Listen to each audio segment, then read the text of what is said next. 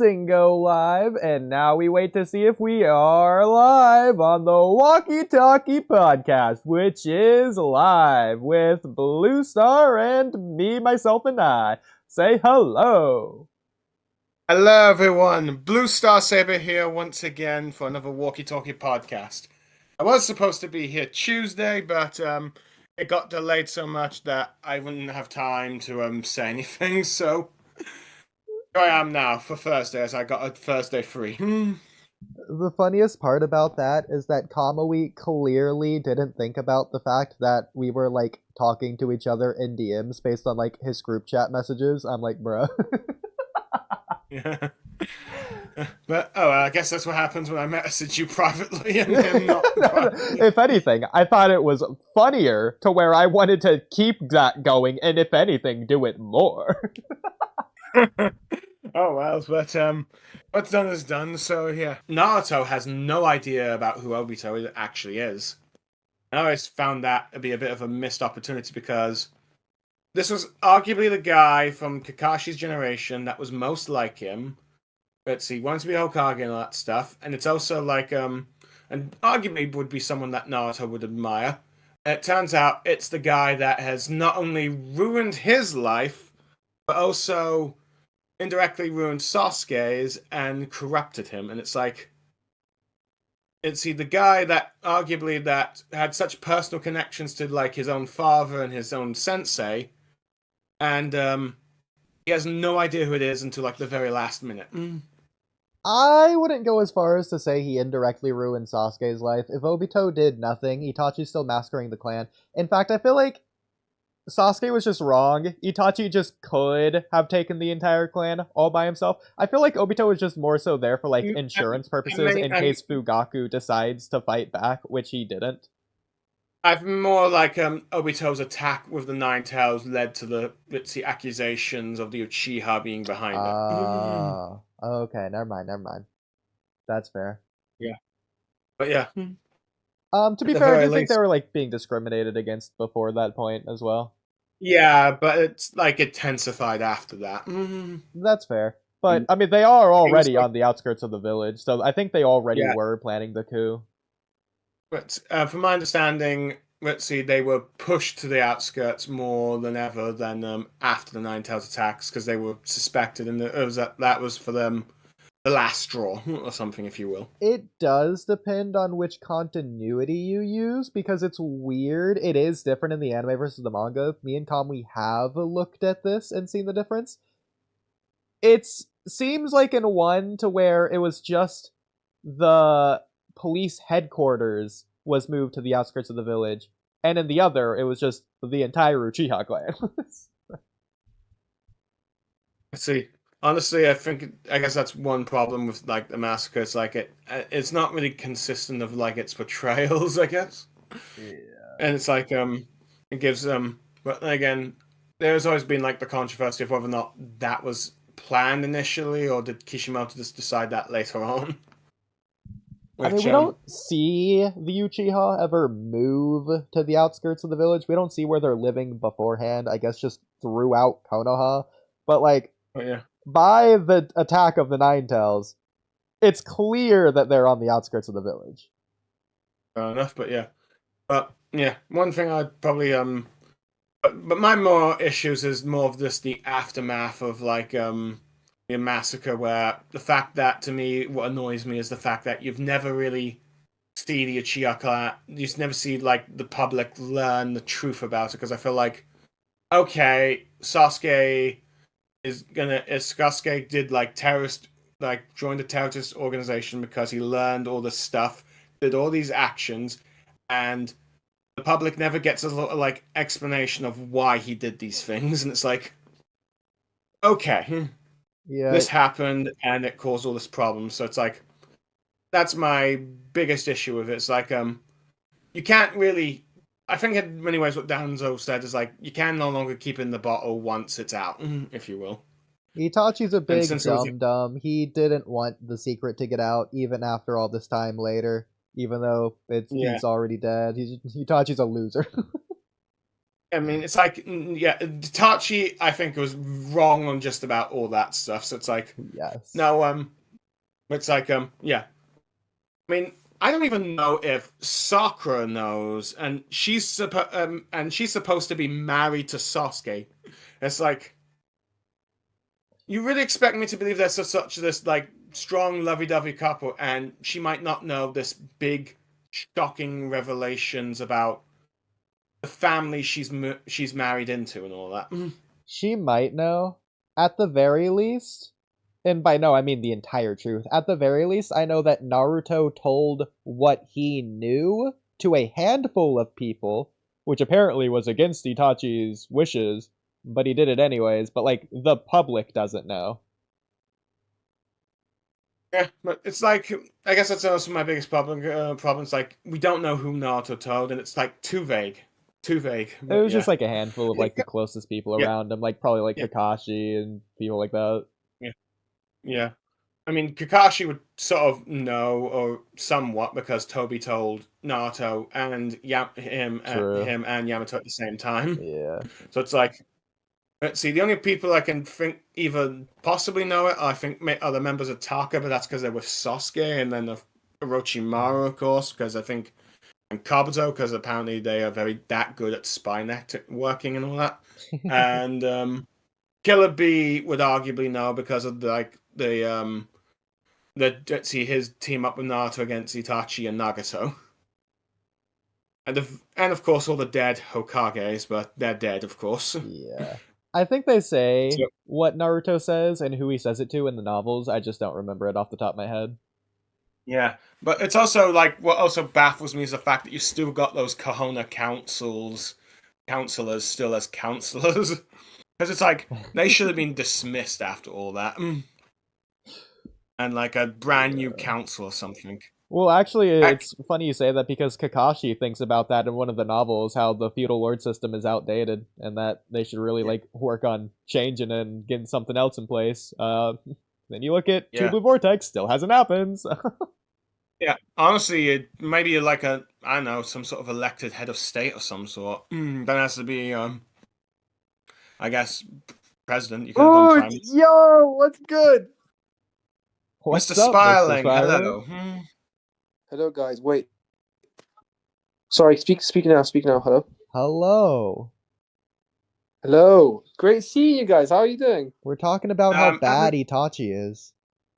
But That's great. I'm basically, so happy to be on the podcast. I'm so happy. let's see. It's a mix of we were talking about My Hero Academia first, and then it sort of led into some bits of Naruto in comparison. As I was sort of comparing the Derby reveal to the Obito, and how I in some ways like the Derby reveal more than the Obito one, which is probably What's the controversial. Derby reveal? What's the Derby reveal? It's in My Hero. My Hero Academia. So Oh yeah, I think. Yeah, I just never have liked you Dobby seen as a My Hero character. Academia? Sorry. Have you seen My Hero Academia? Okay, look, I watched 5 seasons of My Hero Academia, but I stopped. Okay. Oh, okay. And I what don't I'm blame saying you. is in the 6th season, so I'm not spoiling, but yeah. Well, you stopped right before it gets good. But yeah. It's actually funny But, because from what I heard from Space and Ultra, apparently anime versus manga people think exactly opposite in this regard, to where anime people think that like season 6 and 7 is where it's good and like the first 5 seasons are pretty bad, and then the manga people think the exact opposite. oh yeah, I remember there's controversy nearly every week with like the manga's ending. But to be fair, I think one issue the manga had was the pacing it did was kind of terrible in the terms of like when the chapter content was coming out, because this was I think when the time when Koi was starting to feel ill, hand problems and all that stuff. Yeah, Where it's like it's bad. sometimes yeah, and sometimes only like 5 or 10 pages of chapter content would come out, Which is and I would be like, crazy. regarded, yeah, it's like Yeah. regards the whole chapter. In many ways, it's when I was discussing with my friend Lucky Rave, and sometimes my other friend Manga Reader, who's never been on here, but But see, we talk about the My Hero War arc. We talked about how some of the individual stuff was great, but as a whole, the whole arc was kind of a mess. That's interesting. I thought the first But yeah. war was the best writing My Hero's ever had. Oh yeah, that's it. Yeah. For me, I definitely say the Paranormal Liberation arc was probably, arguably, I think the best, at least in the second saga, at the very least, and maybe one of the top 3 or 5. The only other arc I can think that maybe I think people regard as might regard as the best is, I guess, the sports festival. But I assume you're not a fan of that arc or something. Well, actually, yeah. So that sort of goes with what I was saying. It's kind of funny because in the manga, apparently My Villain Academia is where it gets really good, is where people say. But like for the anime, they apparently butchered it. Whereas like for the anime, they really did that tournament arc in season 2. That people say that's like the peak of the anime up until that point. Oh yeah. From the reason why I think they sort of butchered the whole thing is that there are some parts that were cut out and not used until later in the season 6. The stuff with I guess Spinner questioning Shigaraki, that was in the villain arc, and also the fact that they swapped the Endeavor intern thing and the villain arc because the villain was supposed to happen before then. Yeah. But many people think like because the movie was coming out, they swapped it, and as a result, sort of messed up the season a bit, if you will. Yeah. Also, just like why. lower animation as well, just in general. Yeah. But even then, that's not even necessarily true. It's true to a degree, but like they had the animation, just not the cleanup work. Like if you look at like all the like deleted or cut animation, it was animated. They just weren't able to finish it. Yeah, which is unfortunate, I guess, but it looked pretty good. Yeah. Let's see, if I had to say for me the 3 best arcs for My Hero Academia would probably be the sports festival, the Rescue Bakugo raid, and the Paranormal Liberation War. Okay. I'm just gonna go with the last 3 arcs, which is funny to say. Both war arcs and the Dark Hero arc. So are you referring to like the Final War? Yep. The spy arc and the what's her name? Oodie, is Kamui joining later? He is, Stars and Stripes. Nice. Okay, so are you saying Stars and Stripe arc, the that's an arc? and... It was 2 episodes. It's a very small mini arc. It was 6 chapters in the manga, but it was regarded as its own separate arc. That's interesting. I didn't know that. Okay. Yeah. I was not referring to that. But yeah, but the final saga has like the Dark Deku arc, if you will, or the Vigilante arc, or the Tartarus Escapee arc, depending on how you want to call it. The Stars and Stripes, the Traitor, the Final War, and the Epilogue arc, which is basically the epilogue of the series. Yep. What's the Traitor? So that's an arc as well. The Traitor arc, Aoyama. Yes. That's an arc. Yes.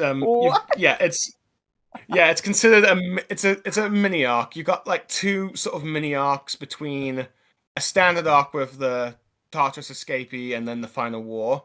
At this point, we're just calling any plot point an arc. I mean, as far as I can tell, that's what they're officially regarded. But I assume that you include the Stars and Stripes and the Traitor thing as either one arc together or part of like either the Tartarus Escapees or the Final War one, right? I don't even consider it part of an arc. I don't think when one arc ends, another arc needs to begin. There can be some downtime in between. I think it's just setting up for the next arc. Okay, so you prefer. So I take it in terms of the 3 arcs you regard as good. You're referring to the Paranormal Liberation War, the Tartarus Escapee, and the Final War. You're referring to those 3 as the good arcs, right? I'm referring to the First War, the Final War, and the Dark Hero arc, Vigilante. Oh yeah, yes, yeah, Dark Deku arc. Fair enough. Yeah. Yep. So those are your 3 best arcs. Okay, that's fair. Mr. Spiraling, did you have a top 3 from what you've seen? Of what? Sorry. Of what? Sorry. Of My Hero Academia arcs. I completely forgot every single one of them. But I'll tell you one I like. I'll tell you one you like.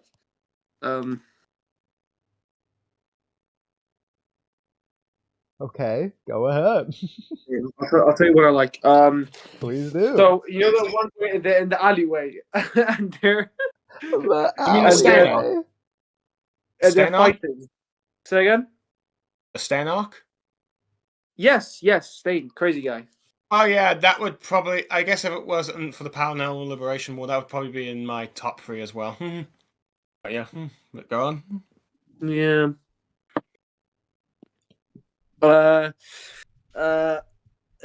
What's it called?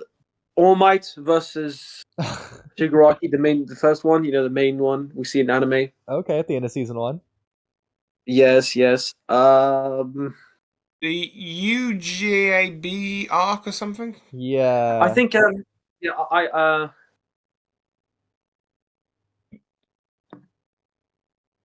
Oh yeah, where he fights that Nomu. That was a pretty good fight. Yeah, and then the first arc when All Might is training Uzuku. Okay, I did like that. It felt very sporty. It felt a lot more grounded and realistic. It was a lot more simplistic as well. It was just focused on like, it just felt like it was made for like athletes in a way. And I feel like I feel like My Hero Academia really lost that soul. It really lost its athletic spirit later on. Training. It's training. It is. Training It part, is. yeah. And I feel like the last time it really had that essence. Maybe there's a couple times later on, but the last time I really felt that was in the muscular fight. Okay. It was just so good. So good. Oh yeah.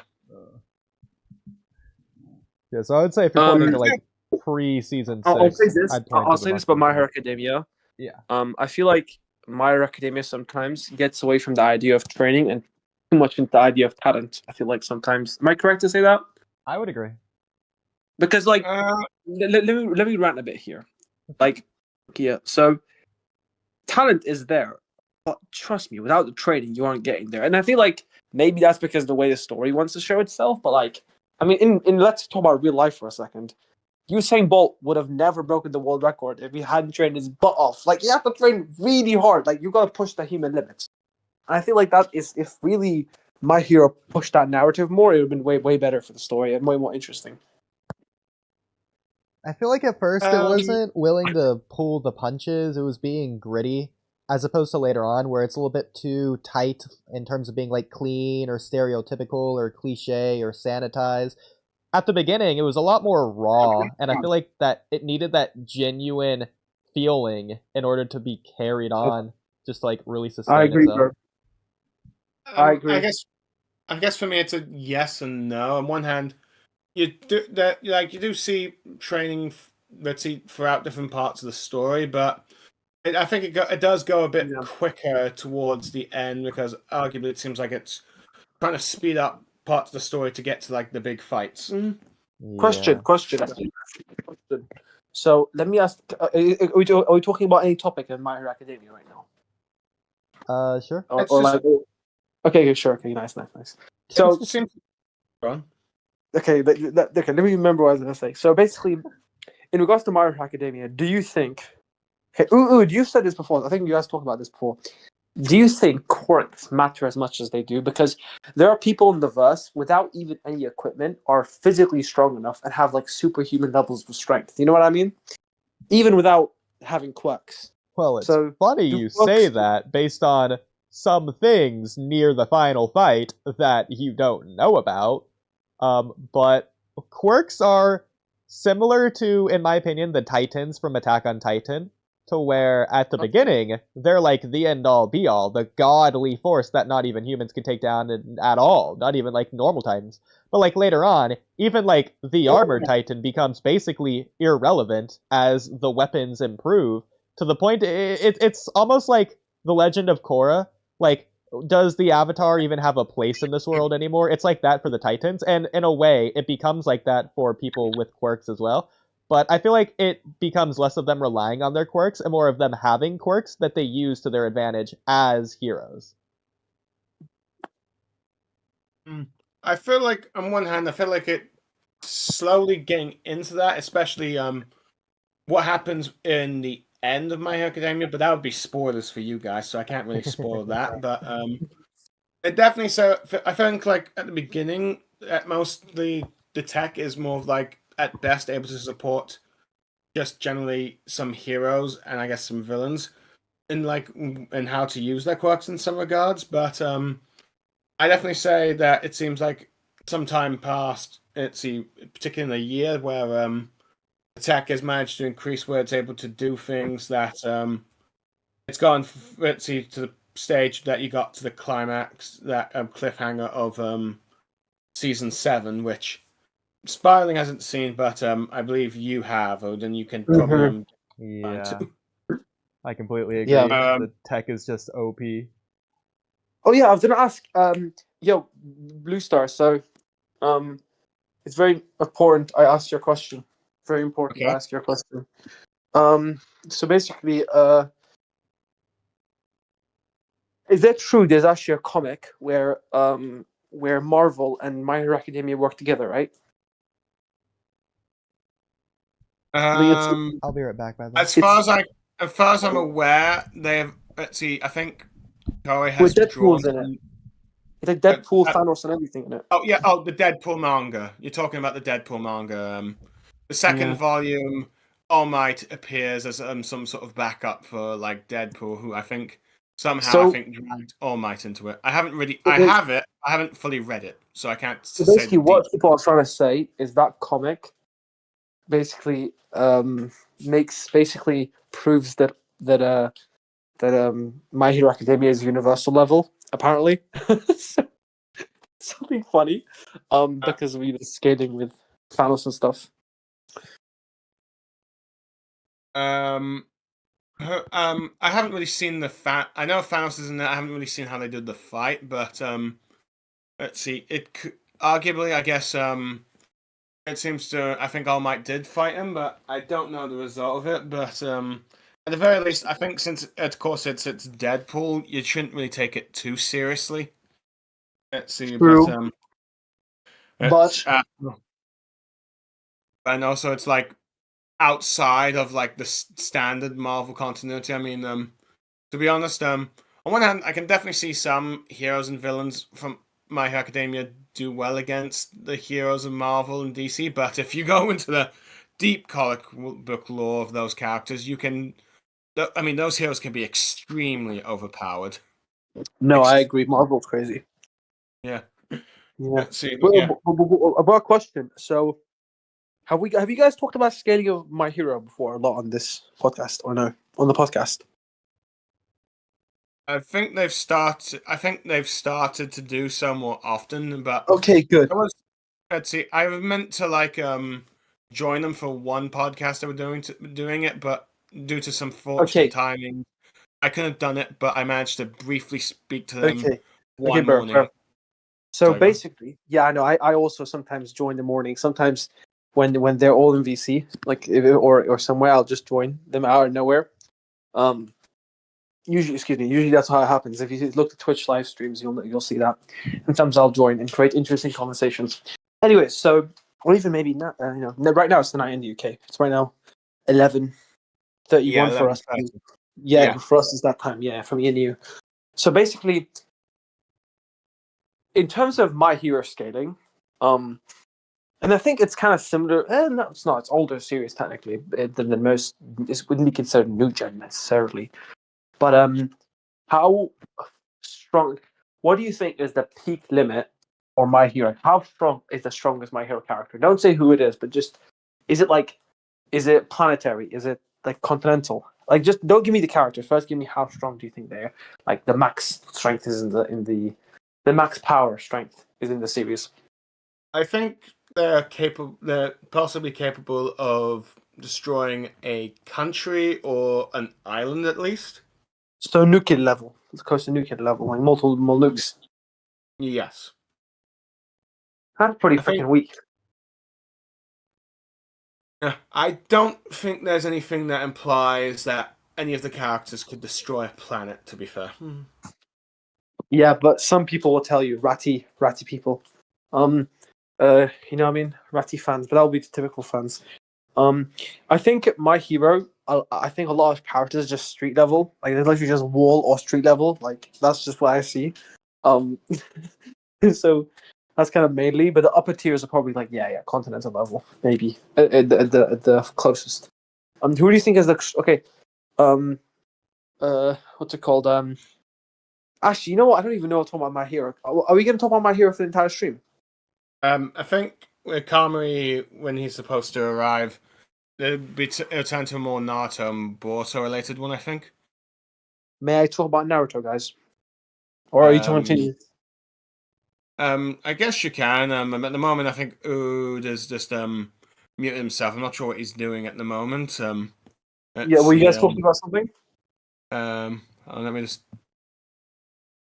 I don't know what full let's see thing he's talking about. I guess if you want to go to Naruto related stuff, I'm sure. But I guess if you wanted me to say quickly who I think are the top scale of My Hero, top 10 or top 5?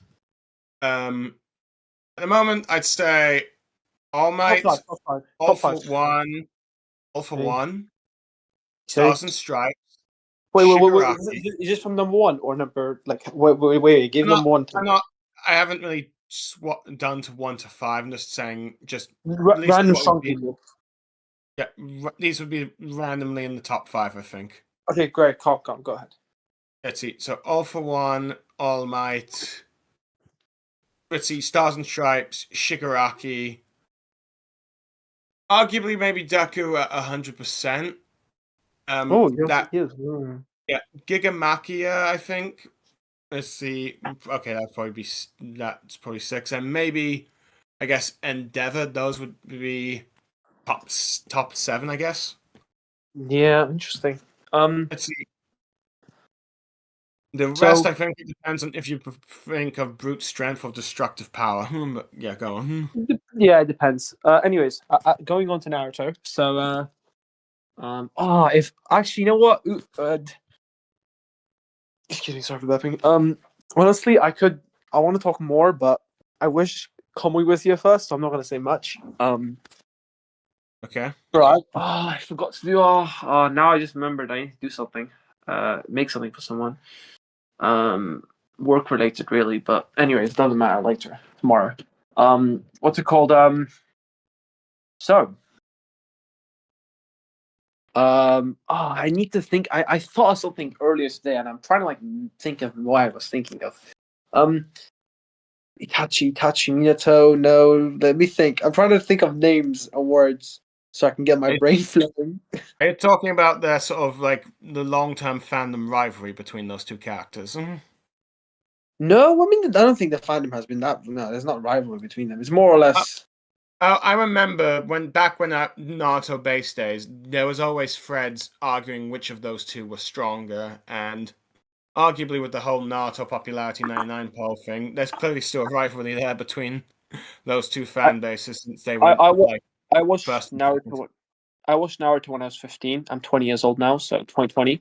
So that's kind of like when I watched it. So I'm younger, so I didn't. You watched it post when it finished, but when it was ongoing, there was huge Itachi versus Minato Ritzy rivalry discussions and threads. That was like, I'll say this. I mean, we go ahead. You were gonna say? But yeah, but it's like there was like huge rivalry between the two fans, like always trying to say using this or this to one up one or the other, if you will. It might have died down a bit after the whole Minato fighting like the Jubito and then Madara thing, but that rivalry was there. It was like one of the most biggest talking about power scaling you got in Naruto at the time. But go on. Yeah. What's it called? I think with Minato and Itachi, to be honest. Yeah. Minato is. I mean, I think it's. I'll say this. It's a bit nuanced. I will say this because it depends. Because as most things are, it's hard to really say stuff. I'll say this. I think. Actually, no. Let's talk about overrated statements from characters. Can we do that? Okay, I want to do so. And a misconception. So, one of the misconceptions I noticed, and I feel like this is an important point, is Minato's. You know when he and a bit overrated because it doesn't make sense. Remember when Minato gets to the battlefield before everyone else, right?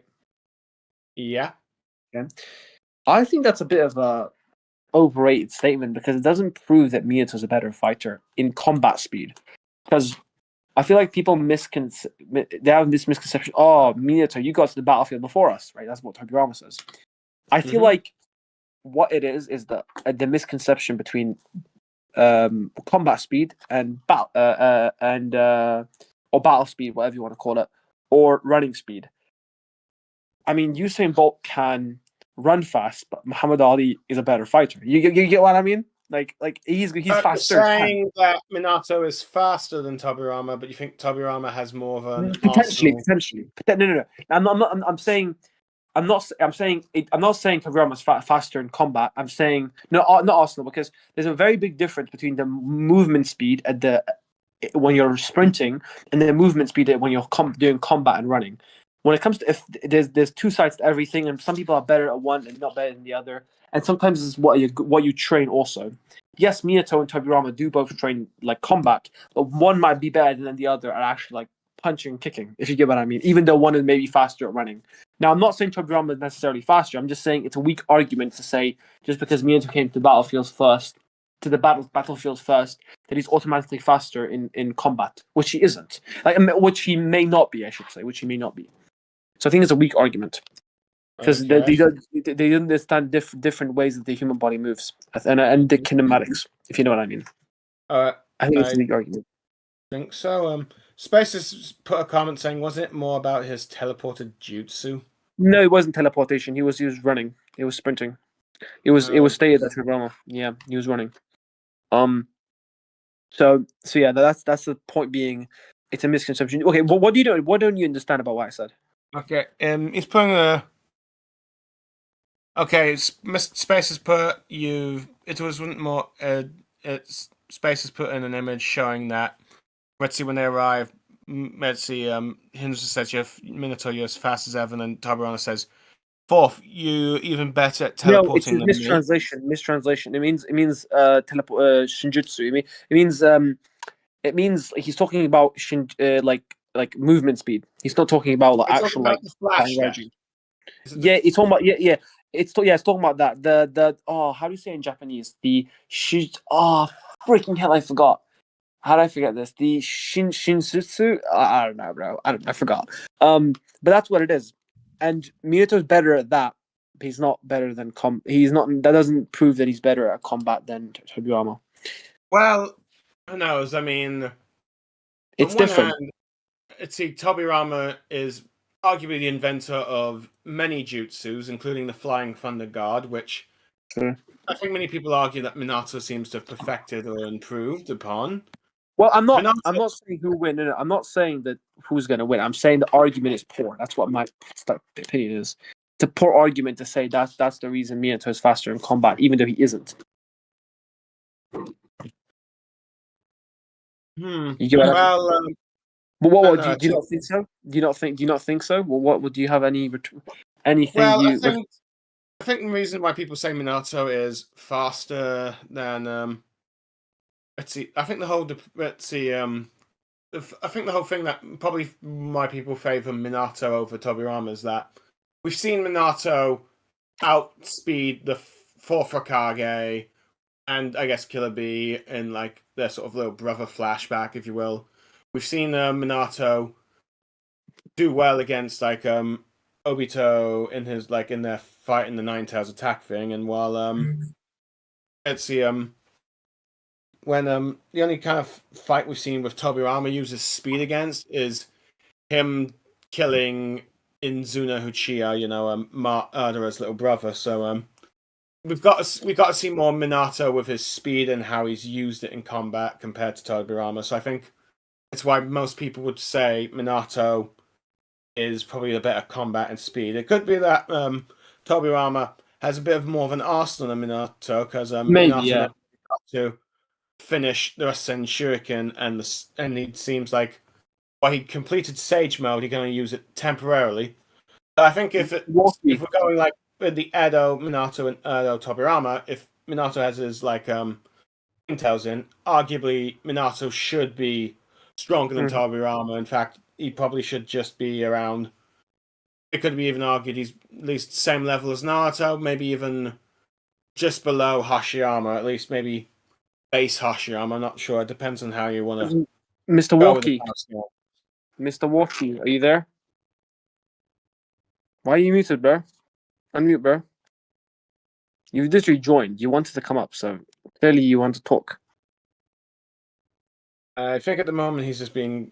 I think he's just listening in. I think Yeah, but why join? Why join if you're gonna do that?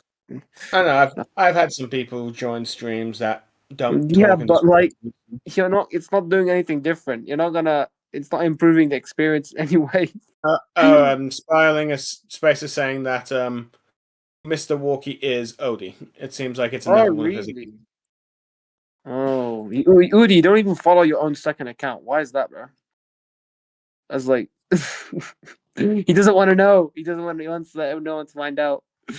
Secretive, secretive stuff. I think, when it comes to that's gonna. What's another bad opinion people have?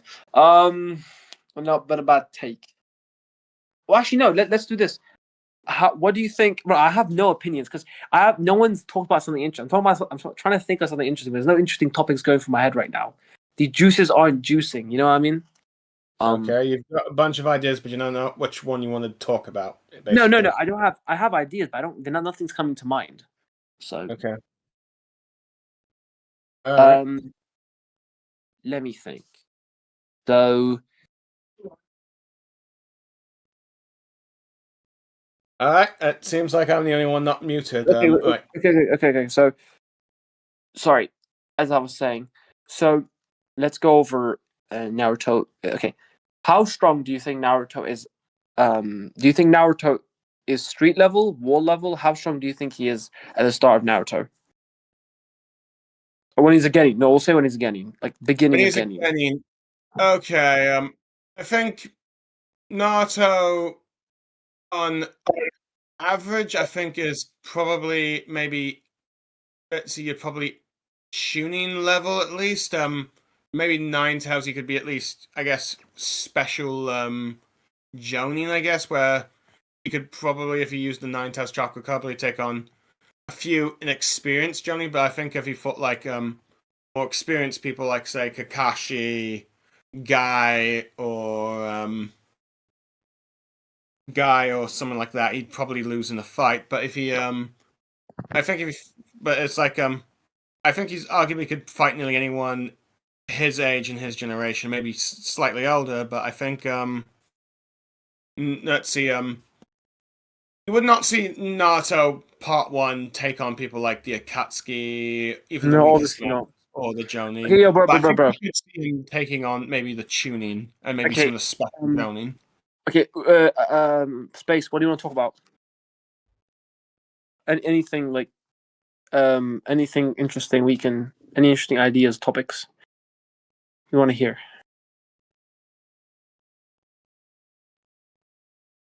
Come on, Space, you talk about interesting stuff, bro. Come on, anything Naruto, I guess, related. See, okay.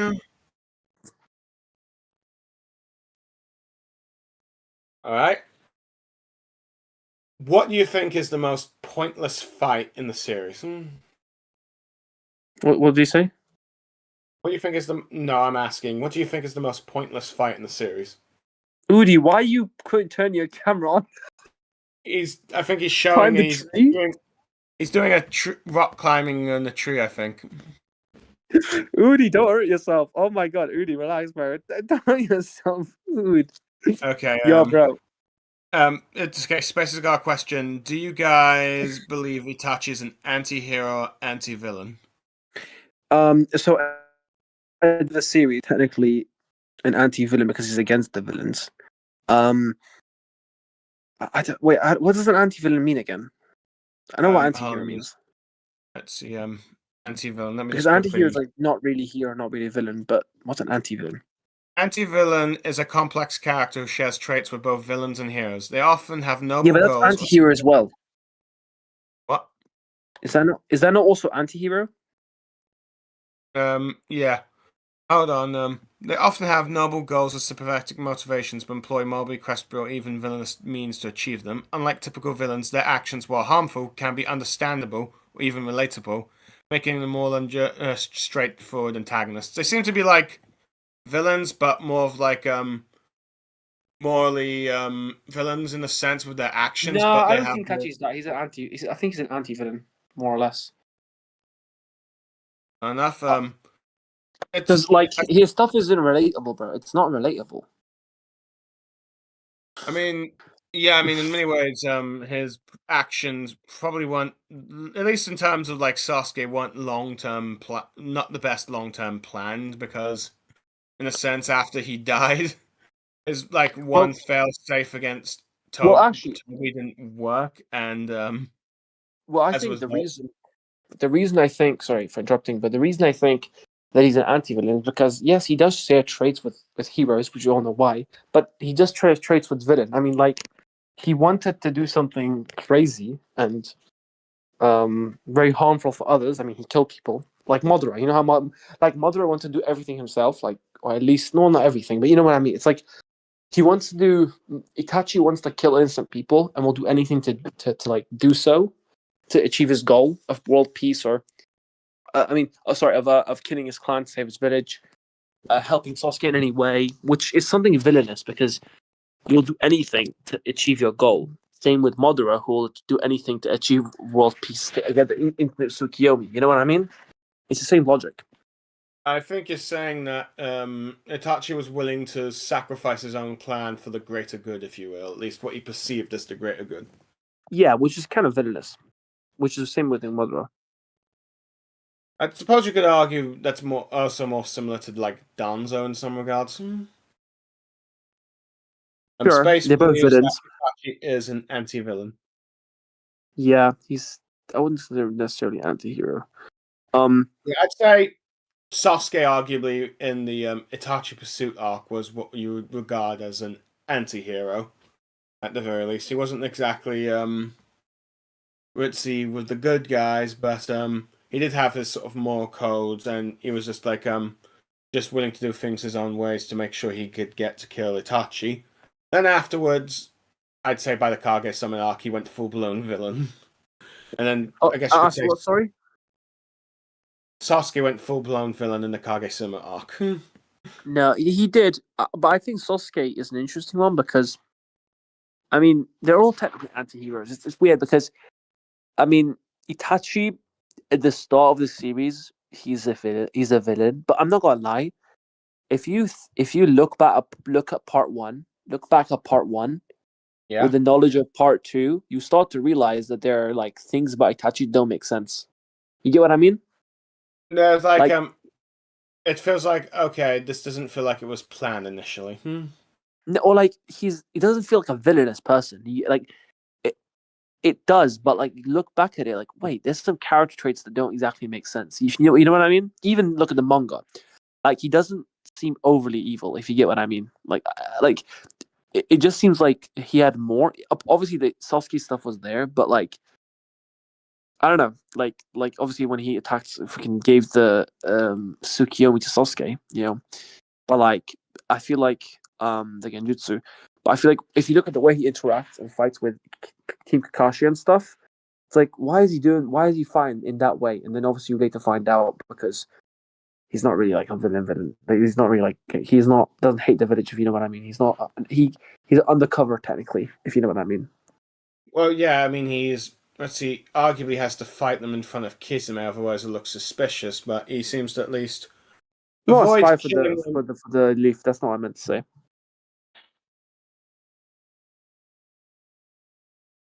Let's see. Space is asking, oh, spying. You believe that Itachi was a spy for the Leaf was planned all along? Oodie actually disagrees. No, I said no. I said I misspoke. Okay. But yeah, I mean, what do you think, Space? Do you think actually no, wait. Let's ask you. What do you think, Blue Star? Do you think he's an anti-villain or an anti-hero? And why so? What's your reasoning behind it? Okay.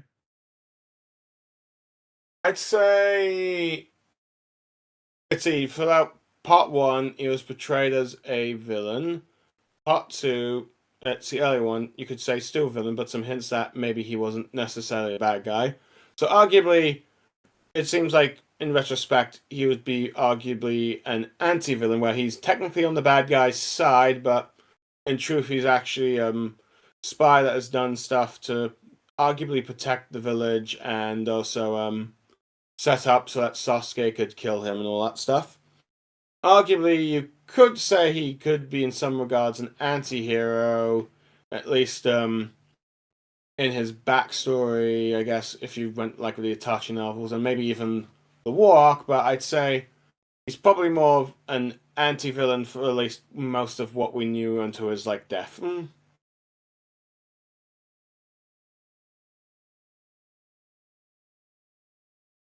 Yeah, But I think so. Um, God, if Ood was here already, because there's like there's nothing, because there's just me and you talking, and there's the podcast hasn't started yet. We're not talking about Boruto or anything, yeah. and I want to talk about what I want, but if Kamui and Ood isn't here, I can't physically do it. If you know what I mean, Okay, right? fair enough. Okay, there was a question I asked you earlier, but I think you were busy with the whole Itachi stuff. But What's the what do question? you think is the most pointless fight in Naruto? That takes a think. I'm not gonna lie. I think Sasuke versus Garo was pretty pointless and feels pretty stupid. I would have just rather just Naruto and Sasuke at the start. I mean, we're talking about I suppose we're talking about what's the most pointless fight in Naruto. I mean, okay, to answer Space's question, like a fight that didn't really need to be there in the manga. Like it felt like you could remove it and the story would seem more or less be the same.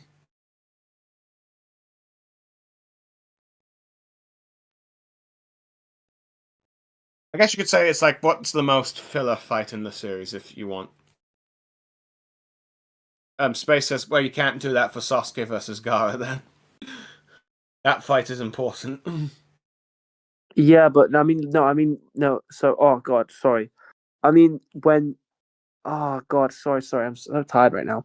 I mean, like when after the horn, and then everyone goes to sleep, and everyone runs away. I mean, during that basically, when Sasuke runs after Gaara, I think that's pretty stupid. I'm not gonna lie. I feel like Sasuke didn't gain anything out of that. I thought it could have happened, but like, I think Sasuke should have seen Naruto. Like, I think what could have happened is like Sasuke is preparing himself to fight Gaara outside the arena, like in the distance, and then Naruto pops out of nowhere and saves Sasuke from a blast around the planet. That sounds better, but because I feel like, or the fight never happens, whatever.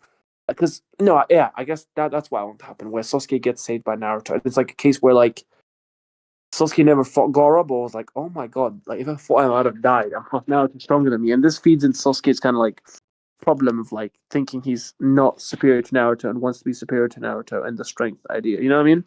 And the curse mark and whatever. So that's kind of like, yeah, that's what I think. What do you think, BlueStar? I mean, I guess I can kind of see that working, but I do feel like Sasuke would feels like it would be more genuinely frustrated if like let's see he lost to an opponent that Naruto was able to beat, but he couldn't. Let's see. Yeah, but like Anyways, he's gonna see either way. He's gonna see that if I fought this guy, I'd have lost. So it kind of still has the effect, even more maybe.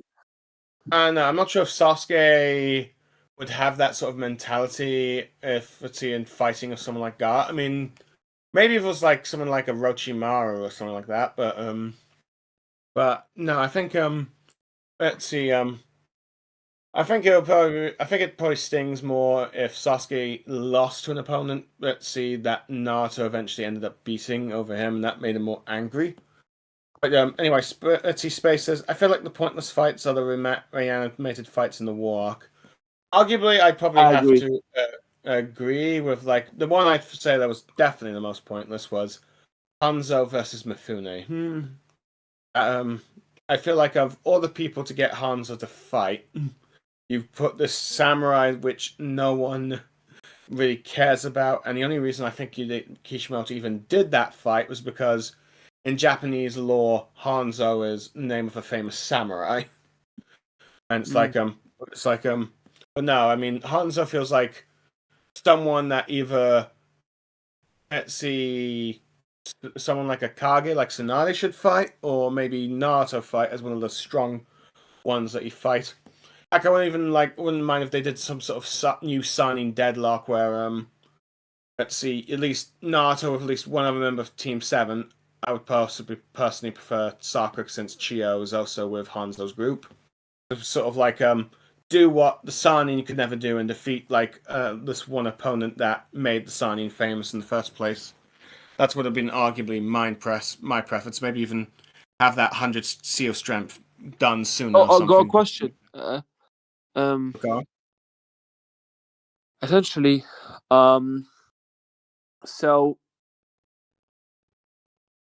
oh my god, I forgot what I was gonna say. Oh god, Oh, you must be really tired. no, okay, let me stand up normally right now. Warrock, Naruto. Oh god. What do you think is so when it comes to like in okay, you know when Naruto, you know when I remember now, you know when what's her name? Naruto punched him in the face. Kaguya? Oh, no, you mean No. Karu? The Cloud Yeah, Ninja? do you think that should have happened or not? What, her punching Naruto in the face? Do you think that was embarrassing or useless, or what do you think? Because I think it was a pointless fight, and it was not even a fight. I think Naruto shouldn't have done that because it's like, why humiliate yourself and let her like freaking beat you up? Are you talking about in the Sit on Kage you and Summit arc? freaking beat you up, bro. You know what I mean? Are you talking Sorry. about the Kage Summit arc? Are you talking about what The Kari arc, did yeah. in Kage That's- Summit arc? Well, I think it's humiliating and stupid. Ood, get inside, Ood. We want to talk, okay?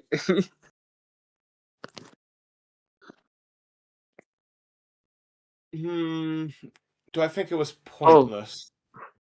I think it was pointless. That was just To be honest, I was more annoyed at Naruto's bowing to Rakage, begging for not kill Sasuke. I thought that was kind of I felt that one was kind of the more bad scene for Naruto.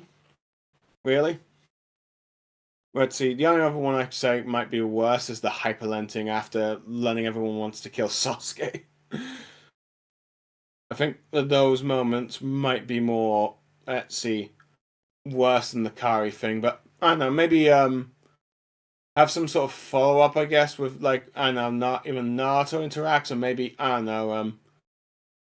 Let's see, because there's someone I knew back in the fandom days of Naruto shipping and stuff. An artist called Lady GT that did the sort of what if Sakura's group met Kari's group after the whole thing, and she punches Kari for what she did to Naruto and all that kind of stuff. And I might have found that satisfying if that was shown, but I don't know. Kari just seemed to just become a sort of irrelevant character after the Kage Summit arc, and ended up marrying Choji for some random reason. It's like but yeah,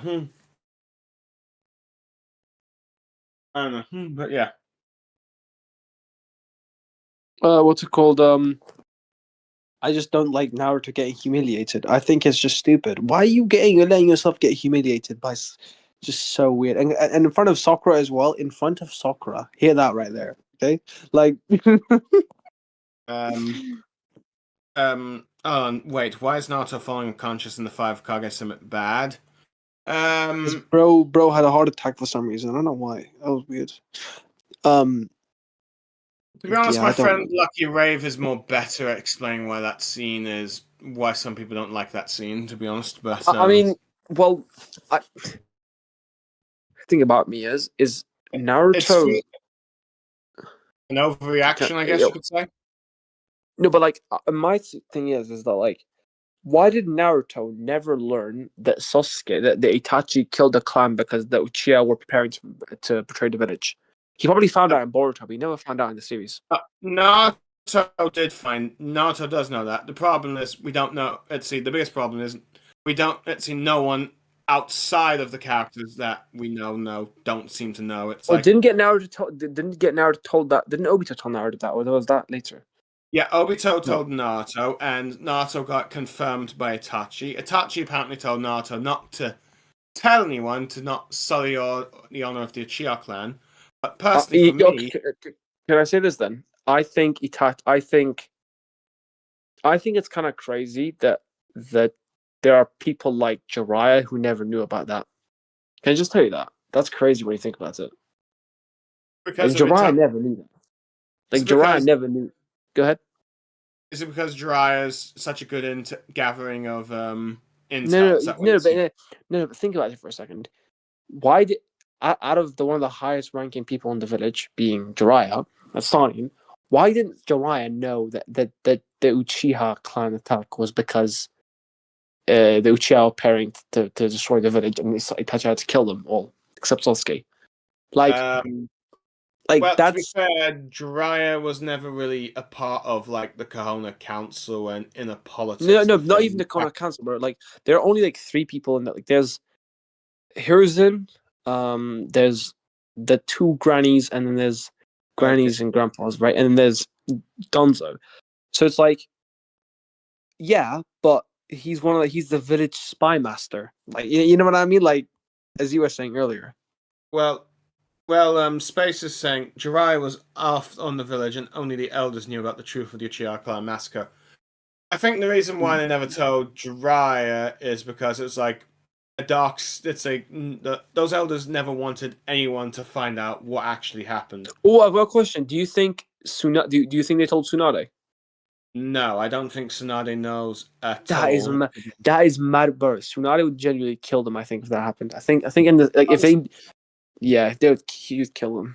She would kill them. Honestly, I think Tsunade would have I think if Tsunade knew, she would have immediately dismissed those elders from the council. Oh yeah, 100%. That's crazy. It's crazy how I think it's kind of crazy how a lot of the fandom don't realize it was inevitable. Itachi had to kill all of them. There was literally no way of not killing the Uchiha. He had to kill everyone. Mind you, I get the reason because, like, if you leave some of the children alive, the children may resent the village and then resent someone, Itachi, and then you can cause problems there. But like, I mean, yeah, he had to kind of kill everyone. Mind you, I do think if you'd kept Mito alive, it would have been fine, even though she technically wasn't against or for. I mean, she didn't really like protest anything. I think she agreed with Fugoku, but it wasn't like 100% shown. As far as I can tell, no Naruto's media has made it clear how much Sasuke's mother knew about the whole Uchiha plot thing. I think she did. She did know about it. I'm pretty sure she did. I assume she did, but to be honest, my biggest issue with the whole keeping it in the dark is the fact that you had Sasuke doing all these actions for the Akatsuki. No, but Mito being alive would have been good for Sasuke's mental health, bro. That's like mentally, a kid's dead, bro. You know what I mean? Like, well, yeah, if Sasuke's mother was alive, arguably Sasuke's mental state might not be as bad as it is. I mean, you probably still have some desire for vengeance, but arguably with his mother alive, he might have at least... There's a reason why he would probably want to stay in the village, at the very least, because she's there. But, no, 100%. I feel like that's why, like, also, like I feel like people misunderstand, like, how important, like, a mother is in a child's life. Like, that's super important. And I feel like, yeah, it's, and I mean, if you couldn't keep Fugoku alive, but Mito, you can't keep alive. So I don't know why. I don't know. But what do you think? One of the elders is Danzo, and he's the one that wanted the Uchiha clan to be permanently eliminated. So it feels like no loose ends. The only reason I think they did Sasuke was spared because Itachi, that was the one person that Itachi refused to kill, and he threatened Danzo that if anything happened to Sasuke because of him, he would leak serious intel that could damage the village to the other nations. So let's So see, you think an Danzo. extra person would have ruined it? So you think an extra person would have ruined the advantage? Yeah. So basically, Danzo, he technically could not lay a finger on Sasuke. Granted, in the sort of Tenchi Bridge arc mission, he did have Sasuke to assassinate. But I think this is more of, I think, one argument where you could say that Danzo being behind the massacre was not initially fully planned until like the Itachi Pursuit arc, or at the very least, I think Kishimoto should have at least had some hints of Itachi coming back to the village, threatening Danzo. Remember our promise or something, even if you make it a bit vague. But honestly, at the very least, Sasuke was spared because Itachi, of course, cared for his little brother. He didn't know anything and felt like he needed to be judged by a member of the Uchiha No, clans. I Yeah. agree, but it's like Space. He said, but yeah, they wouldn't trust Mito, but that doesn't mean they would do anything. So Here's Tachi the would say the thing. same thing. Well, here's the thing. Danzo would eliminate, like I said, Danzo. Let's see, Danzo's the type of character that will eliminate any threat, even those who are not a threat. It's like no loose ends. Yeah, but He he wants to wouldn't make because sure that, Itachi, because of this village secrets. He wouldn't. yeah, but the only reason but arguably, yeah, I think he. Let's see. I think it would leave to like Sasuke because he was a child, but Mito seems to at least, like we said, seems to know what is going on. So she arguably had to Okay, die. wait, guys. I need to look at the comments. The comments spoke. Can I look at the comments? Okay, sure. Go look at the comments. Said, "Are you a bunch of rage baiters, or do you think Chapter 3 was bad? Please answer." Zuremuect, whatever your weird name is. No, bro. We just think it's bad because it is bad. Boruto has not been good ever since Naruto got Baryon mode. Has been trash. No, it's not rage bait. Do you really think we lie? We, as the Walky Talky podcast, would never lie to you guys. We're honest all the time with our beliefs not beliefs there, our opinions on this series. So yeah, never judge our opinions like this. Okay, we are built different. To be honest, to be honest, I think Boruto is not good at all, and I think it was never it never really had a good chance of being good because of how it was started. Because I think it was like a spin-off that Jump and Shueisha wanted, and I think how they set it up with like in some ways I think damaged the Naruto ending, if you will. No, in my opinion, this is okay. I'll be honest with you. I've had a controversial opinion for quite a while. Go ahead. I think. Okay, so I also a couple of things I want to say. I don't think Naruto should have. I think there's no reason in the entire. Okay, let me just start out with this. I don't think there's any reason for Naruto to be with Hinata, and there was never anything developed to make me think I think Naruto should have went with Hinata. Oh yeah, I think I completely agree with that. Wait, let me continue. Yeah. So, and I think you might not agree with this, but I think he could have went with anyone. I think even if there was a random woman in the village, I would not have bothered, bro. That would have not bothered me, right? You know, what I mean, just if she was bad. Yeah. Anyways, yeah. To be honest, I think if the way the story was built and designed, I think Naruto was supposed to end up with Sakura, but in some way it did seem like that, but it might have been like they maybe like they regretted the decision later and stuff, maybe backtracked. But I think like my point is, I think he could have been a random person. I still would have been fine with it. I feel like the problem is that like that happened, right? And that I think that was probably this is how I would have liked Naruto ending. This is how I'm going to say Naruto ending. That's why I talked about the love thing. Naruto finds someone after the war. He finds a very maybe attractive woman and then falls in love with her. Blah blah. Things happen. Has children. Then Naruto has his ending, and the ending is Naruto having his Hokage hat on at the age of 21 or 22 years old with 2 children or 1 child. Let's say 1 child. That is so basically you think Naruto should end with his inauguration as a Hokage. That 110%. honestly, screw Kishimoto. Are you good, bro? Why are you having Konohamaru jokingly? Oh my god, Naruto got punched in the stomach. Screw you, bro. That's not funny. I don't care what anyone says. That is not funny. That is not to funny. me, that was like a Luke Skywalker Last Jedi lightsaber moment, where it's like you might initially find it funny, but when you think about it, it's like this is a serious moment, a moment that has been built up for Naruto's case, 15 years, and you've played it for a cheap joke.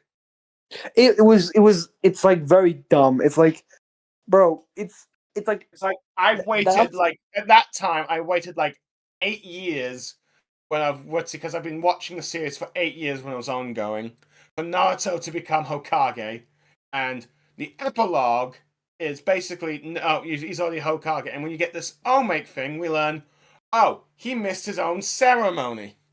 It's not, bro.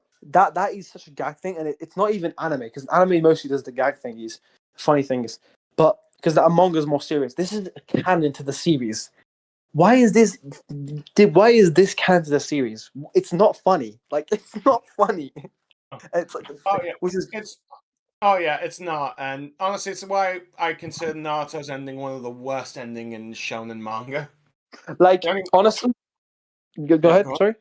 Yeah. Okay. Yeah. I was gonna say honestly, like Naruto had the perfect after Naruto. Mind you, I like novels, and I don't. Like this is how Naruto could have ended the series. Okay. Okay. The Sasuke fight happens with Naruto at the end. It's a stalemate. No one wins. Whatever. You have a couple chapters of things happening, and then you have the ending with Naruto with some random woman that has children, is the Hokage at 22, 21 years old, whatever it is, and then becomes the leader. End of story. Hat on. How I became Hokage, whatever. And this is my story. How I became Hokage. And he has hat on. It could be that after the war arc, Naruto's life, he relives his life, like he tells his story, and then at the end, it's like, has hat on. This is how I became the Hokage. And then I became the Hokage. I am the Hokage. Like, finish there, say, I am the Hokage. I am now. Okay, oh no, okay, this. I am now the Hokage. I'm at the last sentence right there. I am now the Hokage would be so sick, and then it goes into the distance as Naruto comes to Hokage. End of series. That is, and then you have novels. You have novels, and for the next like 5-6 years, all the Naruto content is just novels, like novels of like what happens in between before Naruto comes Hokage, or what happens maybe a little later after, and that's like the whole ending of the story, and that's a beautiful ending. I don't think there's any problem there. Okay, but to be honest, I wouldn't mind that. Though my preference, of course, would be Naosaku, but I'm not going to go into that debate. But really, okay. But anyways, you know what I mean. Point being, yeah, I would probably prefer that to Boruto, to be honest. Because Boruto, honestly, Naruto had before, like after the Sasuke fight with Naruto at the end of the war arc. That is the perfect time to end the story. Like perfect time to go into an ending of a story. But they did it so badly. I did not like the idea, but it was so bad. What the hell do you mean that Naruto goes in? The ending is like Naruto Hinata in the anime, at least. I don't know. I think the manga was the same as well. Where the ending is the anime did adapted. I think their wedding novel as a thing, yeah, which funny enough, the ending. it's Yeah. never been translated into English, which I thought they would do. Yeah, I know that. Yes. The reason why they made I wouldn't care. Nahina I wouldn't really care. because apparently the West, the rest Nahina was popular in the rest, so they persuaded Kishimoto that make Nahina happen. But, it wasn't actually popular in the West, but I don't know. Yeah. What's it called? I think, like, the ending. It's like, as I said, Boruto, like Naruto, could have easily ended very easily. Like it has so much potential to end beautifully, and it's like there is nothing that makes me think, wow, Naruto Hinata at the end in the anime, let's say. Also, no, we're not talking about the anime. Oh my god, they got together. They're older now. They're 20s. They had 2 children, right? Boruto and Himawari, whatever. Yeah. I do not give a crap, bro. I don't want that. I want the Hokage hat, bro. It's not cute. It's not cool. Because it's out of nowhere. I want a good story. I don't want bullcrap. They had no connection with each other. Why do you have to give me an entire movie, bullcrap movie, that spans 3 days just so Naruto gets convinced by a flashback memory that he likes Hinata now. To be honest, that movie to me is proof that no, Hina was not Endgame, because if you had to have a movie to develop that relationship, that is not then it's not really the one that was developed. I mean, if it was like, and if it was between Sakura and Hinata, arguably it would be Sakura, because Sakura has actually spent time with Naruto. You've actually seen Sakura, seen Naruto grow as a person. You've also seen Sakura react to some of the things that have happened into Naruto's life, how he's the Jinchuriki and the Nine Tails, how the Akatsuki are hunting him, what happens if they extract the Biju from him, he dies. And she's also seen what the Nine Tails transformation does to Naruto. She's clearly had enough of Naruto's life and been a part of it that she wants to support and make sure she's alive. I'd even argue she's probably like Naruto's biggest supporter for Hokage. Are you talking Sakura? Yeah. It is, but like, it's like Hinata. The problem isn't like necessarily. It's that like, I still can't see any reason why Naruto would like Hinata. I can't see anything. I don't like. I can't see anything in the series that shows it. Like, even the problem is no, like the what? Sorry. Even like when the Hinata confesses in Naruto, you get no reaction whatsoever from Naruto afterwards. What it is, yes, exactly. And then he forgets because, after when you become a Jinchuriki, you forget. Like, when you go crazy as a Jinchuriki, you forget because you forget the memories of last second what happened. Same when Naruto forgot that he actually hit Hinata, and then Yamato had to tell him in secret. You mean Sakura? When Naruto hit Sakura, and then Yamato had to tell him in secret. The problem is like he forgot. Okay, yeah, whatever. But it's like he had no expression. Bro did not care. Bro didn't like. Oh my god! Like, no, bro did not care. Like he was just like, wait, this girl's confessing. Like, and it's like, I hate even honestly, if Naruto. A friend of mine said that you could honestly replace Hinata with Haruka and make that scene more impactful, because that'd be the last of Naruto's teachers being supposedly killed by pain. Bro, yeah, that would be way better. I feel like, honestly, even Sakura could have replaced that scene. Like, no joke. It was Sakura could have. Yeah, like that's why I say to people, it's not a special scene. Naruto would have done that for Tsunade, for Sakura, for Haruka. He would have done that for like the significant people in his life. So, arguably, some of my friends who in the same with Konoha, Kiba could have done it as well. If Kiba was there, Naruto would have done the same as well. Let's just relax. Fair enough. A few of my friends think that if Sakura was the one that Naruto saw stabbed, he could have gone full Nine Tails at that point. No, at that point, the two people that are Naruto, the most important to Naruto, are Sasuke and Sakura, because Team 7. Those are his bonds. He was like, Yes, but I can't say any reason why Naruto would be like Hinata. And yes, fair, yeah. Because if it's like Sasuke or Sakura dying in front of his eyes, I can see full Nine Tails. No. I'll say this. I know this. Okay, Naruto explained. If he ever comes on this podcast, I am freaking destroying him in this debate. Respectfully, Naruto explained. If you're watching, I would beat you in this debate. Respectfully, it wouldn't be shouting. It would just be a respectful argument, right? I've never seen Naruto explained on the Walky Talky podcast. Does he even know it exists? He was gonna be in the future, but it never worked out. He hasn't replied back for some reason. Fair enough. Yeah. Anyways, sorry, say again. I think I was saying, if it was Naruto, if it was Sasuke and Sakura, you'd probably go full Nine Tails rage. Yeah, but the thing is, two most important people. About Naruto Explained. I mean, the thing is about Naruto Explained. Let me actually see the YouTube chat. What is YouTube chat saying, guys? I can't see it right now. Can you look at it for me? Well, Space is saying in the Discord, saying it's pretty arrogant to believe you could beat Naruto Explained. No, I do think I could beat Naruto Explained. Naruto explains videos at NPCs and he keeps repeating himself. I do think he's not a good debater. He doesn't know much either way, and he gets a lot of stuff wrong in his videos. But if you look at he knows novel stuff, but okay, yes, in the Sakura novel, and the Sakura novel, the one where it's like Bluesome, whatever it's called, right? Which is, by the way, it's just a freaking like a girl's diary. That's how the novel is. So I'm never reading that novel. I know how it works. I'm never reading it. Which novel is it you're talking about? The it's called a Sakura Blossom in something bloom. You mean the Sakura Hidden one? The Sakura Hidden one? No. Oh, yeah. This is after the war, just after. It's called Sakura. Love is something. Blah blah blah blah. Okay, let me just quickly. Okay, I found yeah. Love riding on the spring breeze. That makes no sense. Love Anyways, riding on the spring breeze. Okay, let me. Oh, yeah. Oh, this. Oh, I know. Oh, I know what this one is. Oh, yes, the Oh, the Sakura Hidden novel. Yeah, that's the one. I haven't read it myself, but from No, what I can. wrong. Freaking hell, bro. No, which is the name? Is that the Um, one?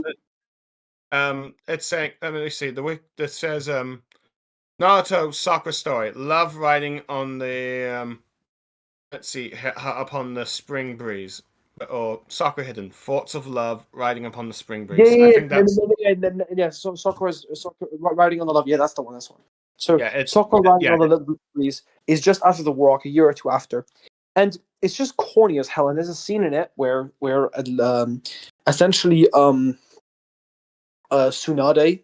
Yeah, is the novel where it explains why they should be together. The problem is the argument is really weak. Just because two people are similar doesn't mean they're freaking will get together. Naruto and Sakura aren't completely similar either way, and people be having similarities doesn't mean they won't get together. That's just a weak argument and like a misconception and a myth. Honestly, I feel like the only reason that argument is made is just to try and justify Sasusaku and Nahina happening. The thing is, yeah, that's the thing, yeah. But this is the thing. I have never seen a scene where Naruto has gotten super angry at Sakura. She's usually the one like backing down. You know what I mean? Like I haven't seen that.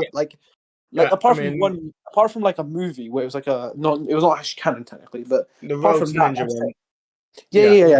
yeah. But that's the thing. I haven't seen anything else. But see, honestly, the only time when you could say Naruto and Sakura had a serious argument is when Sakura was confessing her feelings, and Naruto did not believe that she'd not cared about Sasuke. That is basically the only time they've ever had an argument, and then Sakura sorted Space. back and all that. So Space. that's basically Space. that's the only time they've ever had that sort of argument. Space. Yeah, and frankly, first off, it did not really affect them. Space. Sakura has changed. Sakura changes considerably after the war arc and isn't as loud and stubborn. Yes, two people can be stubborn. That doesn't necessarily mean they won't work out.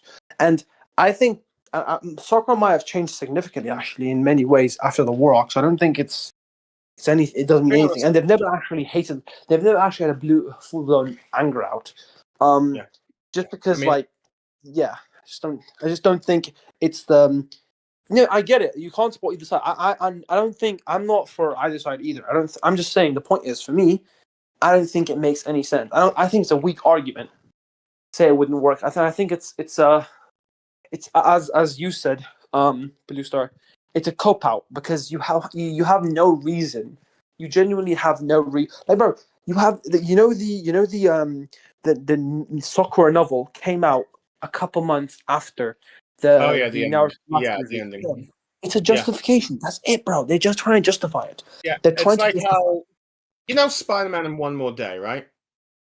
You know how like they erased the Spider-Man age, and then they had all these different types of comics to try and justify why Spider-Man and MJ would be split. But it's like majority of the Marvel fans, it's like let's see, it's like many of the Marvel Spider fans. It's like, stop doing this bullcrap. We know it's just editor preference that Peter and MJ don't get married, and it's like at this point, it just annoys Spider-Man fans whenever they tease them getting back together, but only to say talking about Spider-Man.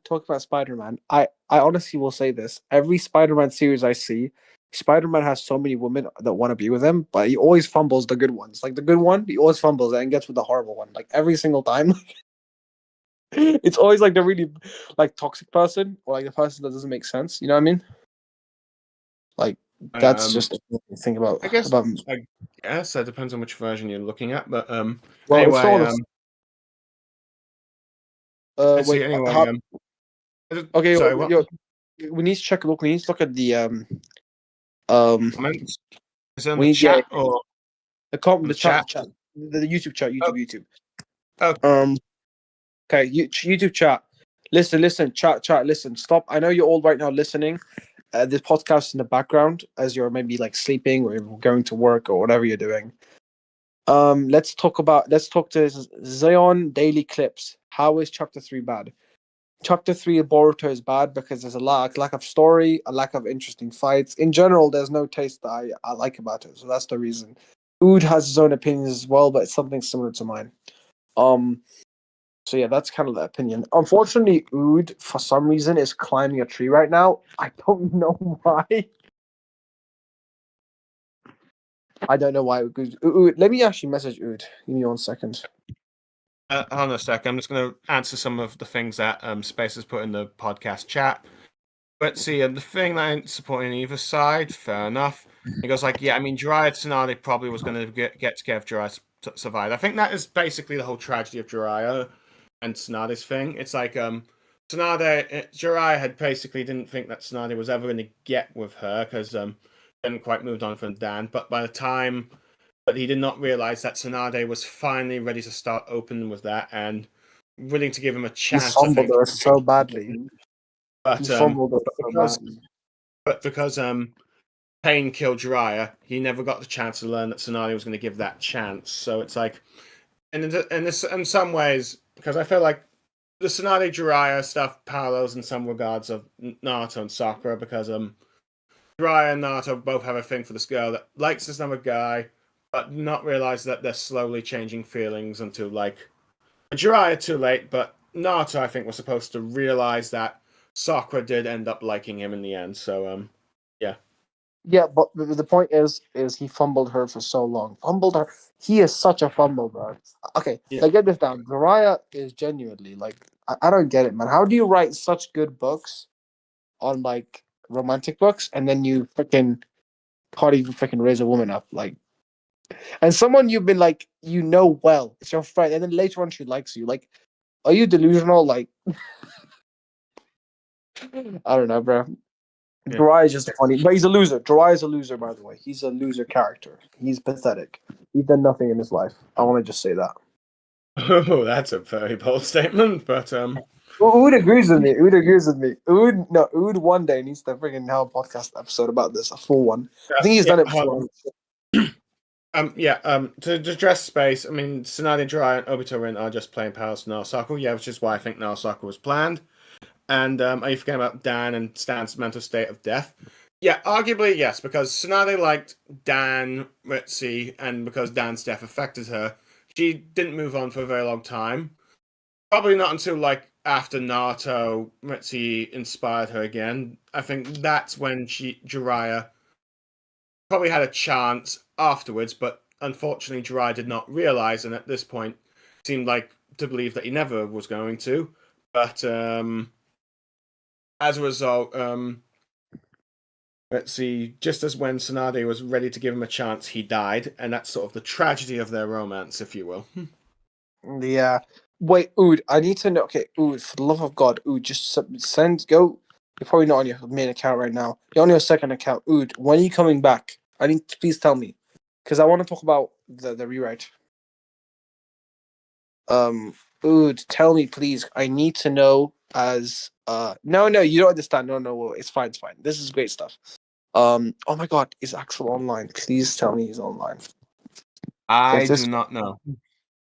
Yo, stream is on. Walky Talky. Because if he's here, it'll be really good. Then we can all, do this. This is brilliant, bro. This is gonna be brilliant. Yes, Yeah. heard you right. It's not part of the Walky Talky rewrite. It's my own. Well, not my own. My own, yeah, with other people as well there as well, I guess. But yeah, we are doing a rewrite with a bunch of people for a long time, and now we're to rewrite.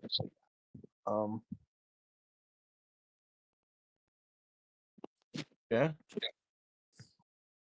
Let's see, you won't get into death until Oodie appears. How is chapter 23? It's 23 bad again. Okay, so that's from the comments you read a bit earlier. Alright, I'm just taking a look at some of the things. Let's see. Have you done any comments in the general Discord chat space, or is it just mainly in the podcast? I'm just checking everything. Oh my god, Ood, check your Discord. For the love of God. Check your Discord. Ooh, well. Out of curiosity, have you read chapter 23? Of Boruto, Two Blue Folktales? Oh my god, check main chat. Check main chat. Oh, look at what Kamui said. Oh, Kamui, I mean, is this in the general chat? No, yeah, chat. Meaning general chat. Is it like... Look what Kamui said. I'll let you ask if you're going to be free by 6, because I can't host a stream and you never answered, and nobody sent another message afterwards confirming anything besides BlueStar's okay in response to me being able to host. Okay. Same you didn't last time. I'm checking Discord again like Hawk247. Not in home, not getting a message. Now I need to finish the part of the workout I am on since too many people talking nearby. And just talk my hair wherever for now.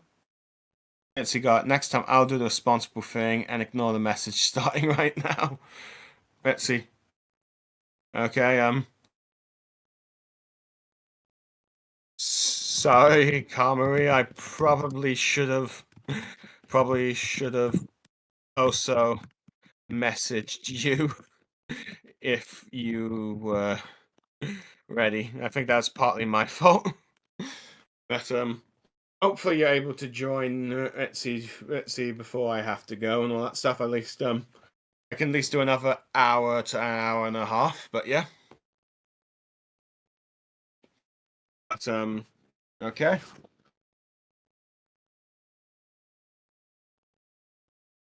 So out of curiosity, Mr. Spiling, have you read any of the other big 3 mangas? You know, like Bleach and One Piece. I have not watched One Piece. I watched 30 seconds of an episode, but I got really bored of it. I didn't give it a chance. I've watched 200 episodes of Bleach, but I forgot most of it. Ah, okay, fair enough. Yeah. I would have to rewatch. I can't start from the fifth season because I forgot a lot of things. I have to start from the beginning, but maybe the future, maybe. Oh, wait, Bleach or My Hero Academia? Fair enough. Fair enough. If that's all right, fair enough. I do tend to notice a lot of Naruto fans don't seem to read One Piece. Arguably, I assume because they have a bit of a rivalry with those two manga series. Yeah, I don't care, bro. Yeah, doing, bro. What are you doing, bro? What am I doing right now? No, yeah, I'm texting someone. Oh, my head hurts. What's it Okay, called? I'm gonna. If Kamui doesn't come in the next 5 minutes, oh my god, reply to my message. You are so annoying. For the love of God, why are you reacting to what Space said? Did I just heard rewrite? And you're reacting with a finger up. Oh my god, you're so annoying as a person. But I'm your friend, so and I find that fine. You're funny. You're so annoying. You're so annoying. okay. Well, at least it keeps entertaining. Do you have any questions for us, Space, while we're still here? Space, we are for. Ooh, stop climbing. Kamui has joined. Hello, Kamui! Kamui. Oh my god, he's giant! I got. How is your working out? How is your working out? Pretty decent. Nice, bro. Nice. What are you doing right now? Well, I'm about to go to the bathroom. Okay, mute your mic then. What'd you say? Are you only gonna mute your mic when going to the bathroom? Oh no, I have AirPods in. I'm not home. I'm still gonna do abs and cardio. I'm not around people, so I don't have to worry about who's Discord picking up random conversations. Who's this Okay, paradox? that's fair. Who's this paradox person? I think he's one of the people that was I think he's one of the people that's been chatting in the Duetsu podcast group for a while lately. I remember Who? talking about him. What podcast group? In the general chat. I remember seeing him talking in the general chat. He talked about how in the rewrite he'd probably have Neji and Rock Lee as strong as Sasuke, if not stronger. Like glorious things, yes I was. In the start of Shippuden. Not later on, only in the start for the Guys? Yeah? Why we just all go quiet? Kamui, when is Ood joining? I need to talk about the rewrite. I have no idea what he's doing right now. You know,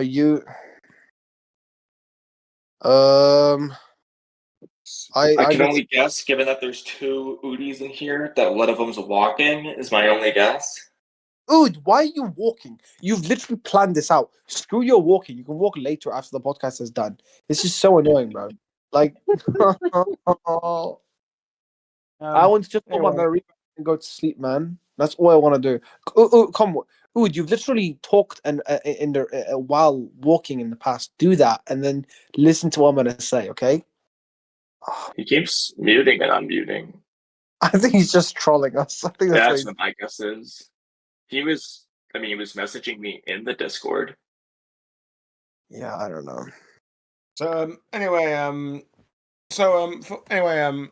I think from what I can tell from the stream's name, it's saying Boruto Blue Vortex 23 is still bad.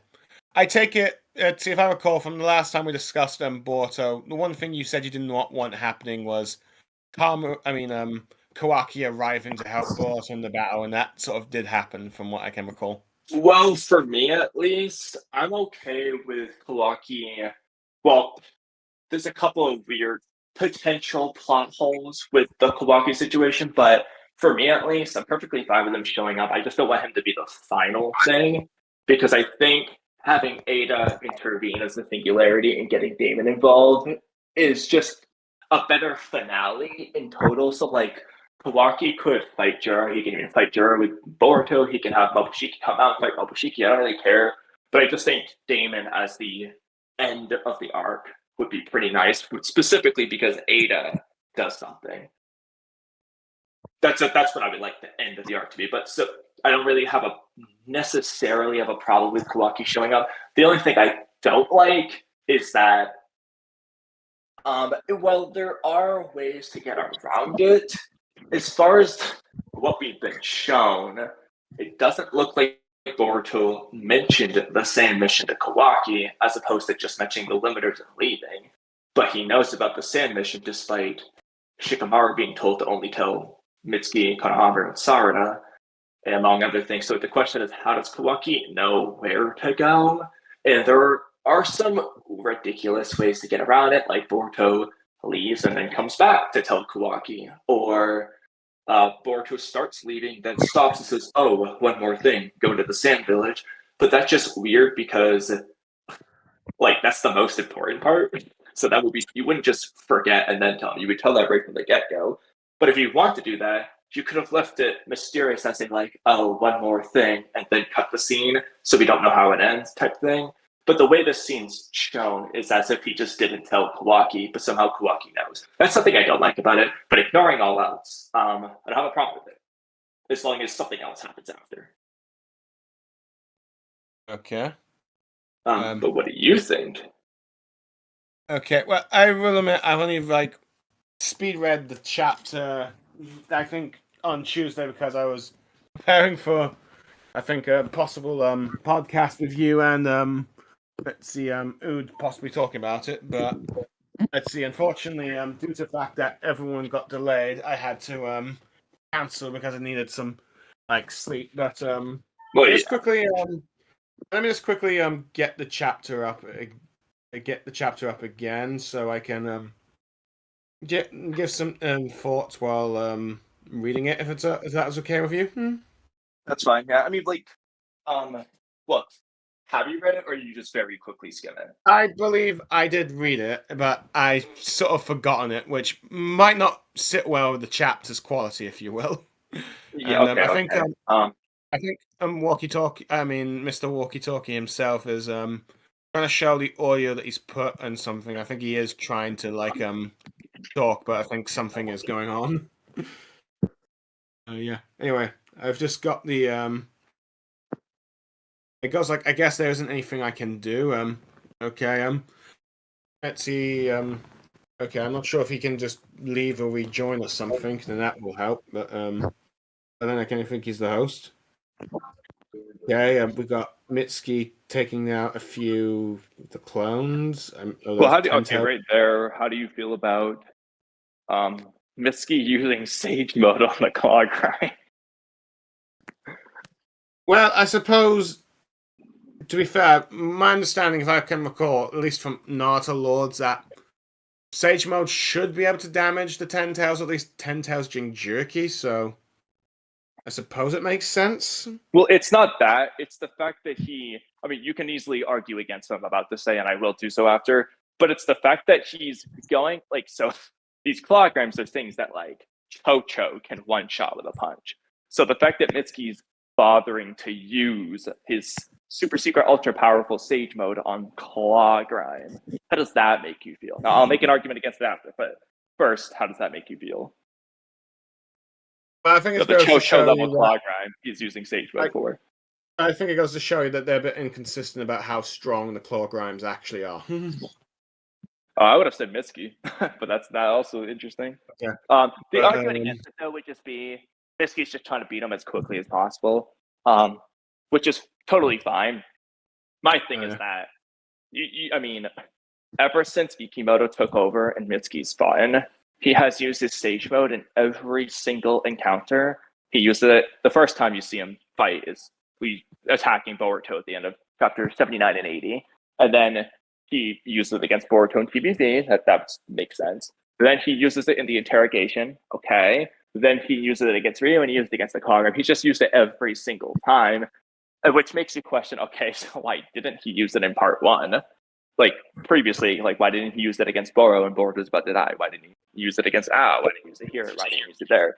Questions like that, because they haven't addressed at any point in the manga that there is even a concern for Mitsuki. They never mentioned that, hey, it hurts his body. Nor have they mentioned how he's overcome that weakness. So from our perspective, he just didn't use it, and now he's using it all the time. And if you compare his feats, it doesn't look like it's doing a whole lot for him, which goes against everything the anime did. Or even actually the Naruto Gaiden one-shot chapter of Mitsuki and Orochimaru, which came up before chapter 1 of Boruto. I double-checked that. It's literally before chapter 1.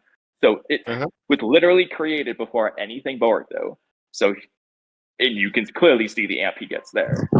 So basically, it's supposed to be something that's rather difficult for him to do, and he can only use it for like some very serious moments. But now he's just spamming it like it's nothing. Well, it's more than just that, but that is one of the things.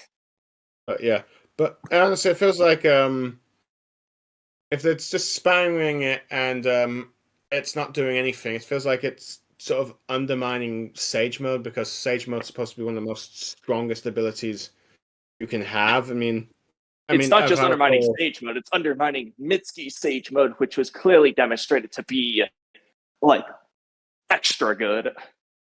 Oh yeah. Honestly, but anyway. But yeah. Okay. Also, Oodie said apparently his mic isn't working. I don't know if he has any intention of walking back home and fixing it, or if he's just going to keep walking and not talking, but apparently his mic's not working.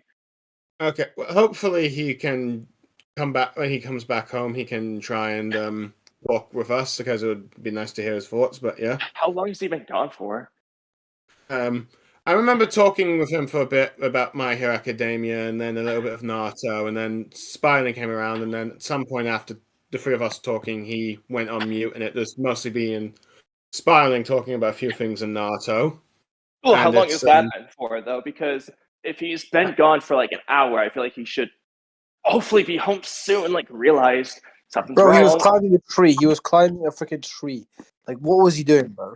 Like, I don't know what he did in his garden, bro. In his garden, climbing his tree for some reason. I I think don't that know. was at the very least. I think it was around 11:30 UK time at least. Right And now, it's maybe 40. Right now, it's 12.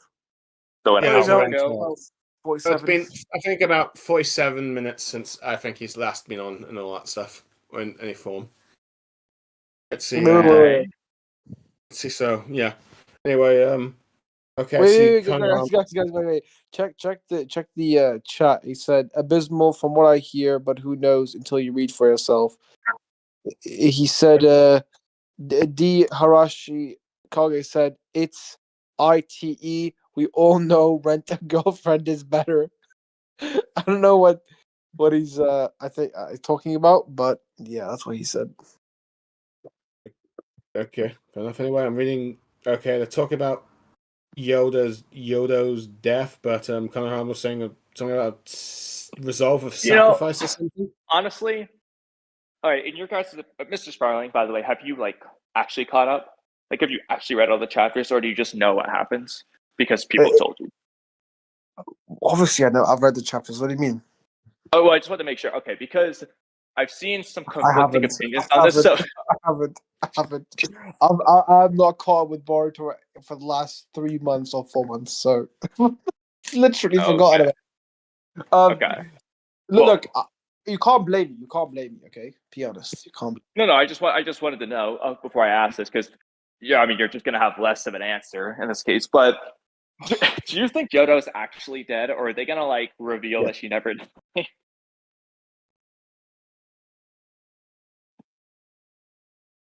Oh, was that spiraling towards me? Suppose you. Both of you. What was the question again? Do you think Yodo is actually dead, or are they gonna do a fake out death, kind of like Jean, where she's not actually dead yet and she gets saved in time? I think it's very likely that she's going to have a fake out death. To be honest, I think they don't normally kill characters from the young generations in shonen. Normally, it would be an older character, mentor figure, if they had to kill someone, and even that I think is becoming a bit more of a rarity. So how will you feel if that does happen? I will admit I'll be a bit surprised. If she survives, dies. you'll be surprised if she If she dies, survives, I would not be surprised. would you be happy, upset, indifferent, don't care either way? I don't know. I don't think I've seen much of this character in the manga to like care, but let's see. Even if I was like someone to care, I mean, at the very least, with the Sand siblings, they had the tuning exams, even if they were antagonists in that arc, and then the Sasuke. Well, only in the anime version. In the manga version, they're just not even there, really. Guys, if you're an anime watcher, I guess you might somewhat care for them, but I don't even think in the anime they appear that frequently. They don't. Guys, I'm gonna leave now. It was great talking to you guys for the last hour or so. Ood hasn't joined, and Ood, I'm very annoyed at you, and you make me very annoyed. Go home right now. What are you doing on a walking? Okay. You don't need to walk. You don't need to get Mr. Spiling, and it was interesting how it was like the BlueStar and Spiling podcast for a bit. Bro, we were trying to figure out how to have energy. I at least was trying to figure out how to have energy, and what to talk about. But yeah, Kamui now is here. He's helping us because he has to do his duty. So yeah,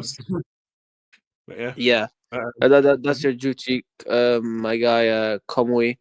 And you've come, even though you're training. I mean, such a devoted worker for the Walky Talky for the chicken. Anyways, I'll be leaving now. Ood, I'm very annoyed at you, but it's really calm because I could have right now talking about the rewrite, but obviously no one wants me to talk about the rewrite because if Ood isn't here, it wouldn't work. Well, does he have to be here? Can you just explain the rewrite, or I don't know. I don't know what the context for your discussion is. Because the paradox, what? Should I switch to my phone? Who is You're very Paradox? quiet, Paradox. Yeah, very quiet.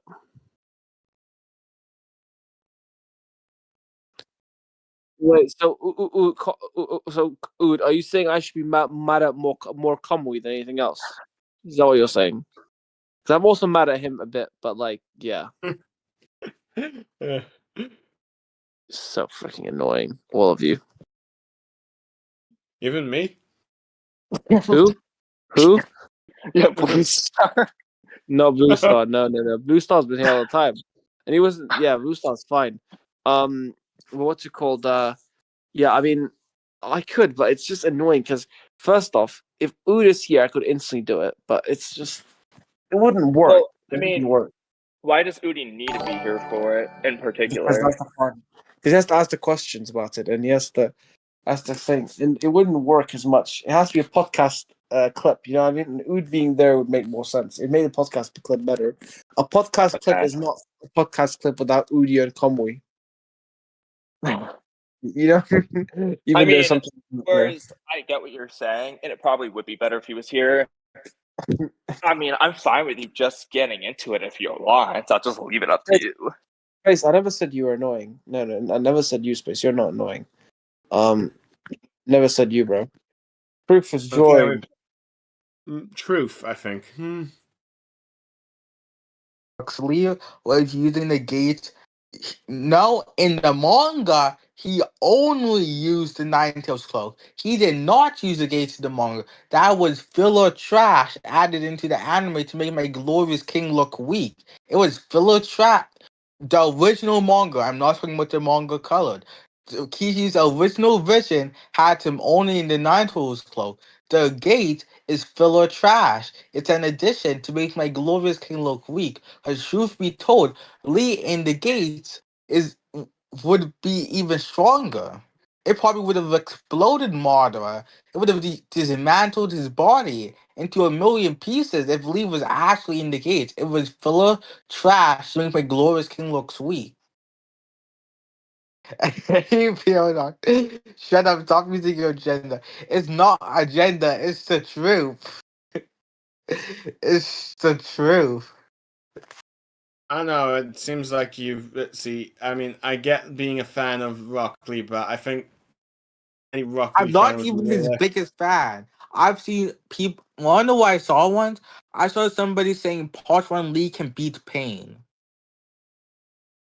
Okay, Yeah, you see, I'm no. not that delusional. I am. You guys cannot call me a Lee glazer because I don't say stuff like that.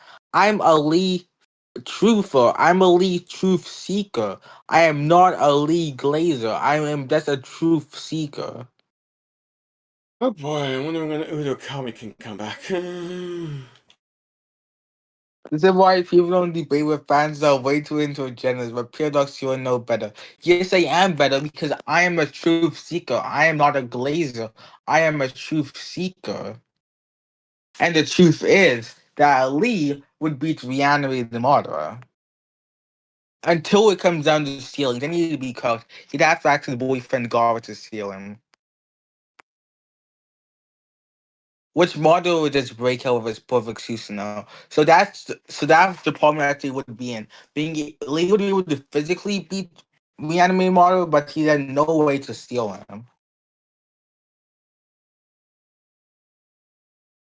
Through the ninth kills get amply. Maybe it made him weaker. Ooh, cook. Okay, now that's just agenda at that point. That's just agenda.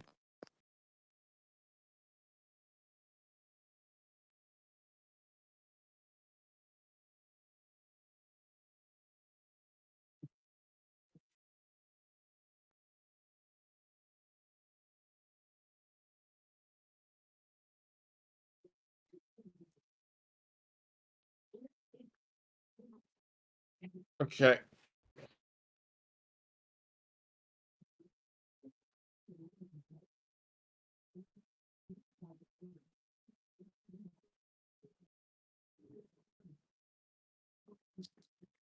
Okay. In terms of the One Piece fandom power scaling, I think they only really get toxic when you talk about Admirals versus Yonko or Zoro versus Sanji.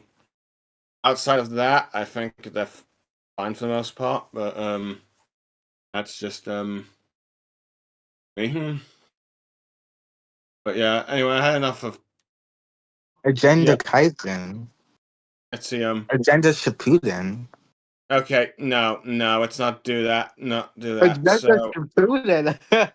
no. Lee next, Kaguya. Okay, no. That's being ridiculous. That is being absolutely ridiculous. Agenda Shippuden. Okay, no, that is being ridiculous. Yeah, now I'm just lying. Yeah, you are lying. Look, I think Lee's a good character. I can see him maybe being I can see him being like as strong as my guy, but I don't see him If he's as being. strong as my guy, he's messing with Jubidara. What is your logic? If he's as strong as my guy, then he's messing with Jubidara, which is not the claim I'm trying to push. That is not the agenda I'm trying to push right now. I'm only trying to push him to the animated model level. If you say he's as strong as my guy, then you're literally pushing him to Jubidara level, which is a whole different playing field.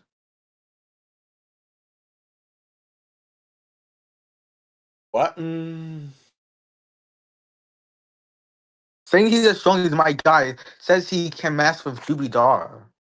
I'm saying Lee has the potential to be as strong as Guy. He's not that In strength. Boruto, he's way stronger than Guy.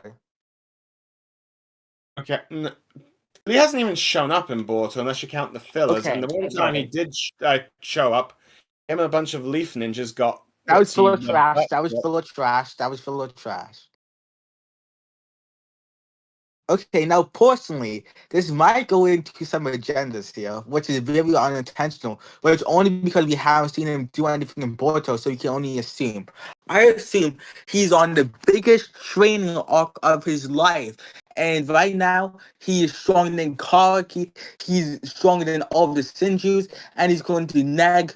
Okay, not nag, but he's going to fight Shibai, and he's going to have a really long fight with him, and it's going to be a crazy battle. But Lee, he's like above all right now. Lee is possibly the strongest in the Borutoverse right now. I'm pretty sure. Okay, if that's the case, then why wasn't he? Full of trash. Ignore that. Okay. Full of trash. Ignore that. Full of trash. How can I ignore it when Shikamaru is literally the 8th Hokage instead of Lee? Because Lee is not smart enough to be Hokage. It's not about strength. It's about being able to protect the village, which needs intellect, strength, it needs everything. Also, Lee is probably away right now. You know how I said he's on his training arc? He left the village to be on his training arc. He has seeked out brilliant things. He's trying to get himself enlightened. He's going to become the strongest character of all time. So he's not in the village right now. He's not even in the manga, dude. There's no way to determine whether or not he's strong when you don't even see him. Don't worry. When he's come back, he's going to stand on Kawaki's head like how Goku did to Nappa. He is going to destroy all of the Senjus and bring back all the soul forms to bring everyone back. He is going to fight Shibai like it's Gojo vs. Sukuna. It's going to be absolute cinema. Okay, thank you for setting back the Walky Talkies podcast professionalism for like 10 years. I'm being serious, Space. What do you mean don't take me seriously? I'm literally being serious right now. I believe everything I am saying. Six Pack's model was holding back, blah blah blah. If A-Gate guy isn't at Six Pack's model level. What? I guess. Well, Space, do you have a general knowledge of question that's not involved in power scaling? I will gladly answer while I wait for like Ood to come back. Well, my answers are more valid because I am a truth seeker.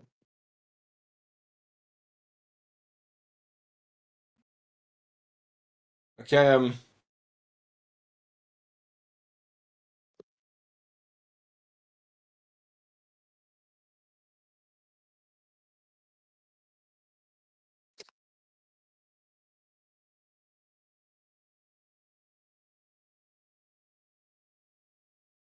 yeah, let's talk about. Okay, what's it you gonna talk about?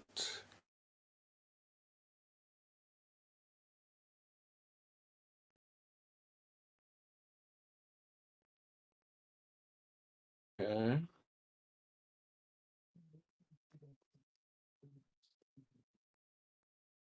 If you're curious, I'm playing an Xbox game. That's before I hear some Paradox. Paradox. If Shut Obito up. and Rin stayed alive, then would have Rin gotten with Obito and Kakashi? Ooh. Obito. Ooh. Yes, he's asking a question about Obito and Rin. Good. Let's see. And Who knows? also, my glorious king wouldn't have died if we didn't die.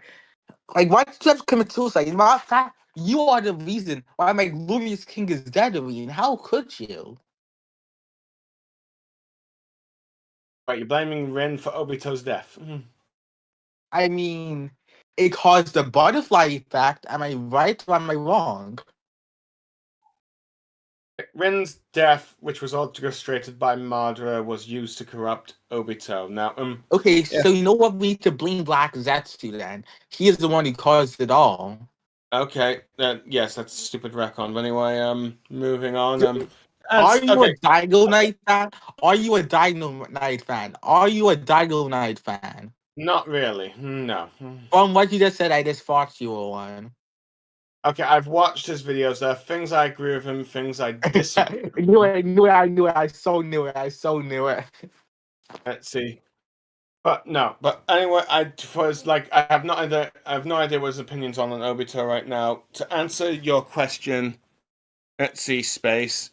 If I think if Obito was alive, I think, who knows, there's a possibility that Rin might have given him a chance, just because I think after Rin was told that let's see, from Kakashi, that Obito loved her, and then learned that Kakashi was going to abandon her if not for Obito. I think that might have made her think about I think that would have made Rin think about, let's see, possibly what it had been like if Obito had been alive. Maybe she could have considered a relationship, but I don't know. I think it really depends if, let's see, if Rin, let's see, after Rin learning about Obito having feelings for her, if she would think about possibly being with Obito. I think that is definitely the case. I think there's a chance, but let's see, I think it's like 50-50 to be honest, but I don't know. But since I'd say it's a Nagasaki pilot, I think that would have it could have been a chance, but was ended, of course, in tragedy, like most of the relationships are parallelized. And I'm not sure if you fully agree with that assessment, but yeah, that's at least what I'm at least guessing.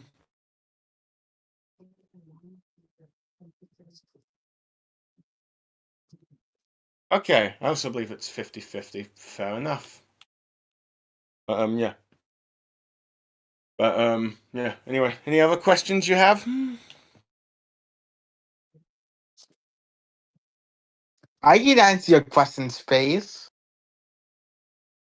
Okay. Do you think Obito and Rin could get together then? Yes or no? Yes, I think they'd get together. Okay.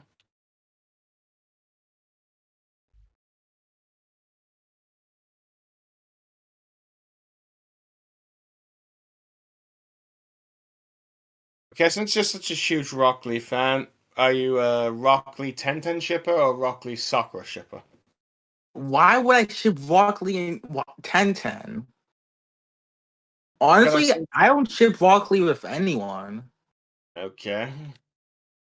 Like, Kamui, there's just nobody good for him, in my opinion. He's supposed to create a character that matches his energy, maybe in a blank pit or something that could really like match his energy. I feel that's what Walky needs, somebody to match his energy. Okay, then Well, what do you make of Sun Metal Lee? He asexually reproduced via mitosis. What? He asexually reproduced via mitosis. Okay, that is definitely some fanfic right now. But yeah, I don't ship Lee with anyone. Neji is supposed to go with Lee, and Lee and Sakura just doesn't like him, and he has accepted that. So yeah.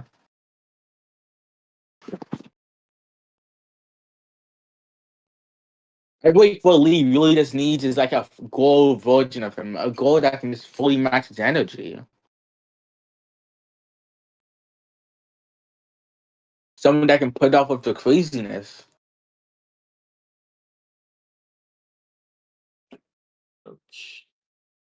Okay.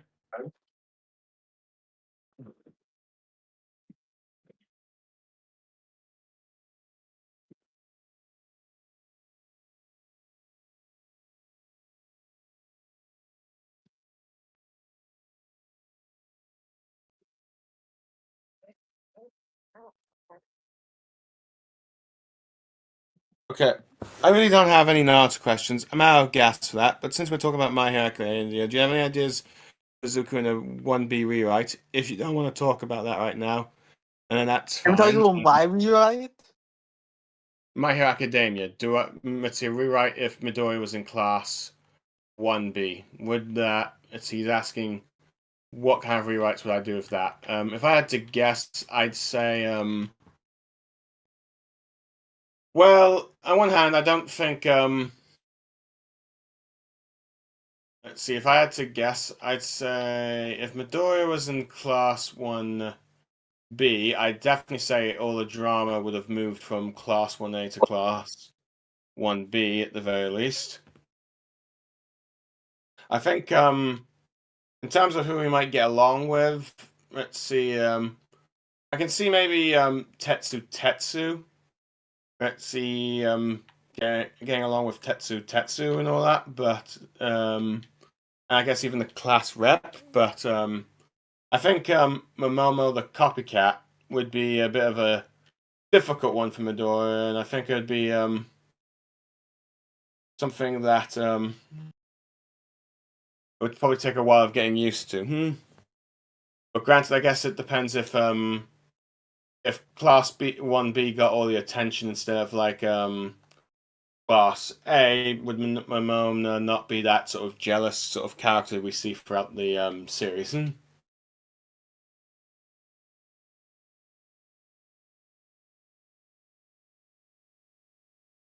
Okay, fair enough. I think But I'm yeah. gonna go for a little bit, but I'll be back later. Okay, fair enough. And I guess that means that I'm about for a bit, but yeah. What Bye-bye. bye. Ood or Kamui, if you're both back anytime soon, I would be more than welcome to. I just need to get a bit of a drink.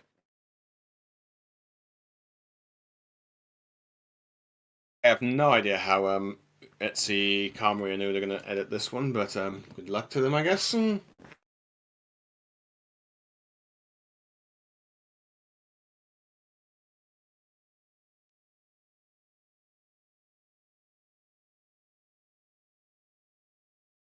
Yeah, it would be a complete quiet stream. So all right, I guess while I'm here, I guess I could talk about any manga anime questions. Let's see. Okay. I'll check to see if there's any on the. I'll check if anyone has said anything on the YouTube. Space.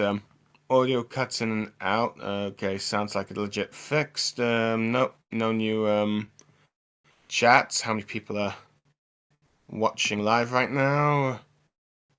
9 watching now. If anyone in the wants to put in the comments on YouTube, I'd be more than free to ask, or in the Discord chat, be free to do so. Let's see if there's anyone put anything here. All right. Anyway, let's see. Okay. Space. I got a question. Have you seen any of My Hero Academia Vigilantes?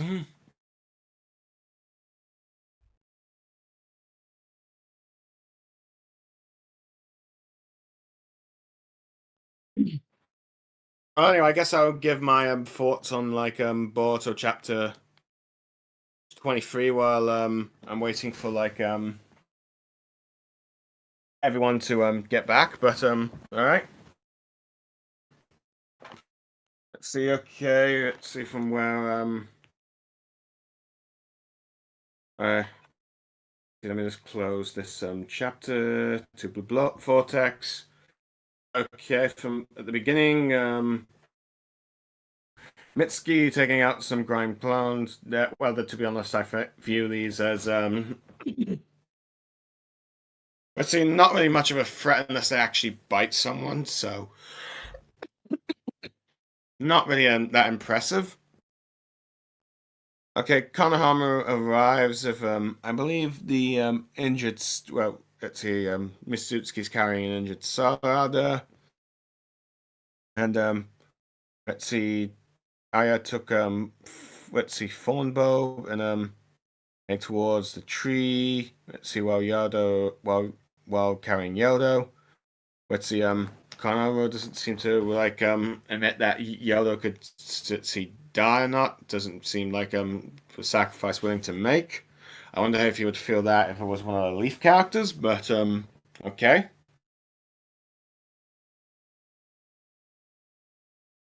Let's see, and,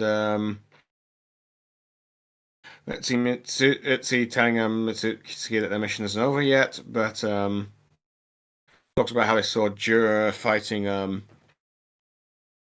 Boruto. Okay. Let's see, about to be killed until Boruto came to save him, so it still means I'm probably thinking that Konohamaru is probably going to start believing in Boruto again. But, let's see, realizing that the Tsutsuki view Boruto as a higher priority. Mitsutsuki, of course, wants to try and help Boruto, but Konohamaru decides to put the mission first. In many ways, this definitely contradicts what Kakashi always told his students, like the Etsy and all that stuff. And I think Naruto would probably go out to help, but okay. Anyway, I will admit, when reading this chapter, I thought Mitsutsuki was going to go and ignore Konohamaru and help Boruto out, but clearly that did not happen. See. In terms of the fight, it seems between Boruto versus Jura, it seems to be, let's see, just the standard kind of fighting, if you will. I mean, it's, as far as I can tell, I don't really see anything impressive here, though, one thing that I'm curious about is, okay, how is Boruto able to use Kakashi's Purple Lightning? As far as I can tell, only really Kakashi can use that jutsu. I mean, when did it? I don't recall when Boruto learned it, but yeah, but clearly it's had no effect of on like Jura, and he's about to try and hit it. See him with a Biju bomb. Okay, the destination point with Konohamaru seems to be a bit quicker than I thought. Okay, Boruto's getting his butt kicked, I can tell, or at least he's on the defensive. Okay, I believe it was her name. Oh yeah, Ida is talking with the Kaji and Koshi about Boruto looking to die at this point, but Kaji and Koshi can't seem to like check this. But he's actually trying to future vision. And it's got a new changing one, which, okay. By the way, I'm now talking in the YouTube chat. Okay, I will look at the YouTube chat. Let me see. Okay. One thing I heard about My Hero Academia Vigilantes, but I noticed the one thing about the fandom is that it sure is glazing vigilante. Okay, I'm glazing. Let me remind me what the word glazing. Glazing. Meaning. Slang. Just since it's first process of fitting windows, or describe excessive. Okay, so you think they're overhyping vigilantes? All right. I mean, okay, so you think they are glazing? Let's see, overhyping vigilantes. I suppose since it's a brand new anime, I will admit the animation is quite nice. I think they did it. Oops. Wrong YouTube there. Yeah, I can see them Ritzy glazing it a bit, but I think it's nice. Okay, how would Kakashi even fight Boruto if he's stronger than Jigen? Let's see. Okay, Vigilante is pretty good. I did end up watching it. Alright. And okay, See, I'm just going back to the Boruto chapter where he's able to tell the future. Ida's a bit surprised. Yeah, overhyping it. It's always been like that, even when Vigilanting was still a manga. I will admit, I think there were some people that were wondering if the Vigilante characters would appear in the My Hero Academia manga. At least maybe when Midoriya was a bit of a vigilante himself, but that never ended up happening. Interesting, I remember seeing like this YouTube short talking about how the main character for Vigilante was going to end up being Slide and Go, but I don't know the basis on this. I feel like that's pure speculation. So I can't really. So I think it probably is, but yeah. I mean, Vigilante, you just got one cameo at the end and in the aftermath of the fight. Although granted, I suppose this is spoilers for Kamui and Oodie if they end up reading this. Yeah, no racers and vigilantes. Let's see. Yeah. From what I heard, the ending of the vigilante manga explains what the man he ends up being. Yeah, I've got a bit of a spoiler for that.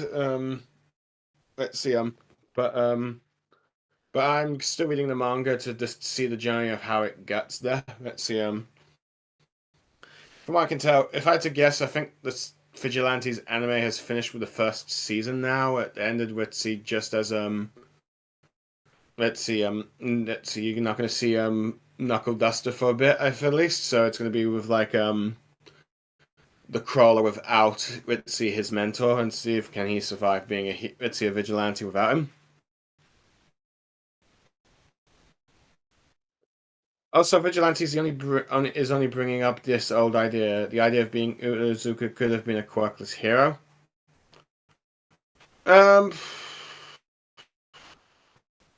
be honest, I can only really, to be honest, I don't think Midoriya has the same physical feats, that physical mentality that Knuckle Duster has, and not to mention, I think Knuckle Duster still got like a bunch of drugs and other things to try and to cope with like loss of the of his quirk, from what I can tell. But I think that might be a bit spoilers for those who haven't got to that part. But I do know that used to be a pro hero. But yeah. Let's see. Anyway, I'm just gonna go back to like looking at the Boruto chapter. Oh wait, no. Let's see. Really really trying, but to be honest, I feel like what the manga did for like Midoriya to become a hero again makes a bit more sense for his characters, and also what everyone else did to try and help him become a hero again. So but yeah, I think that is much more fitting, since he is still kind of inheriting a power from All Might. Let's see. I'm not going to spoil what happens to Pop Step, but let's see. I think it does take a bit of a dark turn in some ways. But yeah, okay. Space is saying aside from that, all right. You know, I'm just going to message Oodie or Kamui to see if any of them are going to come back. Oh wait, if I let's see. Nope, I'm still in there. Hold on, let me just see chat. Let's see. You coming back in?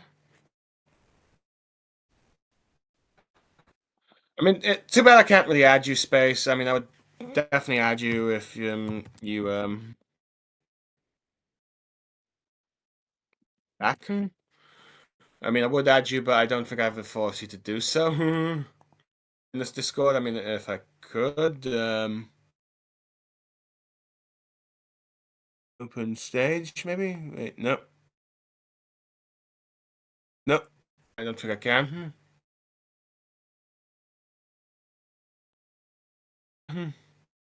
Oh, you wouldn't talk out loud, fair enough. You don't think Odie's gonna come? Let's see, who knows? Yeah, I heard it. Not all smiles. I feel more comfortable talking in the chat. That's fair. All right, but okay. I won't talk out loud. Feel more comfortable. What's the topic on your mind? Well, I'm thinking maybe going back to Boruto, but Spacey says, I tried to watch the sixth One Piece movie without watching the actual One Piece series.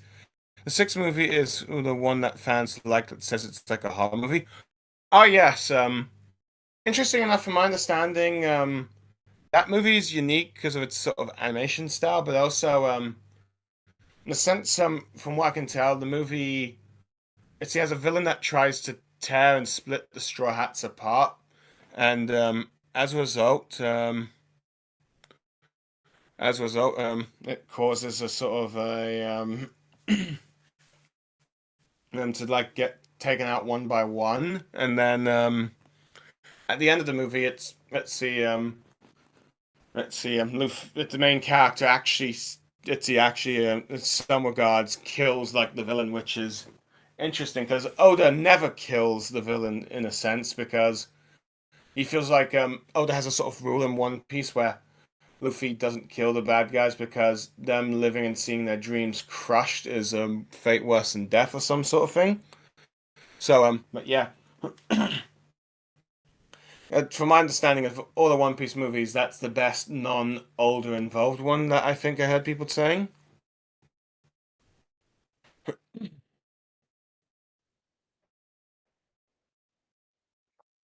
The One Piece fandom seems to really love the film, with only some fans disliking it. Okay, fair enough. But yeah, I can see maybe some of them might be like, this is too dark for One Piece or something. Maybe that's why. But to be fair, I can see Blanco disliking every One Piece movie.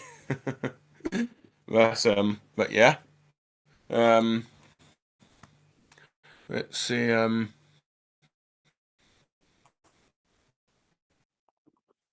a second.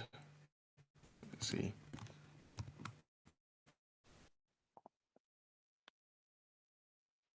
Let's see. Oops. Going back there. Who else is on YouTube? One Piece fans does give me the ideas on how you could do this style of film with other shonen. Okay, yeah, I can. Okay, that would be interesting to see. I think it would like what if a Naruto movie did that? Okay. Oh, I mean movie. Oh. Okay. All right.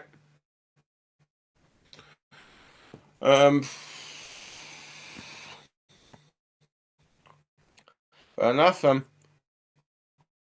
So did you watch the entire movie or just like? Wait, I watched. Oh, you said you tried to, but okay. To be fair, I suppose watching a One Piece movie would be a bit hard without knowing the context of the series. To be fair, so I can see why you didn't actually was able to watch it fully. Okay.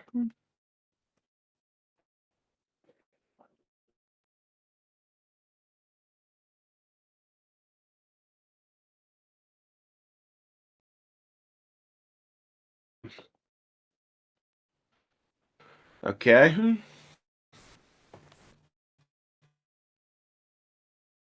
See, I was gonna message in the chat saying, anyone seen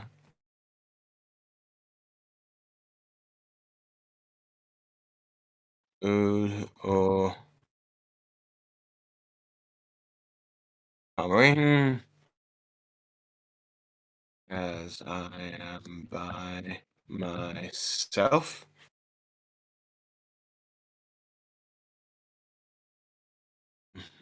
Let's see what that get. Let's see. I would like to see Okay. Let me just see what. And if anyone had any comments on YouTube. I watched the whole film with only the stopping at the end after Luffy beat the villain. The film isn't one of those movies that you need to watch the series beforehand. Yeah, true. I suppose. Arguably, yeah, that's probably one of the few films that you probably don't. So, yeah, any chance that gets you interested in One Piece? I'm just curious. Is it enough to get you into the whole series, or just watch this thing? By the way, so you don't mind that Gear 5 retcon from what it seems like? No, I actually like Gear 5. I feel like it's one of the most unique transformations that One Piece says, let's see, that any shonen has ever done. I mean, could have been done without it, I don't know, but I see with the way that Oda's writing the story, especially with the final saga, I see why he did it. I mean, as far as I can tell, in terms of like some of the other sort of let's see if, for example, when that Gear 5 happened, I think there was like all these other kind of powers that people were thinking of that were kind of crazy, or thinking that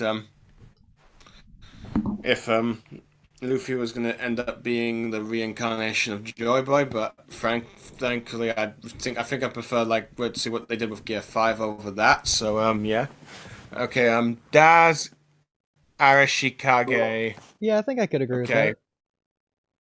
Oh, you're back. Hey, what's going on?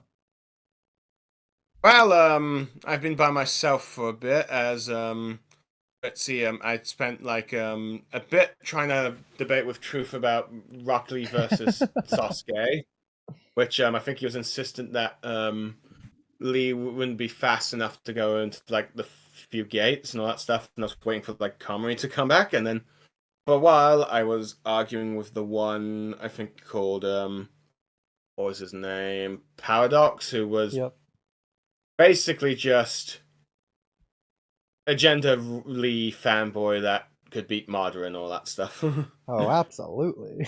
That's Paradox's whole shtick. Yeah. Well, that was a very interesting experience. That's hilarious. Well, Space is happy to see that you're back from the YouTube comments. Hello, Space. Hello. Anyway, I think before like you brought Truth in to do like but yes, Space says the stream's definitely a mess. You're gonna definitely need to do a lot of editing on this one. Yeah. Well, I mean, this is Kamui's stream, so he should be the one to edit it. Well, who knows? Well, whichever one of you decides to edit this, I will wait and see. But I suppose if you want, since you're here, I can give you my thoughts on Chapter 23, even though I was going to try and do that with Kamui. But unless he ends up arriving. I mean, from what it seems like, he's not coming back. Okay. I guess let's see, since we've put as since this stream is technically I think it's titled Chapter 33 is still bad. But let's see, who knows, you might need to do a rename of it. But maybe a little bit. Well, we'll see how it goes. But yeah, okay, from so I can tell at the beginning, let's see, Mitsuki is taking on a bunch of these I guess you could say grime clones, which from my understanding from what Kamui's described, that Sage Mode has been used a lot with Mitsuki since I think Ikimoto fully took over writing. That's just become sort of, I guess you could say, stale, or just no longer that epic power-up, if you will. I did like your idea that he's using it because, as we see in the War Arc, Sage Mode is what's used to hurt the Tin Tails. I completely agree. So that's really cool if they're doing that. Yeah, I think that could have been like logic, though. Granted, let's see, grime clones are just like just not being consistent in terms of like the threat and scale, really. Let's see for that. Well, to be fair, he is fighting like 4 of them all at the same time, and he's like by himself, and so with that being the case, it could scale up a little bit, maybe. But yeah, anyway, eventually, Konohamaru arrives and like, let's see, I think there's talks about, if he did end up asking, Kamui did end up asking me if I think Yoda would live or die. I think, normally young shonen characters tend to live. You rarely see mangakas kill them off. I think even Kishimoto originally was going to kill Choji and Neji off before the editors said not to. Yeah, exactly. So I don't think, I mean, if she does die, I mean, I guess props for being a bit ballsy, but this is a character that barely appeared in the manga, so I don't think much people would care unless maybe you watch some of the episodes in the anime, but even then I don't think she's appeared that much. I completely agree, so I don't think she's gonna die. even though it feels like she already has, but she hasn't. So I don't know. So yeah. Anyway, Konohamaru talked about Boruto saving him and realizing that the Otsutsuki are prioritizing him rather than saving their comrades. With Mitsutsuki saying, "Should we go help?" Which Konohamaru seems to be like, "No, follow the mission, not your friends." Literally, kind of yeah. situation. I will Nope. say though, because it's Boruto's orders, you could say that through listening to Boruto, he's entrusting his son. Yeah, and I suppose you could argue that Konohamaru still views Boruto as a criminal, but who knows? Well, But I will admit, when I think he trusts him because I think he agrees he knows Boruto does have a plan beyond what he can tell him, and he's purposely Okay. not telling him. Like, considering everything else Boruto's done, I think at this point he's understood that Boruto has bigger plans or some greater motive in mind or ulterior something or the other. So I think he's planning for figuring out what Boruto's motives is, and in order to do that, he needs Boruto's plan to progress at least a little bit further. Okay, fair enough. I will admit, I thought Mitsuki, with the way he was talking about helping Boruto, if he would like go in and like disobey Konohamaru to save him, but that didn't be the case. You'd basically have a bit of a fight with Boruto and Jura, but let's see. But it seems like he's talking about how Boruto doesn't have like oh, let's see, talking about okay, he's realizing like okay, I need to be close range to like hit him and all that stuff, which starts to try and do. But the one thing that got me confused is okay, Boruto ends up using in this fight purple lightning, and it's like, isn't that a move that only Kakashi could use? It's weird with Boruto and Purple Lightning. In the anime, obviously he did not know it. In the manga, he did know it. But should he know it? Arguably not. It's a little bit weird. Mitsuki definitely does. You could say that maybe Sasuke taught it to him, but like you said, it's Kakashi's jutsu. But I mean, that doesn't mean that Sasuke can't teach it to him. I mean, you can teach someone something that you yourself don't know how to do, or, well, I should say can't do, or doesn't do at the very least. Has Sasuke ever seen Kakashi use purple lightning? That's the thing. Because and I think it could. I think that this is one of the problems with Kakashi being absent for so long. It's just like you don't know what he's taught or hasn't taught to the others. Exactly. You It's could like say Koji taught him, but I don't know. Yeah, it's still kind of baffling. Just like Kakashi, who was arguably, in some regards, the most popular character in Naruto, at least in Japan, isn't in this manga. No. A little bit weird. Even if it's like just the mental cameo roles, at least. Like, even if they're focusing on the next generation, the first part didn't do that. So, if they're having the old generation, why not have the most popular characters? I mean, it's literally just like the Naruto and Sasuke sludge fest. Yeah. I mean, yeah, those are the fights that people only cared about, really.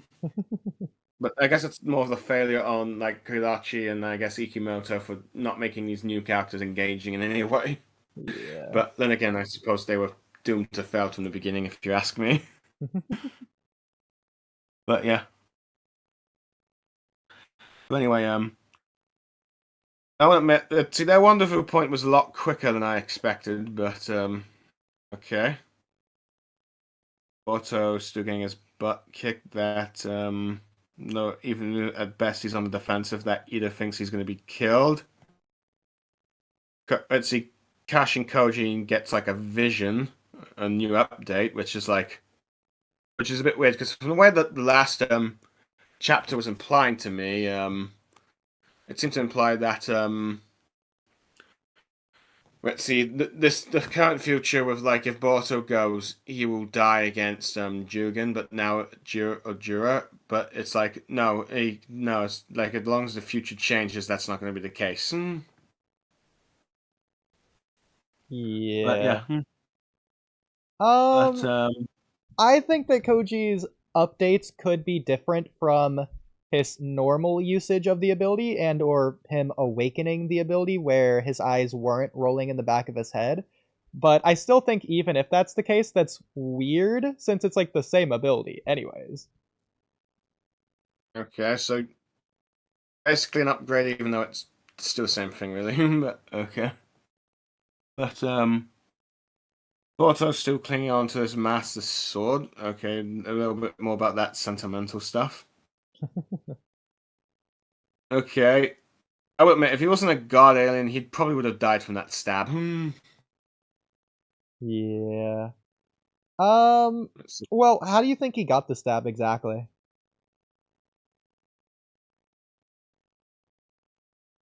I would admit, you'd think, let's see, with the way these characters are hyped, you'd think they would be able to sense that Kawaki's coming from behind, but I know, unless, I guess, Kawaki teleported or was able to teleport it and is just right behind him and then stab, I don't know how, let's see, he would not have, like, sensed that coming.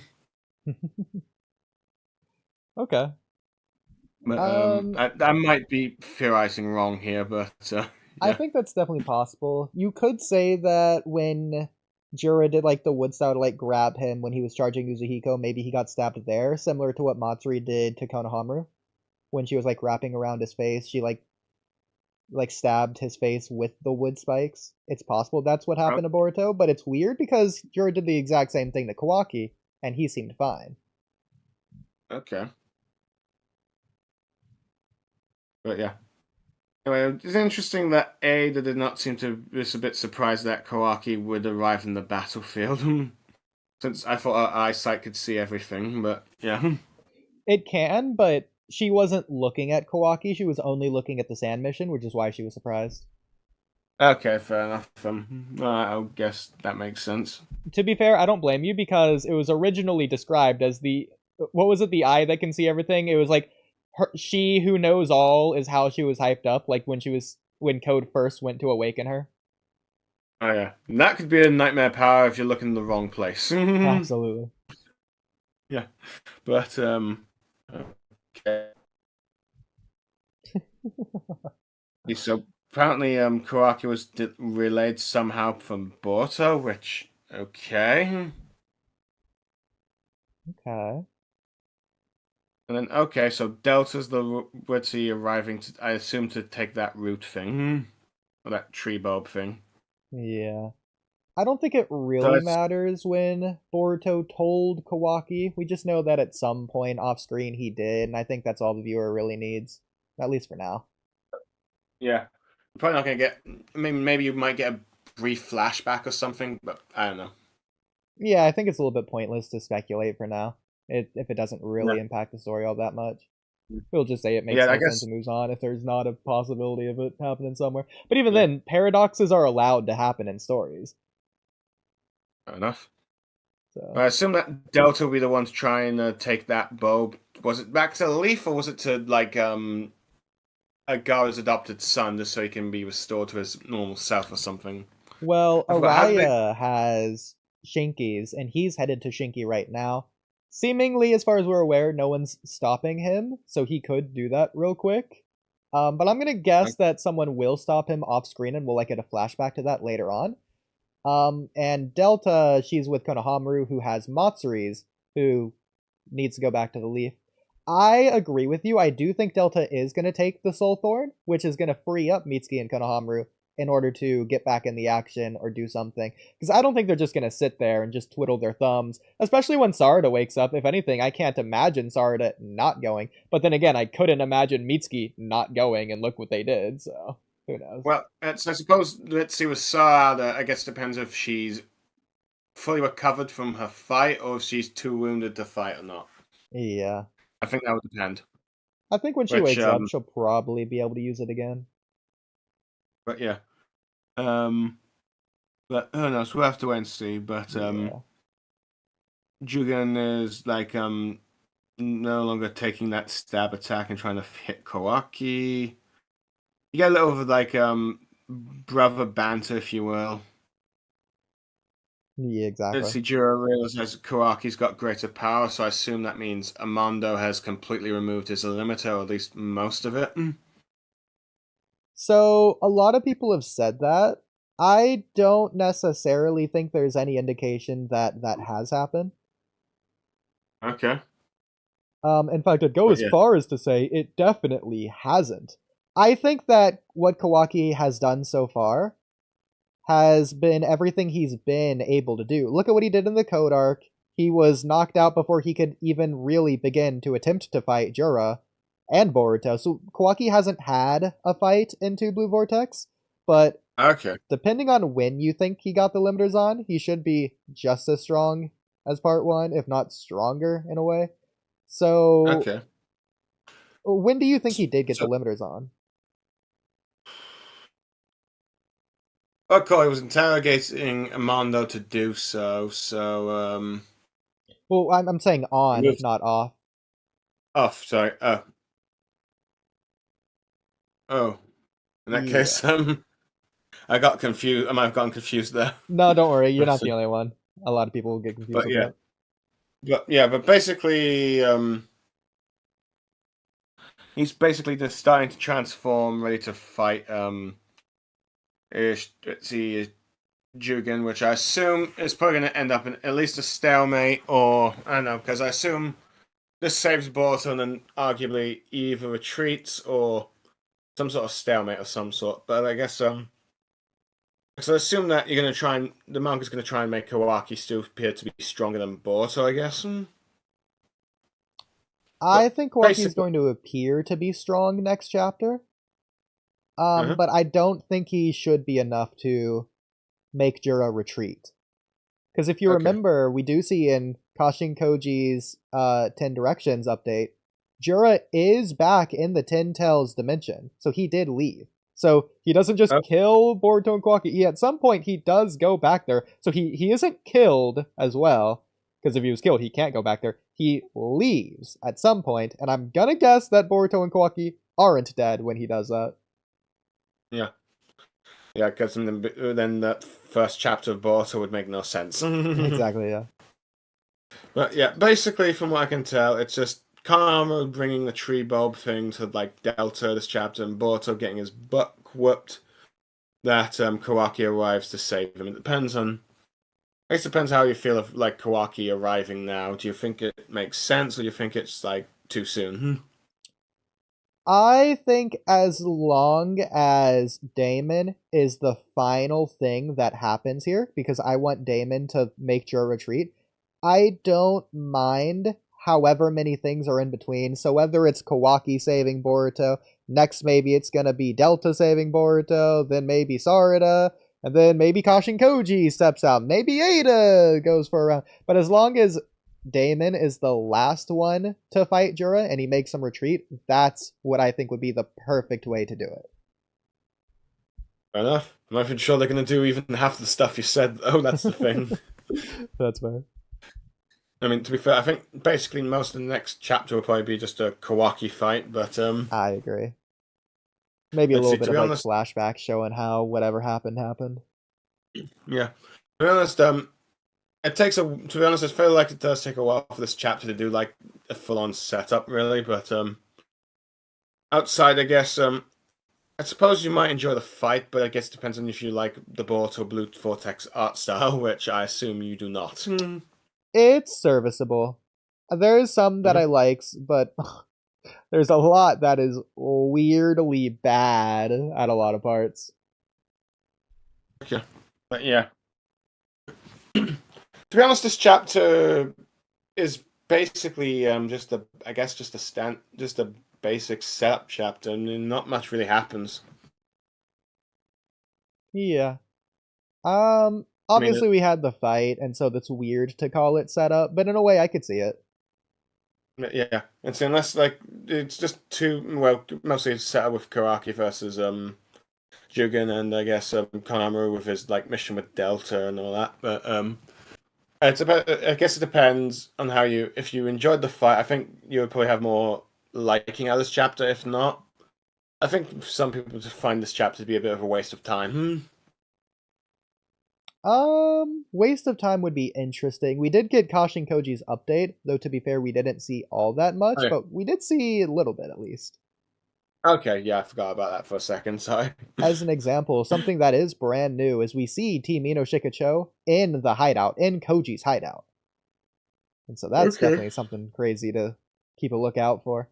But a lot of it was expected. We got seemingly Himawari doing something in the future. Wow, what do you know? We have seemingly a Hidari versus Sarada rematch based on it.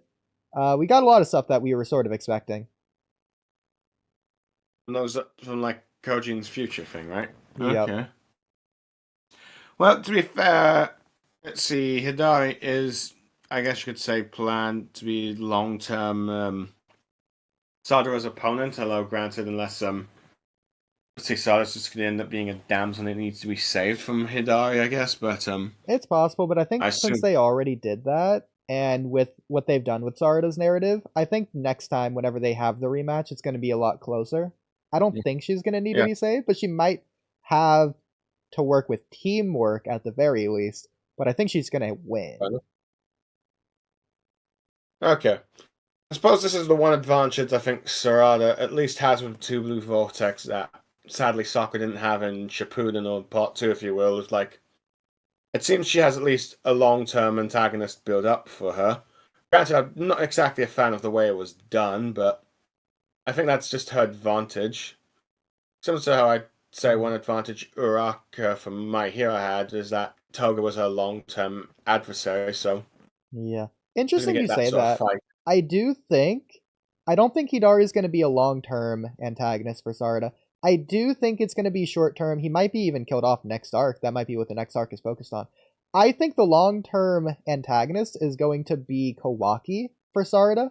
But as we know, Sarada can't be the one to eventually take down Kawaki. If anything, maybe she can like assist Boruto, but Boruto is going to be the one to fight him and do the final blow. Well, let's see. Well, she better just hope she doesn't get a Genjutsu stab then. Let's see, but yeah. But I suppose that could end up being the case. But at the very least, we're in agreement that she's likely to fight Hidari at least once. Maybe we'll see with someone helping her. Who knows? I suppose most would probably love if it was like a mother-daughter team up. I guess, but Oh, absolutely. That'd be the best thing they could do.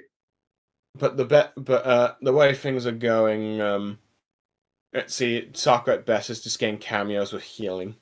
I mean, granted, it could be a good opportunity to see if you could do something like Sakura Slug Sage Mode or something, since that was teased at the end of the 4th Great Ninja War, but nothing appeared with that. Yeah. Ooh, Space says, we all know Sakura is never appearing in this manga. Yeah, that is unfortunate, but or fortunate, depending on how you feel about Sasaki, which, for me, the less I see, the better, but there are some, like, story bits where it's like, you do, like I said, I think in the first podcast we did, no reaction. Yeah. Let's see, but yeah. Out of curiosity, how would you rate this chapter and all that? For me, I would say it's an average Two Blue Vortex chapter, if we're comparing Two Blue Vortex itself. I'm going to give it a 5 out of 10, so average. It's no better than other chapters, and it's no worse than other chapters. I'm not going to consider it build up, but I do think it's bridging the gap between things that came before and what's going to come next. It's not filler for sure, but they definitely had a couple moments that were important. But it's weird the pacing of it. For example, I don't understand why Jura knocked down Boruto, then he got back up, and then he got his sword chipped, and then he knocked down Boruto, and then they had Kawaki show up. It feels like they could have just had the sword chipped in a different scene, a previous scene, instead of making a new scene for it, since they're not really doing too much with the sword chip scene here. They could do it in the future, but again, why make Boruto have that sequence where he gets knocked down, gets back up, then gets knocked down again, just for the sword chip scene, if you're going to do that in this chapter? They're clearly highlighting it as something important, but I feel like the reaction is the important part, not the getting up part, since he's doing that before the sword's even chipped in the first place. But what do you think about that?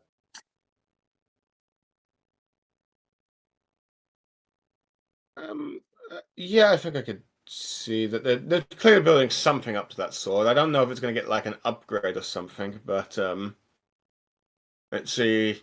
I am curious. Let's see. I mean, one surprise thing they could do is the sword gets destroyed, and how would Boruto react to that? I guess, but yeah.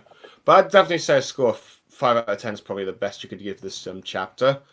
Just to I also had to answer Space's question. Wait, when was Slag Stage mode implied in the walk?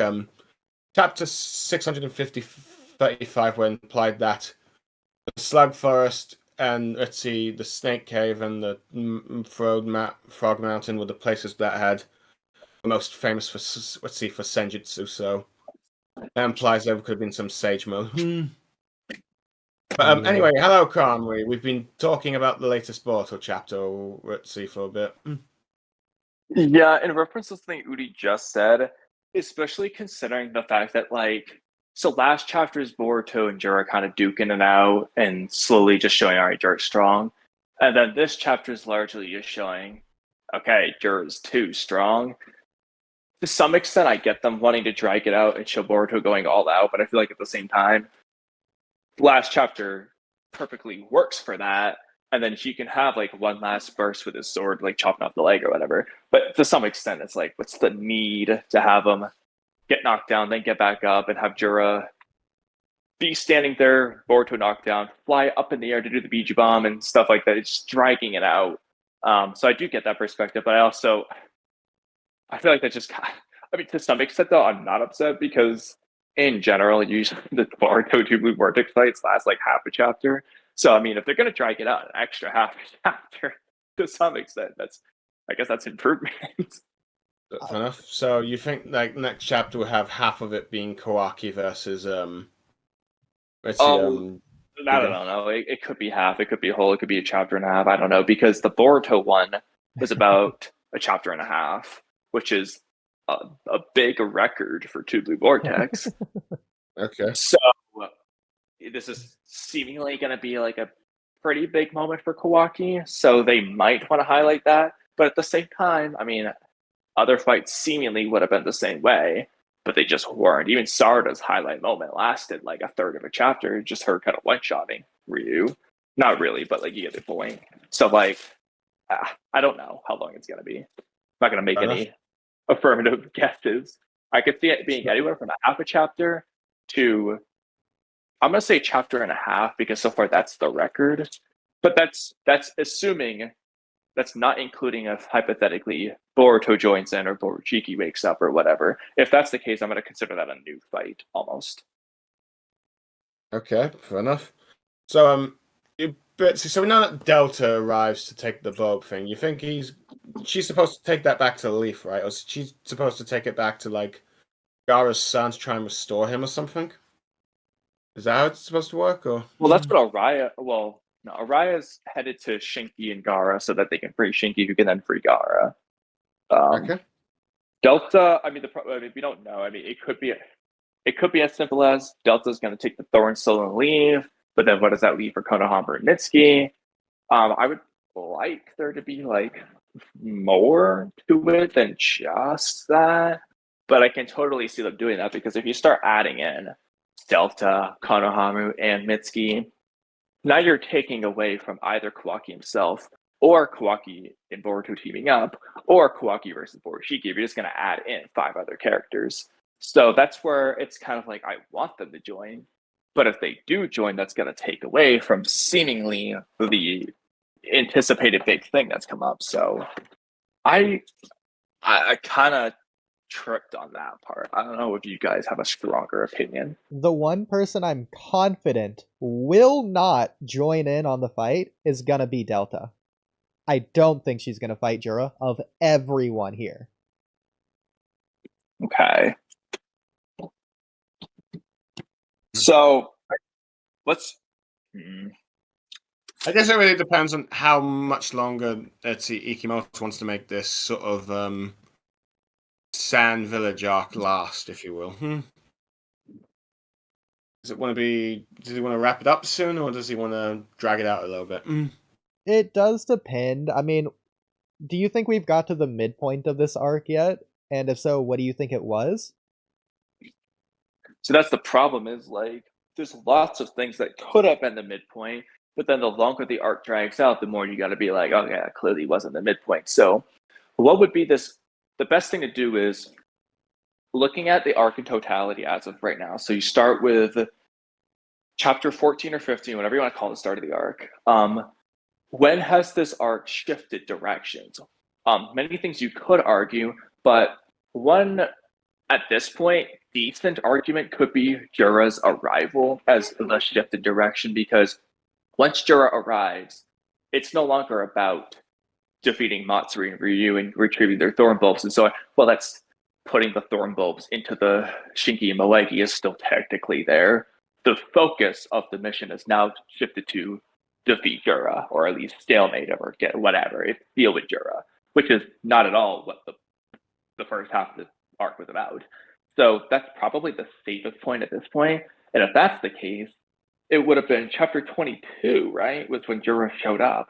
If that's the case, it's got, I wouldn't even count 14 as part of this arc. You have 15, 16, 17, 18, 19, 20, and 21. That's 7 chapters. That means for 2 out of 7 chapters of this second half, assuming it's going to be about 50-50, which means we have 5 more chapters to go. And if that's the case, there's a lot of room for a decent amount of things. That sounds about right as well. Okay. And I would agree. Fair I do enough. think that's the midpoint. I think it's by far the safest choice for every reason that you explained. Plus the fact that it's like the worst thing that can happen. Boruto did go. This is the worst possible future. He's guaranteed to die. You could argue that it's Kawaki showing up. I don't think so. I think that's just a different plot point entirely. Similar to like Lee or the Sand Shinobi showing up versus Because, like, Kinemaro. I feel like Kawaki showing up is probably like the second battle. I mean, you could argue Boruto versus Jura as the second battle, but you could also argue Kawaki versus Jura as the second battle, in which case then there's just going to be some third thing for the final battle, whether that's a team up or Shiki, Damon, whatever, Mitsuki, power up, and there's a lot of options for that. Yeah. But if you pull up your kind of like plot point sheet thing you have, there's like a white, if you know what I'm talking about, you have like a white picture or your like blue one, you know what I mean? You have your like your plot point thing. We can kind of like pinpoint what we think best fits. And obviously, not everything's always perfect. Shout out the prophecy arc where it doesn't follow this whatsoever. So take it with a grain of salt, obviously. But this generally does describe most Naruto and Boruto arcs, with a couple of exceptions being the prophecy arc and the Jura invasion arc. But for the most part, this arc does seem to be following this general idea. So, see, I feel like, so obviously Jura showing up should be the midpoint. Then you have the bad guys close in, there you go. And then like, the problem is like, what do we consider the second battle? Because if it's Boruto versus Jura, that means we are just skipping 13, 14, and 15 because none of that happened. If you skip to this, I suppose the surprise failure, shocking revelation could be Kawaki showing up. But like, I don't know. What do you think? I definitely think that the second battle is Kawaki versus Jura. I do not think it's Boruto versus Jura. There's just too much in between to say it's that, since they just immediately start fighting, for the most part. Exactly. So I agree with that. In which case, what do you think the final battle will most likely be? Final battle, at least with this arc, right? Yeah, because of Kawaki versus Jura solo, at least. Now, that's assuming Boruto doesn't immediately join. If Boruto immediately joins, teams up, then that will just be the second battle. But assuming Kawaki has a bit of a solo fight for a little bit, we'll go with that. Yes, I assume that. I can't remember their characters' names. Oh yeah, Kamui and Mitsuki. They could possibly arrive just in backup, just to save a boat or something, just to sort of repay him from earlier, at least. I can maybe see something like that doing at least.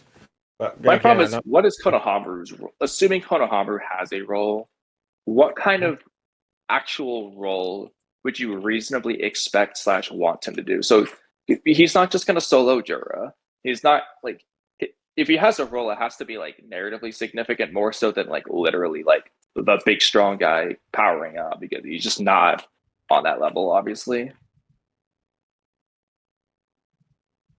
I don't remember what. I don't remember the beginning See, of the Mitsuki, I question. could see getting a power up, or like, because hypothetically that could have been Koji's plan. Like, but like, that's not It doesn't seem like it was his plan at this point.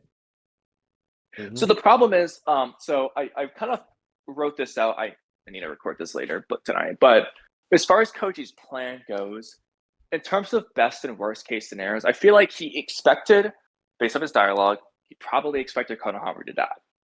At which point, the only person left to fight Matsuri, because he doesn't want Boruto to show up then, would be Mitsuki. Which either means Mitsuki was supposed to win against Matsuri, whether he just wins or powers up, or he might have lost. And if he lost, then Boruto might have been expected to show up and save Sarada as a last-ditch effort, because Koji doesn't want to lose to Mangekyo, probably. And that might be like the thing Boruto was there for, just in case, like the absolute worst-case scenario.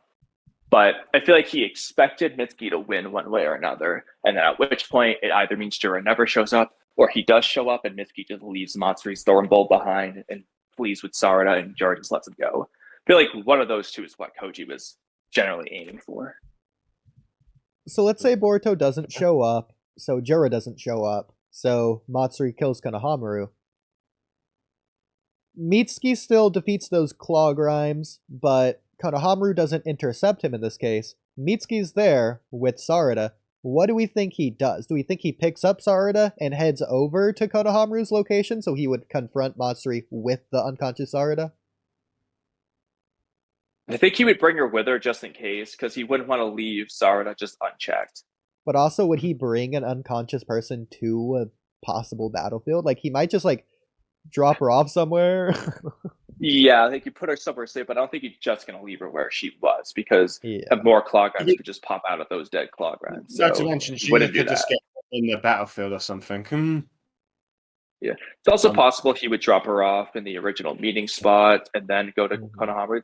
I think more than likely he would have taken her as safe of a place as he could while still heading in Konohamaru's direction. It seems like something along those lines. It's weird to me how Araya and Mitsuki split up, considering Sarada's unconscious and they don't know Konohamaru's whereabouts yet. Because this forces Mitsuki into this weird... He should have taken Sarada. I should have taken both. I mean, unless Araya's just not strong enough. But hey, if he still has his puppet master jutsu, have the puppet carry Sarada while he carries Yodo. You know, like... Yeah. I mean, if Yodo really is dead, and they're having Araya carry Yodo instead of Sarada, that's ridiculous. I mean, I understand it on an emotional level, but from a strategic standpoint, that is the worst thing you can do. You know, anyway, that's just being bad. Anyway, unfortunately, I'm going to have to probably now head off now. I've stayed way longer than I intended, to be honest. Partly just to try and keep this stream from having someone as like a main focal point while others left or having to debate. Let's just see. Very interesting podcast, from what I understand. Yeah. I basically ended up talking with Paradox, who's biggest Rock Lee agenda I've ever seen, by the way. Oh, absolutely. Yeah. It's like, I feel like it's like, and also I was like wondering when's Kamui gonna come back to debate truth about Rock Lee or something. But I didn't know that was thing. He just showed up and said that. Well, I wasn't planning that. I didn't have anything planned, but yeah, you guys are gonna have a very interesting time editing this podcast, to say the least. But yeah, it was fun chatting to you both, even if briefly in some regards. But yeah, I will. I guess see you next time when I am available. Though, hopefully it won't be this chaotic. Hopefully, yes. Always seemingly is at this rate. All right. That's it. I'm gonna have to make sure I message both at the same time. Like, you ready? You ready? You ready? Yes. Yes. Do that. Well, please. Thank you for being the MVP and holding the podcast down tonight. We couldn't have done it without longer than you expected. Yeah. Should have titled this BlueStar host this one. You know what? I could retitle it. Yeah, who knows? But yeah, bye for now. Alright. Okay, see ya. Probably shouldn't retitle it for the algorithm though. Yeah. You could do it for like some clip or something, like when it's just them, maybe. That works. That said, obviously I just got back. Do you want to continue or just end there? Yeah, I'm waiting for the Attack on Titan guest to show. Oh, that was dumb. There. I'm waiting for the Attack on Titan guest to show up. They said 9, and Cam said 10:30, and it's 10:18. Yeah, so I'm going to eat these burgers, then go to the store. I can still talk. Then I'm gonna get back. I need a shower, so I'll just leave for like 15 minutes probably during, and then I'll be back to actual mic. In the meantime, then we could just continue. What were we just talking about? Boredom? Oh yeah, what we think's gonna happen. Okay. We can just, I guess, continue the same topic. In which case, and I'm not even gonna bother switching to my good mic for these 5 to 10 minutes. So it is what it is. Just gonna eat and go to the store. I'm gonna switch anyway. But Okay. anyway, If the Attack on Titan guy right doesn't join, do we want to talk Attack on Titan when Cam's ready, or do we want to switch to something else? in that personally, I mean, obviously we can just let her decide. But Sure. personally, I would kind of just prefer we just do episode watching at that point, if that's what we're gonna go with. That would be quicker. At least for me, less talking, which means when I actually record my video after, it's gonna be better. And plus, I feel like that you had me confused at first when you said hater, but then I realized it's the guy who was calling it ending a 9 out of 10. So I think that was just a joke. But either way, I feel like if we're gonna do an Attack on Titan stream, that just feels like a good gas. That's just to do it with, you know, someone new that clearly likes to talk about it. So I would say just do episodes of that person. Okay. I Or think I'm movie, on the whatever. same page. Okay. In that case, so back to, I guess, Kawaki and stuff. So if this is the second battle, I feel like it's fair to assume, well, maybe not fair to assume, but reasonable to predict that Kawaki probably won't just beat Jura. Even in his hypothetical Karma 2 form state, Jura will just ramp up his power as needed and still be stronger, which will then require the new factor, whether that's Boruto himself, Mitsuki, Borushiki, Damon, Kodama, whatever, to then join the battle. Would you agree with that? Yes. Okay. So how, I guess without knowing how hard Jura has been trying, we can't really see. Do you expect Kawaki to at least use his horn? Or do you think they're just gonna not use it? If Kawaki is just so OP to where they want to show him off and he doesn't even need his horn, then the fight is obviously not going to last more than a chapter. It's going to then he last would like just half a win. chapter. Yeah, exactly. But that's ridiculous. But I Okay. could see them doing it. I could too, but a lot of it does depend. If Boruto vs. Juro was the second battle and Kawaki's arrival is heading into Act 3, I could see them doing that for sure, but it wouldn't. I mean, it just wouldn't be preferable to me because I'd be coming back to, okay, well, if Kawaki alone is stronger than Jura, then Jura just Why? isn't that big of a deal. Yeah. And Kochi has seemingly foreseen Kawaki's limiter's released power, because I still think he told Boruto, one way or another, I think he told Boruto about the limiters. Yeah, if there at least, Boruto says this is something you're going to decide on your own. So Kochi probably foresaw that, which means he would just know how strong Kawaki is anyway. So it's like, if he just is stronger than Jura, why isn't he hyping up Kawaki as the worst possible future? Like, that'd just be like the thing to be telling Boruto, like, hey, Kawaki's the worst possible future, and then Boruto obviously doesn't want to kill him. But like Koji would just be immediately down to kill Kawaki. You know what I mean? Like I feel like that can't happen for a variety of reasons. I feel like Boruto emotionally just wouldn't accept whatever Koji says about 10 directions when it comes to Kawaki. So if he says that, oh yeah, if you ask Kawaki to get his limiters off and he does, and then you two defeat Jura together, yeah, you did teamwork, but like, now Kawaki's gonna kill you. Like, Boruto's not gonna care because he's only focused on the teamwork / love of his brother. Well, then again, so obviously we don't know what leads Kawaki to quote-unquote ending the Age of Shinobi. But in the hypothetical, to where Kawaki just like kills Jura right now, we know that's not gonna happen, but just pretend it did. He just kills Jura. And then he just turns around and kills Boruto.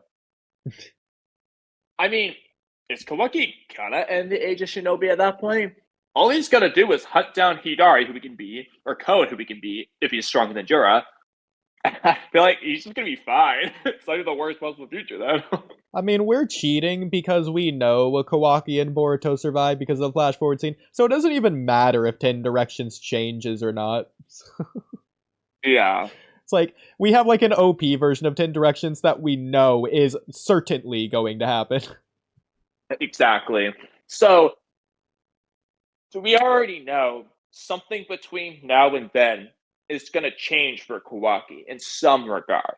And it's very hard to see how that could happen if he just solos Jura and Boruto and Code and Hidari and Mamushi and so on. You know, they don't feel like he can head down that path unless he loses the Jura or stalemates him or something, just doesn't win. Yeah. So, I do have something on this, if you can see my screen. Yeah. Go to Boruto topics, and at this point I gotta scroll up a million light years. Well, you're not sharing your screen. Oh, my bad. Okay. Okay. So I'm just gonna go until I find it, and I guess I'll talk to fill in the time until then. So okay, actually it wasn't that long. So, okay. So here we see, this is chapter 23, this is when he tries to stab Kawaki, who uses Daikoku to shrink himself, or Sugunu Hikano, whatever, blah blah blah. Yeah, I said other way around, but yeah, I always do that. So, missing his eye, eyes bleeding. Yes, we agree that is Jura's current state of being? Yeah. Okay.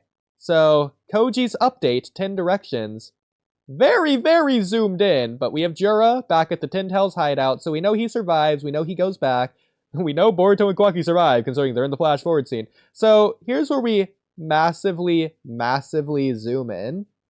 So, yeah, there's a couple things. Hard to tell, but do we think his eye is back here?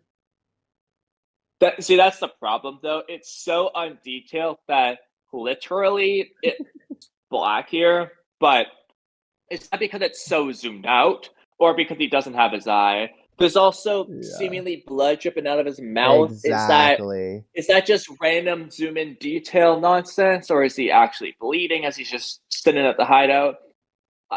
Yeah, so that's what I mostly wanted to point out. First of all, it doesn't seem like there's any blood dripping down any eyes, regardless if it just is an eye hole or not. I mean, you could argue, this right here might be blood, but it's possible. I don't know what, like, does Juri get like a stick nose? What is this? It's probably just a smudge, but...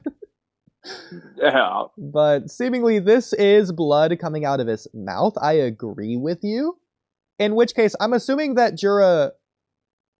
It wouldn't make sense for him to heal if he has damage still. Why would he heal his eye, but not whatever other thing this is? Exactly, but like, why isn't he healing if he's there? Yeah, unless he can't heal from the tree, if he doesn't have a soul thorn and he just heals through Biju powers or something else. I don't know. But if that's the case, he can't be hyping up his Biju healing speed when he's just never healing.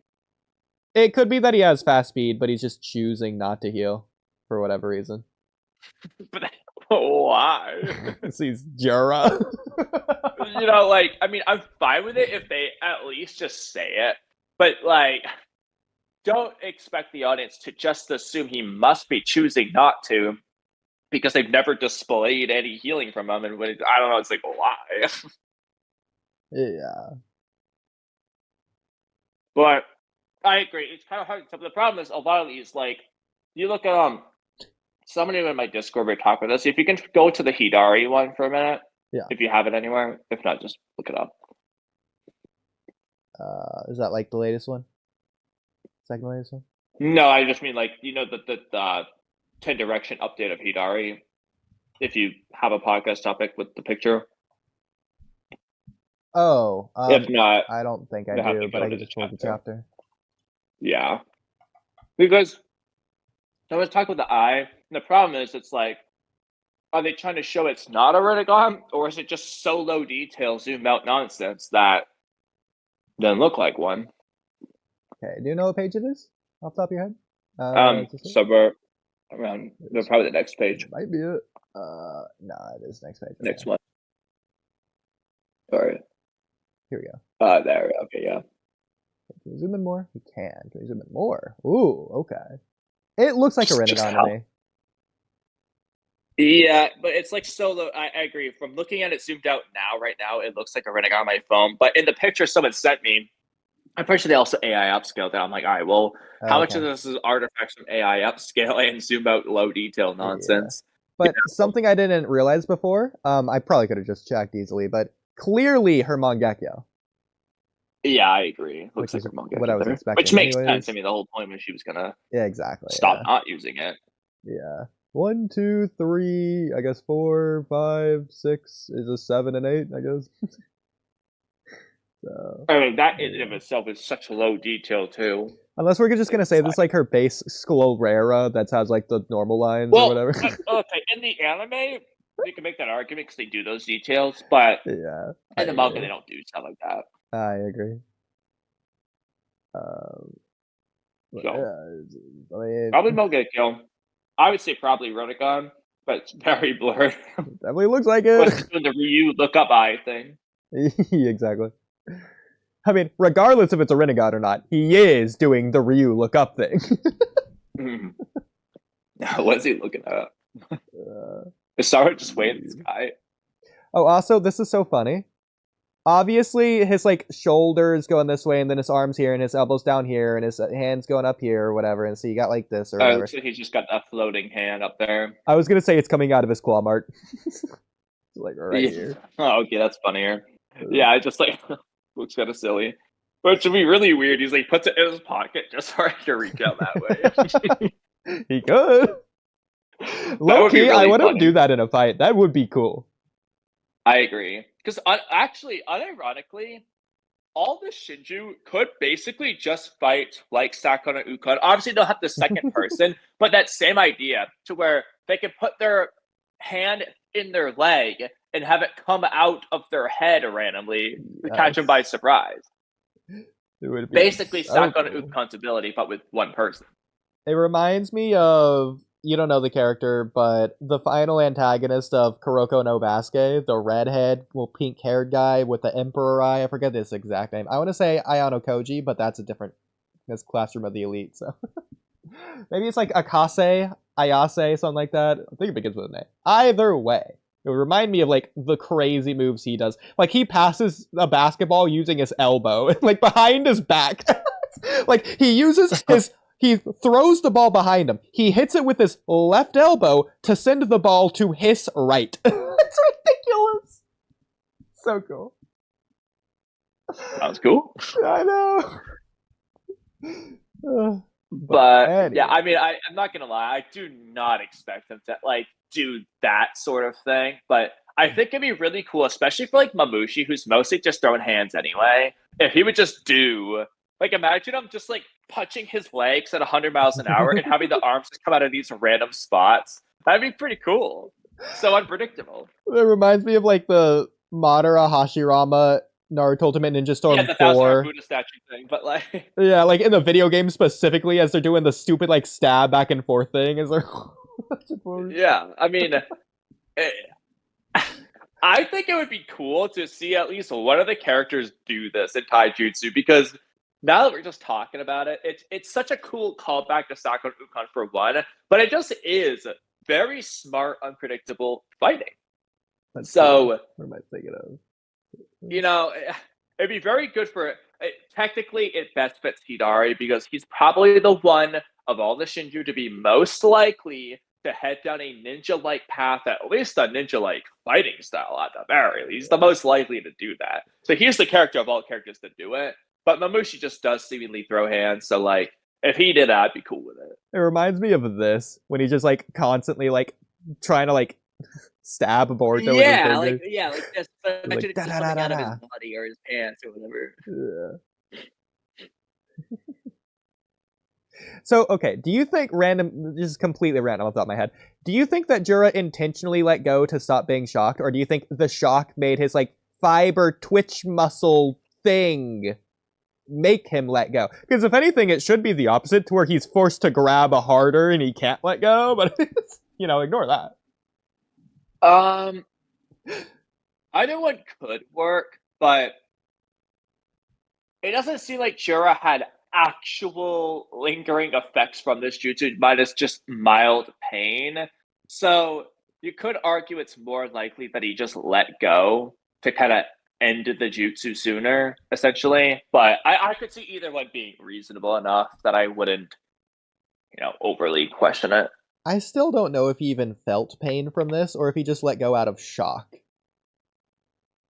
He has the Yeah, exactly. But it's not even gut. There's no way. We already know gut is the highest scale of pain, apparently. So it's probably below gut. But I mean, I still think that the Uzuhiko from Chapter 3 that hit code didn't really hurt him. I think he was just doing the face because he knew that it was like Boruto's jutsu that he's been charging up. He's like, "Oh God, I'm being hit with it!" Ah! I mean, it's like the same face as people have when they're wearing armor, when they're hit with the Rasengan, before the Rasengan tears through the armor.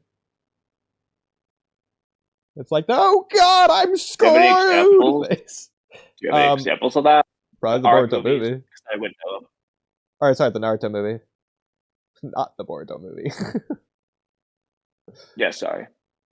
Deepa might, but I don't think he does. In fact, I'm pretty confident unless you're going to say his troll face, but that doesn't count because it was a troll. Exactly. I was going to say Deepa's the only one I can think of, but specifically him trolling. So. Yeah, but, I mean, either way, you get the idea. Just imagine he wasn't trolling. Well, I mean, I could see it being a thing. I just like, has it been a thing? Is it a thing that they've been doing? If not, then it's always the first time for everything. But yeah. I think it happens in the first Naruto movie, but either way. But like I said, I was going to say not movies because I haven't seen them, so I can't recall the scene out of my head. So you could argue Kabuto, but I think that just did hurt him. So yeah, well, it blatantly did hurt him. Yeah. And I also don't think he started screaming until he was hit by it. Yeah, so. Exactly. It's almost like an "I'm gonna get you." You're just launching the Rasengan towards him. Ooh, here it comes! It's here comes the choo-choo train. But anyway, so did you finish your Jura topic? Was that all you, or was there more you were going to get to with it? What did I write down to go with it? Oh my God! Did you see what Cam wrote in the chat? Yes. Well, I saw one of the messages. That's anyway. Ridiculous. Okay, yeah, yeah. Oh my God! She just can't anymore, I guess. Okay. Well, if the guest never responds, then I guess we'll just stream until we don't feel like it anymore. Okay. So I did write this down. Or we can do a movie after if you want. Whatever works. Yeah, I do want to watch the 28 Days Later movies, and if we want to watch one tomorrow, one tonight, that could work, or just both tomorrow. That would be fine. Either way. So tomorrow is 4th of July. Either way, so though, we'll have to keep that in mind. If that happens, then I can do my store trip, come back, and then shower, and then do it, basically. Yeah, we could also plan for Saturday, depending on how that goes. I might go to Clean Saturday, I might go to Clean Sunday. Either way, I want to watch both movies before I go to Clean. So whether it's Saturday or Sunday, it doesn't matter. But just so I can go see the movie after. Well, I do. I would have time tomorrow. Technically, if you wanted, if we could do both movies tomorrow, we'll figure it out later. Yeah. Okay. We'll wait till I get back from the store later to even figure it out. Yeah. So, no, we basically already covered it. The question is, does Jura still have the bloody eye here? What do we think? And do we think it is a bloody mouth? That's basically the two things I wanted to point out. Compare how much blood he has on the left one. I mean, it just blatantly is more, no matter if you count that shadow-looking thing as his eye, it clearly isn't bleeding. I mean, the problem, though, is, this is really stupid, but Kochi foresees Jura holding his eye. In theory, he could have just wiped the blood. I know, it's ridiculous, though. Yeah, because it should continue to bleed. I mean, honestly, this is a very small amount of blood for what just happened to him. Like, he should be, like, gushing out blood out of his eye. Well, honestly, not necessarily. I don't think it will continue to bleed, because keep in mind, he's not human, he's tree. The only blood, as far as I'm aware, that Jura has is in the eye. And so it's just like a water balloon. The balloon popped. There's no more blood to be had. There's no more eye. Maybe, but the problem is blood's inconsistent in Boruto anyway, so... Yeah. So that's hard the to problem. We still don't know whether Ryu was coughing up iron sand or blood. Exactly. And then you have, like, Boro never bleeds. Even Ko, when he gets his arm chopped off, I don't think it's that much blood gushing out. You know, Yeah. So it's that's just not... a problem. Boruto's not very gory, to put it one way. Exactly. I guess sticking with Jura if we wanted to, unless you wanted to do something else. Well, I had Okay, go for it. something new, but real quick. You never did get to your Divine Beast thing. What was that from? Like, where did you find the kanji for Divine Beast that led to you posting it in the first place? I know you said you could have used as an answer to a question, but so it was didn't post it was that reason, the answer to Sauron. I don't remember how that went, but remember we were like letting him say something. Yeah, I know. I was But like this is gonna be the answer. yeah, but it wasn't why you originally posted it. So now I'm just asking about the original thing. I don't remember. That's the problem. Did you find it from the manga or No, this was on G-Show, just the Japanese dictionary. I don't remember why I looked this up or if I looked it up. I might have just looked up the kanji for God or higher realm. Maybe I did look up Shinju. I probably did to see what kanji they were going for, and then I found this if I scroll down, which is funny.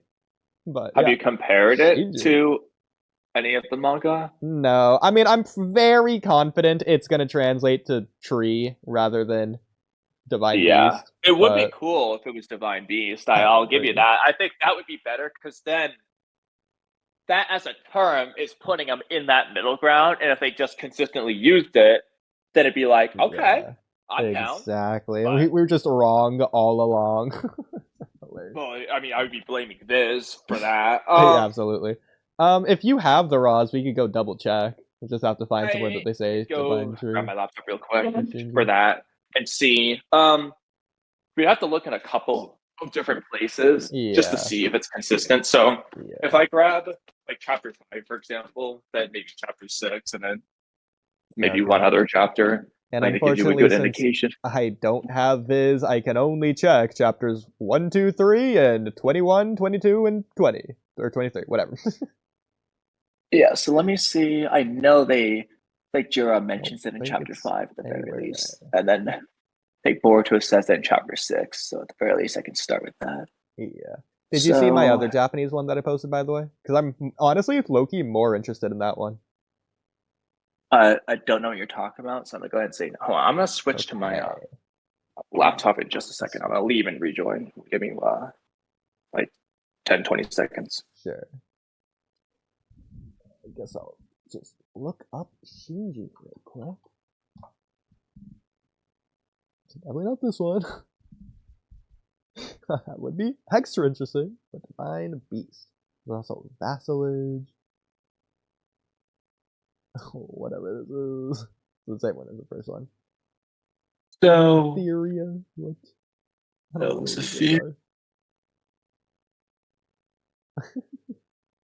Ancient mirror decorated with gods and animals. Okay. Neo-mercantilism. I know what mercantilism is. In terms of, like, Trade. I'm using the word wrong. Fidelity is crazy.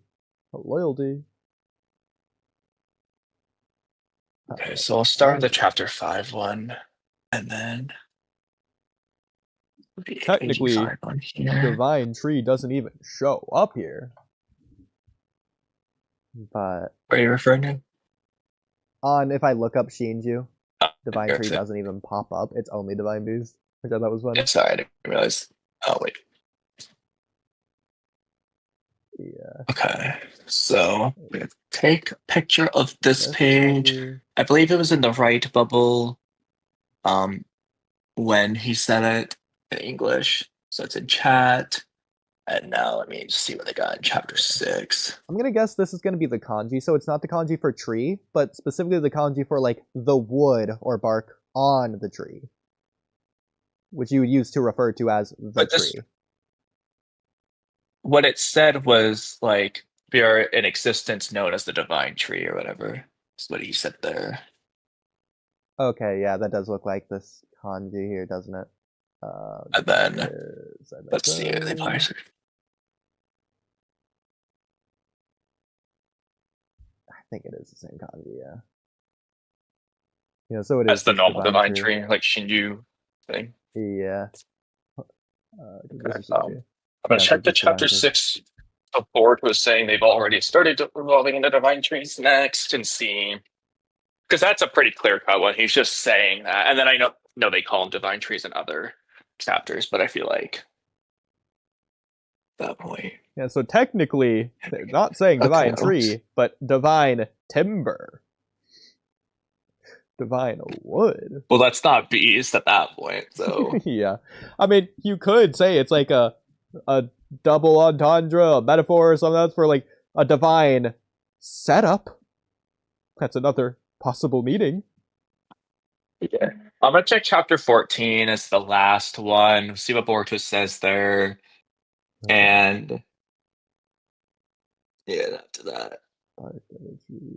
I'd also be interested in chapter like 22 when he says that Yushinju are just trees.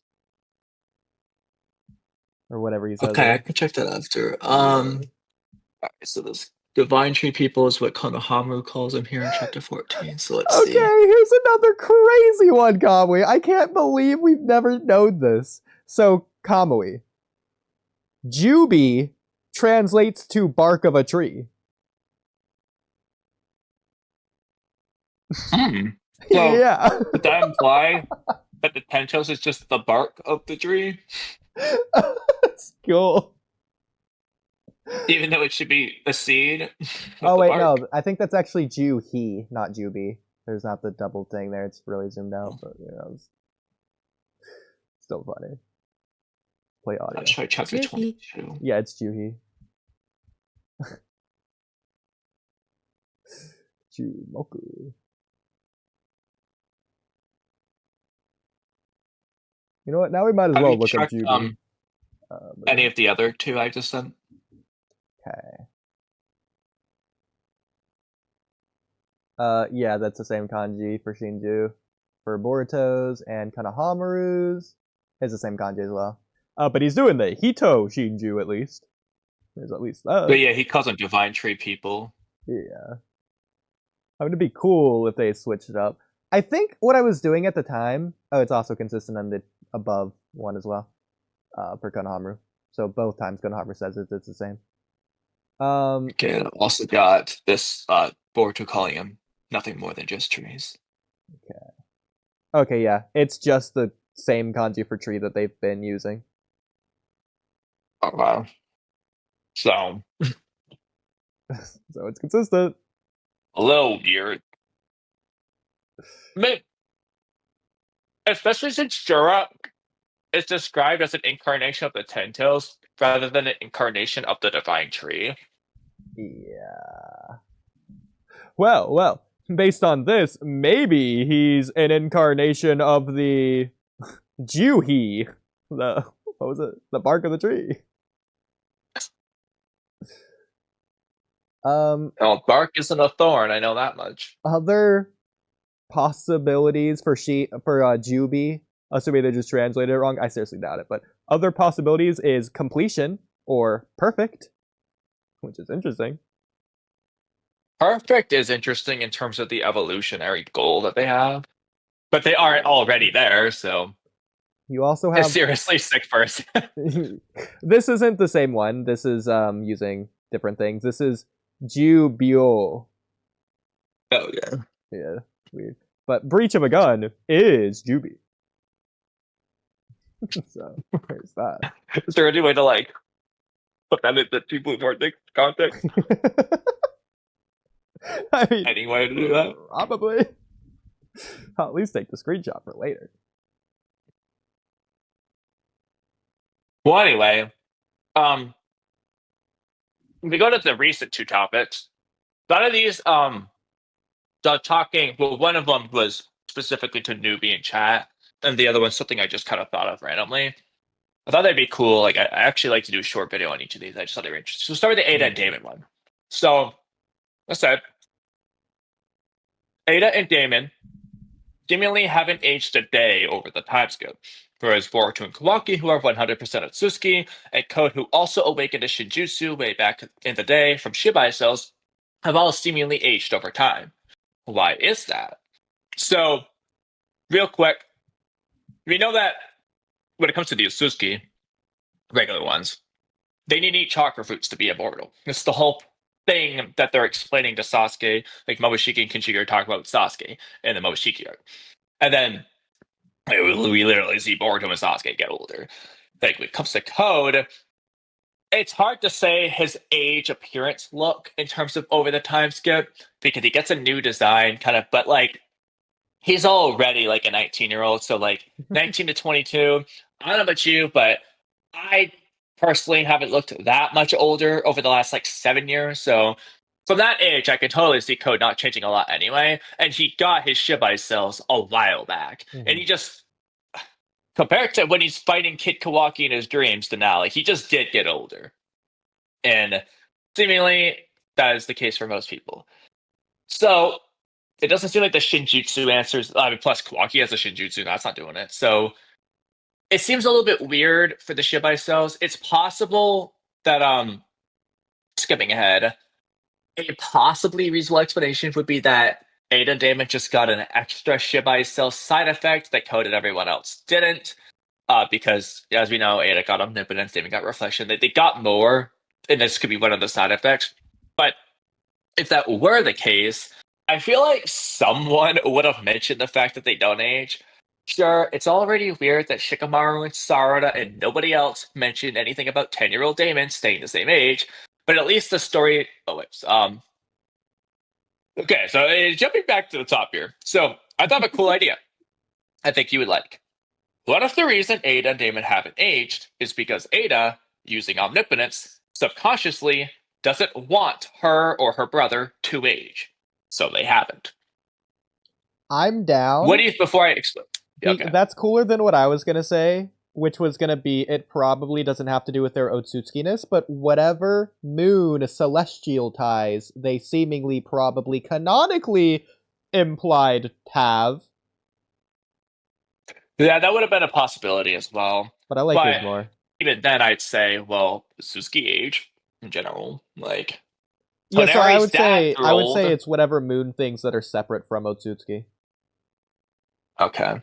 So that we just wouldn't know. That is a possibility, but given what they obviously haven't really gone down that route as of right now. So whereas omnipotence is something they have. So I could see them doing this. So like I said, no matter what, it is just weird that like nobody is gonna ask, hey, how come you look the same age? But at the very least, the story has made omnipotent shenanigans a mystery still waiting to be fully resolved. This could easily just be another case of that, and once again, it delves deeper into Ada's character and desires symbolically through her omnipotence desires that become reality. Now we're asking why she wants her and Damon to forever stay this age. We could have asked how she feels about staying the same age due to Shibai's cell / Amado, but Ada's never expressed a distaste towards it. So the story wouldn't be begging this question, unlike the love charm stuff, which literally Ada has directly discussed and how much she hates it. But if Ada subconsciously desires to stay this age, this forces the reader to question why this specific same age, as opposed to her and her Damon's hypothetical prime, like 25 or whatever. This would be a cool idea to play with. Because, again, like, you could say the same thing. Well, if she's not directly saying it, the story's not necessarily banking it. But I do think it would be more subtly, yes, but it would be begging the question because we already know everything that happens with omnipotence for Ada relates to her subconscious desires. As of right now, at least. She doesn't just snap her fingers, do things willy-nilly. Everything that has been stated to happen has been because of her subconscious desires. Love Charm's a great example. The role reversal is a great example. I think if it's a revelation that omnipotence kept her young, that would force the reader to say, why? Why does she want that? Why does she want to be 16 and her brother 10 as opposed to being 20 and her brother 20? It would naturally lead you to ask that question. But if it's just because of Shibai cells and Ada doesn't give a damn one way or another, I don't feel like that's the story begging any questions. Sure, a reader would ask, why does Shibai cells have that side effect? But more realistically, we're asking, why doesn't it have that side effect on all of Kara? It's like, so I feel like this just works pretty well. Yeah. I agree. I do like all that, especially since it just further pushes my Ada is omnipotent agenda. But aside from that, I do like this. Because I do think there is like narrative things you can do as well. Because she hates the love charm, but at the same time, she wants love. You could imply that through staying young, this is her having her chance or refusing to age until she gets someone. I like that. She doesn't want to grow too old for love, so she stays this age until she finds it. That works cool. Yeah. I think you could also imply similarly on that same love idea, but like from the opposite perspective, to where for whatever reason, something happened to where she had her love broken at this specific moment in her age, life, or whatever. And so she's been paused there until she can heal from that and grow and move on. So she's not just mentally stunted in her growth, she's physically stunted for that exact same reason. Until she can I'm writing these down as extra notes. I love it. Okay. Well, I mean, because I wanted to do this wouldn't be a long video, but I don't really see how I can stretch this past 5 minutes, in all honesty. Unless I just take a long time going over how it's weird how nobody else aged, but I do a short video on it. That was cool. Your note was stay love until she finds love. You meant young. But I like that idea. And then when it comes to Damon, I'm gonna add this note. Yeah, maybe that was my she doesn't want Damon to age, so he stays her little brother. Younger brother, yes! Okay, that works, because I was going to say why Damon. No, those two reasons don't address that. I love that, If she's stunted, she naturally would just want little brother Damon to stay little brother Damon, not become older brother Damon. Okay, this isn't the case, but this would be funny to where... This is stupid. Maybe the love charm only affects younger siblings, and because she doesn't want Damon to be affected, she keeps him the younger sibling instead of aging to be older than her. That is less realistic, but if it were the case, I would totally understand her feelings. Like, it would make sense. It just feels like it's probably not the situation. Yeah. I think, whereas yours is technically a little bit more disconnected from this idea, it works way better than mine. My way to connect these ideas was she's just applying her feelings onto Damon as well. And so, Damon is young, he deserves to find love when he's young instead of getting older too, or something. I mean, to be fair, Himawari is apparently a thing that I don't think is actually a thing, but everyone else does. I mean, that would make sense, but just examining what we have seen from her character with interactions with Damon, the only real thing she's really expressed towards them is that he is her little brother. Like, that is, and that he's strong, obviously. But, like, the main thing is just that that's my younger brother. I feel like she doesn't have much else to say other than that's my younger brother. So I feel like if there's one thing she wants to keep the same, It's that it's her younger brother. I do think a narrative that we've selectively ignored because it hasn't really played out to be anything yet, but could be important. Not that it is. It seemingly hasn't been so far. But the fact that Ada's calling Damon her knight, like knight in shining armor, you could imply that to be obvious context to the obvious themes that we already have with Ada and love, but you could dig deeper, go a little bit further to say it could be something farther or more, depending on what you think it may be. Like, similar to, like, Mitsuki and his son. This could be Ada and her... Yeah, I definitely don't think, when she refers to Damon as a knight, it's anything related to love in terms of romantic love. Yeah. Go ahead and rule that one out. I mean, the obvious indication would just one be is just the bodyguard. protector of her. Yeah. Yeah, that's the obvious interpretation. I Do mean, you have any ideas for what a deeper one would be? not necessarily, isn't but like weird? knight in shining armor, she might want to see Damon because she like has filial love for him, like she loves him as a brother. She might want to see Damon as not like this cocky brat who gets in everyone's way, but like as like this perfect version of himself. And so maybe it's Ada's omnipotence that actually is what makes Damon strong in the first place. Maybe Damon has not Shibai cells, but maybe he awakened an ability because of Ada and wanting to see him as a knight. And so basically that means that that could mean that Damon's strength could fluctuate depending on Ada's view of him. If she no longer sees him as a knight, maybe he loses his reflection ability.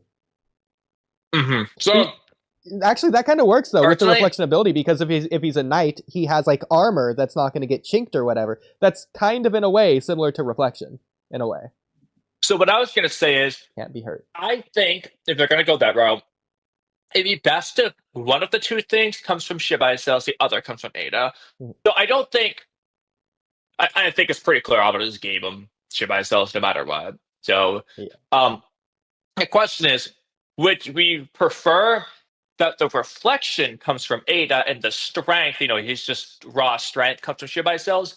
Or would we prefer that the reflection ability came from Shibai cells, whereas his just raw, overbearing power is an external amp applied through Ada's omnipotence? Which would we prefer? Whereas that second idea is cool, it, I think, isn't as good, not only for Ada's character, but also the story. Because, first of all, the obviousness of Ada's giving him a reflection so he'll never have to be hurt ever. That means so much more than just he's more powerful than everyone. He just beat everyone up. So, but also Ada... I agree. Because to some extent...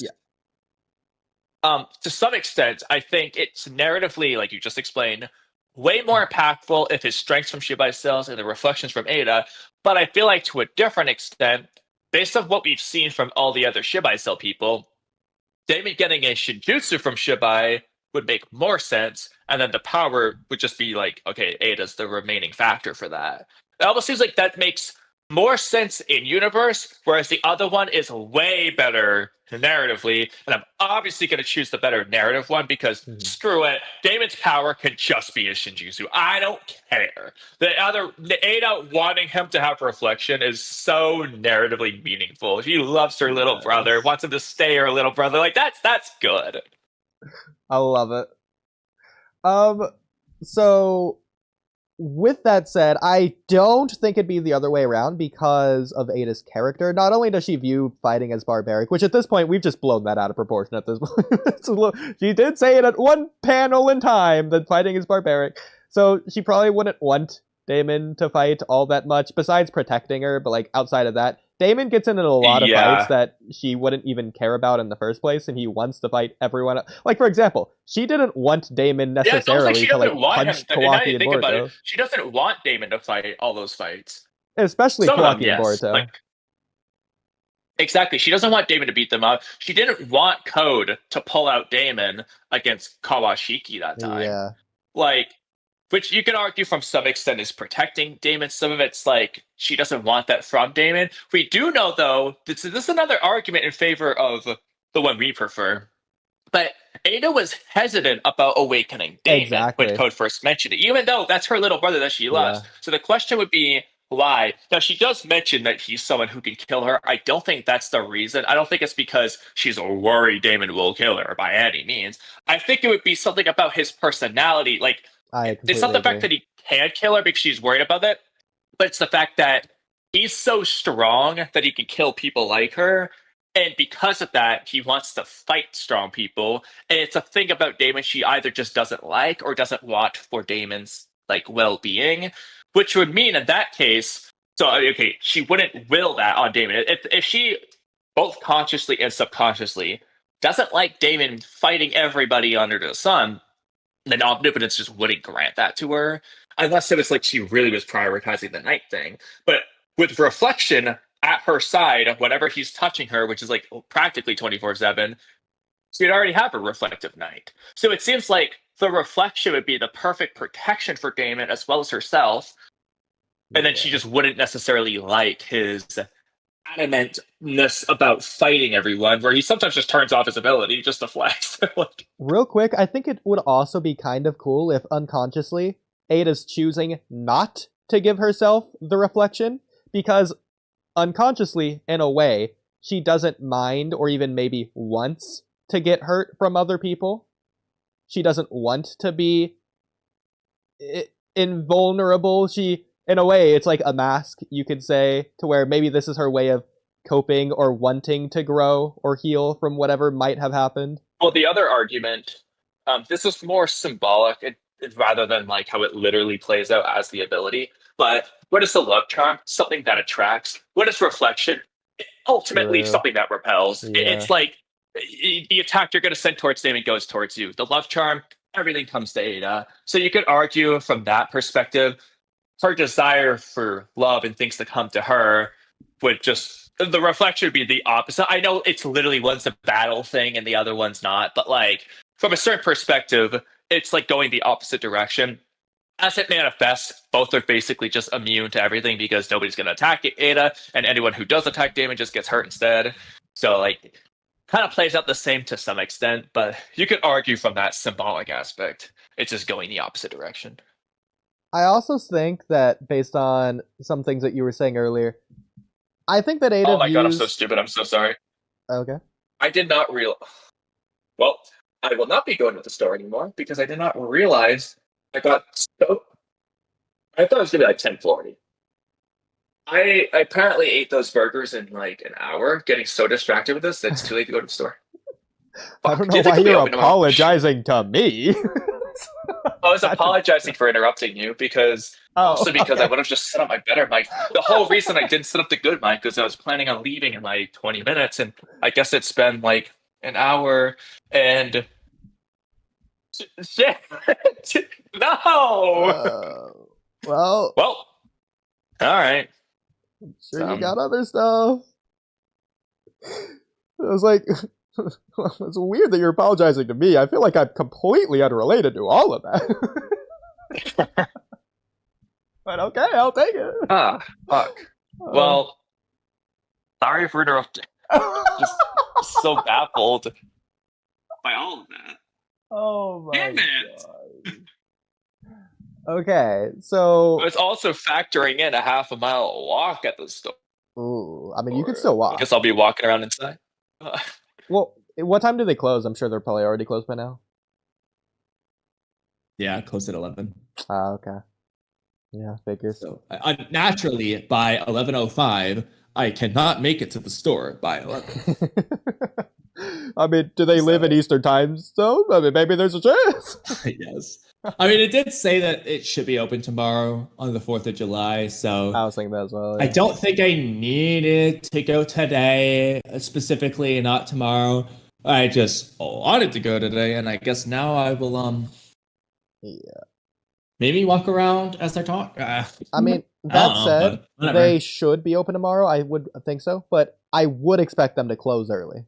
So keep that in mind. Yeah, well, I mean, my plan would be to just, like, hopefully not be this irresponsible. I'm supposed to go to my camp and stuff with family, so I'm gonna go before then, whatever. But hopefully I have everything I want for tomorrow before I work out. All right, continue what you're saying. You probably forgot at this point. For the most part, I think I remember it. So in terms of Ada viewing Damon as like dangerous, I agree it's probably not for the possibility that he could kill her, even though I do think that is a consideration on her mind. And also the fact that he is, whereas he is loyal, seemingly. We don't know how much he was beforehand, first of all, but besides that, I'm sure he was the same. But the fact that he seemingly could just like flip on a dime, you gotta be careful around him. Like, I don't want to call him... What's the word for when you're like really emotionally like fluctuating? There's like a term condition for that. What is it? It's like hyper, not bipolar. Bipolar. Yeah, thank you. He could be like bipolar, to where like if she says the wrong thing, maybe he's just gonna snap one day. It's gonna be like a trigger that just flips the switch. I don't know. It's a possibility. I mean, I don't know what you have to do though, because even like Kawaki is like being a dick to him in chapter 79 and 80. Like, oh yeah, I'm gonna kill you, bro. And then Damon's like, oh yeah, right, good luck. You know, like he doesn't really care that much. The funniest thing they could do, I'm not gonna say this is good, but this would be really funny, is if Ada's pretending to be weak, and so Damon just thinks she is, and the moment Damon realizes she's strong, he's just gonna fight and kill her. Okay, that'd be funny. I feel like the most realistic way, though, that she could accidentally or purposefully just change Damon's worldview, give him a Mangekyo Sharingan awakening moment, would be if she said to Damon, I don't love you. Oh, but like, would she, and why is the problem? Especially knowing what that means. Well, maybe it could be a thing to where like she knows this is the only thing that's gonna work, and she needs to get herself killed / sacrifice herself, maybe through Damon's hand specifically. It could be like a random like evil Itachi fake thing where she's doing it. That could work, yeah. Because I mean, for Ada to kind of self-sacrifice, that could work as like a development for her. But like, I don't see anything else. Just completely like giving Damon that Naruto pain face when Hinata quote unquote died. You know, like what's gonna give Damon that reaction? Well, the only thing would either be someone stronger than him, which just might make him excited, or Ada thinks she doesn't love him. I mean, I definitely see him going 6 tails over that, but like, the question is, would he take it out on Ada? Would he take it out on everyone but Ada? Would he be like Code and become extra obsessive? Like, how would he react? Crazy. He might just not believe her at first, so the problem is that you'd have to have him just believe her. Yeah, so, you have to have it. I mean, you could play into it. Like, I feel like there's that Naruto or Boruto scene where someone says something, they don't believe them, and they're like, yeah, okay, you know, stop joking here, haha, and then they eventually say it again and like emphasize. I feel like that happened somewhere, but yeah, have to do something like they could have done that at Asuma's death, but they didn't. For Naruto's reveal is what I'm talking about specifically. When Naruto finds out about Asuma's, we don't need Asuma to be like, all right, bye guys. Gotcha, but I'm still dying though. Yeah, I was gonna say like, what are they gonna say? Like, you know, just sees him bleeding out. It's just like, no, you must be joking, Austin. No, why don't you get back up like he died? My breath on this. Just walk it off. You got this. Like, come on, Asuma, you're a Joni. Shikamaru, stop smoking. Shikamaru, take the cigarette away from him before he dies. But yeah, I mean, okay. So obviously, this hypothetical Damon, I don't love you moment needs I know. a bit building towards it, and there needs to be reasons for it. If you had to give either your favorite reason or maybe your favorite like 2 or 3, if you're kind of stuck. I don't have an answer off the top of my head, so if you don't either, I totally understand. But like, if you had to, so we've proposed one, the self-sacrificing Itachi like idea, but are there any other ways you particularly would like this to play out? Like, so Ada's got to say this for X reason. What is X? But like, real quick, the scene that you might be thinking of, and this isn't necessarily the best scene of this, but like Naruto finds out that Jiraiya's dead from Tsunade. And it's like leading up into it before Tsunade reveals it. Naruto's like, alright guys, seriously, no, what's going on? Like, what are we all gathered here for? And then she says it, and Naruto's reacting. Okay, I think you're gonna laugh at what I'm about to say now, because now that I'm thinking about the scene, I might have figured out what I was thinking of and cross comparing it to something that doesn't entirely fit. But like, so what I'm thinking of now, at least, is do you remember when Sasuke wakes up from the coffin? He's got the crazy hair. He's not looking at Naruto. Yeah. Naruto's just like, oh, come on, come back. Okay. Look, here we are. Time to go back home, buddy. You know, and then Sasuke like laughs. That's not even like exaggerated. Really that's like basically it. Yeah, I'm like thinking that's probably what I was thinking. That's a very good instance of that. Okay, this is also a really stupid one. It'd be really funny if they did that at Rin's death. I don't know how. Maybe Rin looks over and is like, hey, Obito! See ya! I was gonna say, like, Obito's just like, you're joking, right, Kakashi? He's like, no, Obito, Rin's really dead. And then he falls asleep. And I guess he just forgets seeing Obito in that case. He's in a lot of drama at that point. I don't blame him. Yeah. I mean, that would be an interesting plot point, at the very least. Another stupid one would be like Gaara's dead and him like in his weird Ninshu heaven realm before he's really dead, I guess. No, but I was gonna say it's actually Naruto's reaction to seeing Gaara, where it's like he doesn't believe it for like 10 minutes as he's just like ripping Gaara out of the thing. That could be a similar-ish situation. Agree, yeah, it's like, come on, buddy, wake up. Yeah, exactly. Eyes. What are you? I feel like there's more than one situation of that too. No, okay. I feel like that would be unironic. Like, I just got chills from that. If considering Gaara's sleeping thing, if Naruto's like, come on, Gaara, stop snoozing around. Get up. He's actually dead. He's like, Gaara, I know you haven't been sleeping, but now's not the time. Like, I feel like that's unironically something like a 3-year-old would say to their dead puppy. Oh, it's so sad. Hey, stop sleeping. Wake up, buddy. You know. Oh, poor Naruto. But okay, so in back Damon to and Ada's case. Yes. Okay. So if I were to give a other possibility other than self-sacrifice like Itachi, what I would do is obviously you have to build up to it because they haven't even started that yet, but you have it to where Ada gets, this is going to sound weird, but let me like explain it. She's gonna get like fed up with Damon and like really annoyed to the point to where it's serious and dreadful, not like a playing around, but she's done with Damon, and so she means it genuinely. Maybe even to the point to where she knows, maybe the point she knows she's gonna die or doesn't care what the consequences is, because it's almost like it's being brought out of her. She can't even help but to say it. Like, she's right in front of him, and she's like, Damon, I hate you. Like, she just puts her hands on his shoulder, like, looks him straight in the eye. Very serious, blank expression on her face. Yeah, because, what I was gonna say, that would tie back to, like, her original hesitance to awaken Damon. It would be, like, basically the thing she's always been weary of would get to the point of like, I am sick of you, Damon. Like, you've crossed the line type thing. Kind of similar to what this is obviously more amplified, but like when she considered Kawaki to be a coward in chapter 80. Like, the similar thing to where she's just outwardly saying, like, yeah, Kawaki's coming off as a coward. I'm not happy with him type thing. Yeah. But, like, amplify that. She's pissed at Damon for some reason. It can't just be pissed. It has to be her, like, in her normal, calm state of being. So she doesn't just say it out of emotion. She means it genuinely after thinking about it.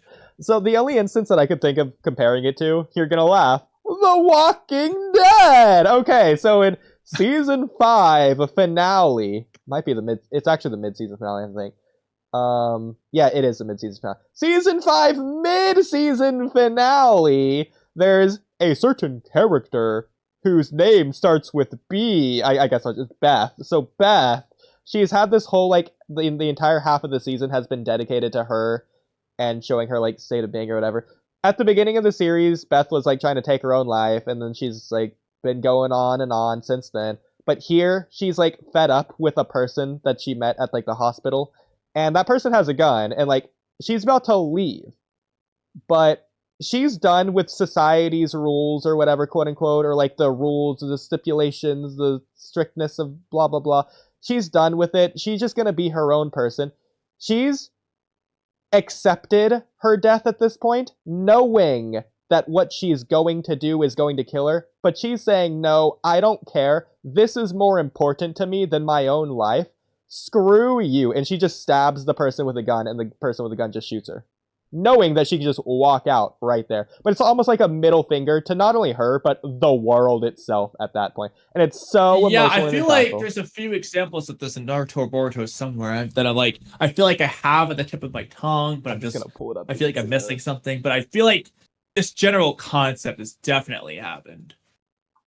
I mean, technically Zabuza, I guess, with that one, is like, he knows he's going to die for fighting Gato's army by himself, but he just wants to stick the middle finger to Gato at this point. Yeah. That'd be one example. So, I'm just going to show you this scene. I might as well. We'll probably get copyright struck from it. Maybe not. I don't know. I'll turn it very low. I'll put I can't do captions, so I guess we'll just have to listen, but I'll put the red filter on. I'll keep it not full screen, and hopefully that just works. So, this is Beth's death. Here's okay, so here's the person that she's gonna stab, and here's the group that came for her friends, her allies. She's supposed to, they're doing a trade. So she's supposed to leave, and they're supposed to give them back their hostage or whatever that they have, her friends. But this is how the scene plays out. Yeah, it's like the Pakunoda Gon Killua. Yeah, it is very similar. I completely agree. That's another really good comparison. Get in now. But like, you can just tell with her like face. So imagine this is just like Ada and Damon, I guess. Okay, well, we didn't get a lot of build up to that, so just imagine this. I don't know.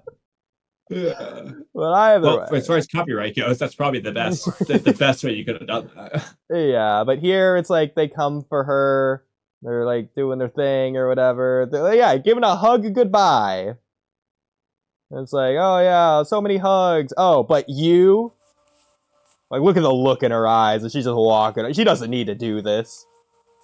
She's doing it just cause. I get it now. Okay, we get the rest of that, so. Alright. Yeah. But she gets it now. Hey, maybe even Ada could say that. Be like, maybe she didn't even understand her true feelings. Be like, I want love. And what I feel for you, Damon, is nothing but hate. Or even disgust. I don't know. Whatever hits hardest. Yeah, I don't know what specifically, but like as a concept, they could do that. I mean, like, either of these options, whether it's the pretending to hate Damon for the good future, or if she's following her heart, or if she's following her heart and just being honest with Damon, she doesn't even care. Like, I think there might be like more things to push to that point. Maybe she's already accepted herself and pushed past whatever other character arc shenanigans with their love charm. Like, maybe she's already past that point, and now she's fed up with Damon to the point that she doesn't care if she dies anymore. She's already achieved what she wanted, basically.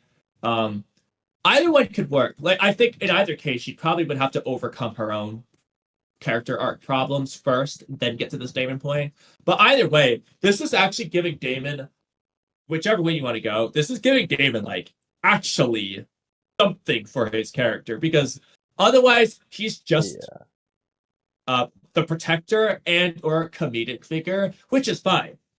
Nothing wrong with that. But like, that's not a whole lot to his actual character. This would be trying to do something to push him further. So I would be down to some extent. I'm not saying part of me doesn't want that. Part of me doesn't want Ada and Damon to have a feud. But you can argue that's what makes it impactful. So I completely agree with that, yeah.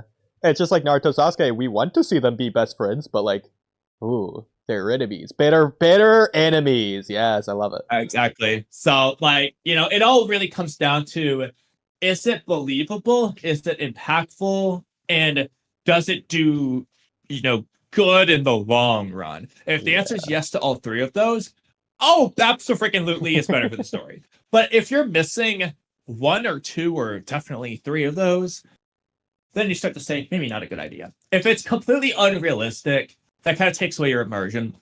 If the scene itself isn't impactful, you're probably just not going to like it. And if it does nothing for the story moving forward, kind of what's the point? So I feel like you kind of need all three of those. Well, Kamui, I'm about to prove you wrong on absolutely everything you just said with a third possibility for how the scene could play out.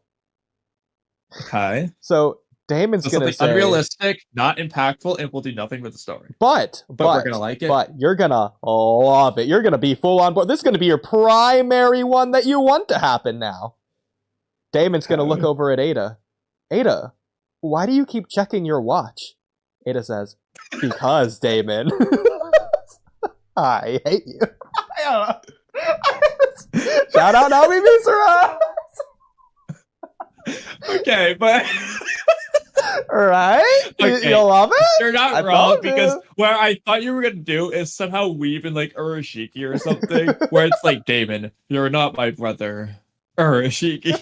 It's something ridiculous that doesn't make any sense, but because we love the ridiculous thing that's being used, we're just gonna love it. So, okay, you do have me there, but to be fair, I feel like that only applies to one, us, and two, it needs to be something we love and isn't there to the point that it overcomes everything else wrong. Sure. I mean, I feel like the only way to really do it is be like, it's keeping it as similar as possible.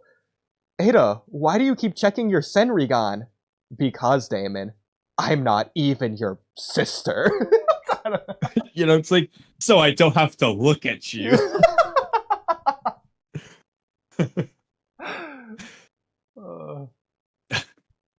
I mean, it'd be cool. If they did a Death Note reference in Boruto, you already know I'd be jumping for joy. They actually do this in Hunter x Hunter. It's the smallest thing ever. They just compare Crollo's book to the Death Note. This is a one-off line. And I was jumping for joy when I saw that. That's cool. I'd love to see it. But Shizuku's just like, Crollo, your book's kind of like the Death Note. That's all it is. But, like, of course I love it. Yes. I did have more Damon things to say, though. I was just trying to get all that other stuff out of the way first. So, I agree that Ada views Damon as dangerous, and that, maybe he will kill her, but I agree with you. I don't think that's necessarily the most likely. I do think, though, it is a consideration for Ada, who is very conscientious and careful of all these different possibilities. If it's possible, she will consider it. Doesn't matter what she thinks is going to happen. She will be careful and prepared.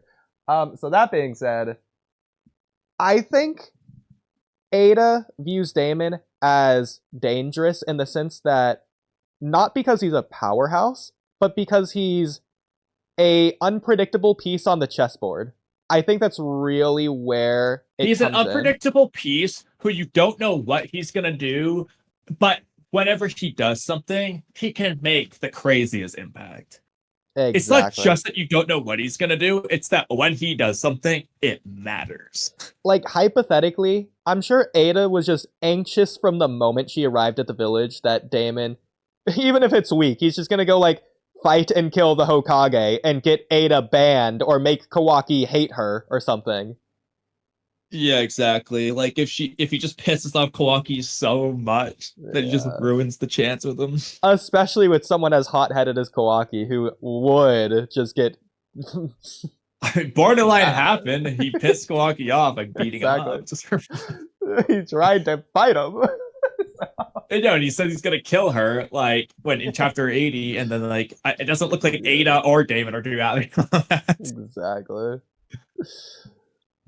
So it definitely makes sense. Yeah, I completely agree. There's also possibly another reason why she would consider him dangerous, quote unquote.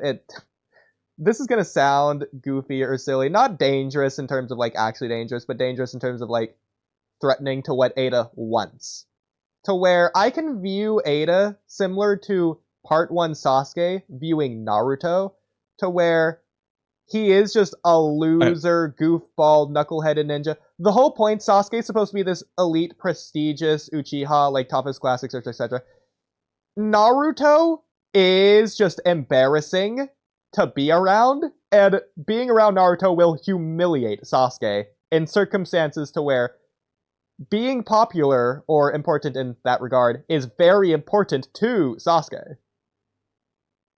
Well, another thing I would also add as a consideration is that maybe Damon, she's worried unironically, she could just be worried if Damon kills her love prospect because Damon doesn't like them, because Damon's very overprotective of her. So maybe it's like, she's not just worried that Damon's going to make Kawaki mad, but like, what if Damon just kills Kawaki because he doesn't give Kawaki as much time to work things out as Ada would be willing to? That could be a reasonable factor. That's definitely something she would be very concerned about if it was a concern. I agree. And I think that would mostly play out with her love interests, but even outside of that, like, Ada's very fashionable. She seems to be very, like, cool and popular. I mean, for the most part, like, you get in terms of, like, personality, not in terms of the love charm or anything like that. So, I feel like hanging around Damon would be, like, the last person she would want to hang around for that type of person. It's kind of like, like, plenty of the movies we've watched where, like, the teenage high schooler doesn't want to bring their 10-year-old sibling with them to their party. Like, like we saw that in the one, like, ghost movie, whatever the name of it was, Heredity. Yeah, and we know that, like, Damon does just follow her around, like, everywhere she goes, and she leaves, he comes running after her. Yeah. I mean, I do think she does view him as an annoying little brother regardless, but she still loves that little lovable goofball. Exactly. So, I mean, at the end of the day, I would like them to do something more. Just like, it doesn't need to be this, I hate you, Damon. It doesn't need to be this self-sacrificing plan. It doesn't need to be anything crazy. But I would, I mean, like, at bare bones minimum, already discussed the aging omnipotence thing. If they just reveal, or at least clearly symbolically represent, that Ada, like, was obviously stuck in her love world situation, so she doesn't age, and wants to keep Damon as her little brother because that's her little brother and she doesn't want that to change. That alone is enough for me. That's good. I think that's pretty darn impactful, as little as that technically is. And I just put at least that, but I want them to do something more with their sibling thing, because I feel like they've set a good foundation for a lot of things, but they haven't done anything really. So Damon's going to be a character. He's going to be around. He has so much of a potential impact at every moment of the story. Do something. Give me one thing. And it especially sucks that they're 23 chapters in and they've done nothing. Exactly. I mean, technically, he hasn't done a single thing after he fought Code, realistically. I know he technically beat up Boruto, but he hasn't really done anything. Exactly. And in Two Vortex, he quite literally has done nothing but taunt Kawaki about people finding about Naruto, only for that to not happen. It's been funny to see, though. I mean, I will actually, unironically, that's an example of a false gun, unless it does happen. I'm sure like, as of right now, it has to happen. I think it has to happen, I know, but like, if it doesn't, that could just be a false gun. I'll give it to you. Maybe not, because the point isn't for them to find out; it's to worry about them finding out, to give that Kawaki that anxiety. So, I was going to say that's arguably an example of what could be a good false gun, to where the reader / Kawaki are wondering when or if this is actually going to happen. So just keep you on the edge of your seat at every conversation, basically. So you could argue, even if it doesn't play out, it gets you to think about it. And so it could technically be a false gun that works. I don't know if it counts a false gun in that case, but if it is, there would be like the one case where I'd say it's arguably still good, even if it's something I prefer that just happened. But I do think, regardless what sends Kawaki off the like deep end, maybe that's what makes him destroy Konoha if he's the one that does it.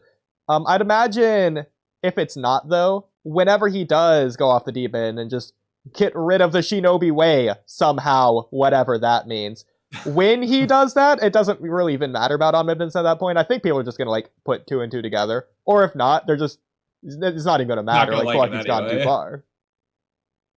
Yeah. No matter what, there's no way they're going to love Kawaki. Okay, the funniest thing they could do, though, is Kawaki goes off the deep end. Ada just reverses omnipotence again, and they think that Boruto did everything Kawaki did again. But what? Okay, it would be what would be really funny though is, okay, so one is just she just does it the same way as last time, but the funnier one would be she reverses it because she wants to do it for Boruto's sake, without realizing what Kawaki's done, and it ends up working against Boruto, but her actual intent was to make it good for Boruto, but it works out for Kawaki. Okay, I'd be down for that plot twist if they're doing that. It's ridiculous. Yeah. Last thing I'll say on Ada is, I think that she is someone. I love the V word, vanity, for Ada. The two just go together so well. But she's someone who clearly enjoys attention to some extent outside of the love charm. She cares how others view her. She has a lot more attraction, care, desire for her status quo than other people do. In general, average people. But especially, like, the opposite end of this would be someone like Obito or Sarada or Naruto to an extent. Naruto did care. But, like, Sarada or Obito who just didn't care. But Ada's, like, the opposite end of them, to where she cares even more than the average person. And so, someone like Damon being around her is just a potential hit to her reputation. And so that is something she has to always be wary of. Yeah. Could influence her alliances. A lot of things they could do. Yeah. But that's it. But Ada. Yeah. At the very least, any one of these ideas, play with one of them. We got something. Yes.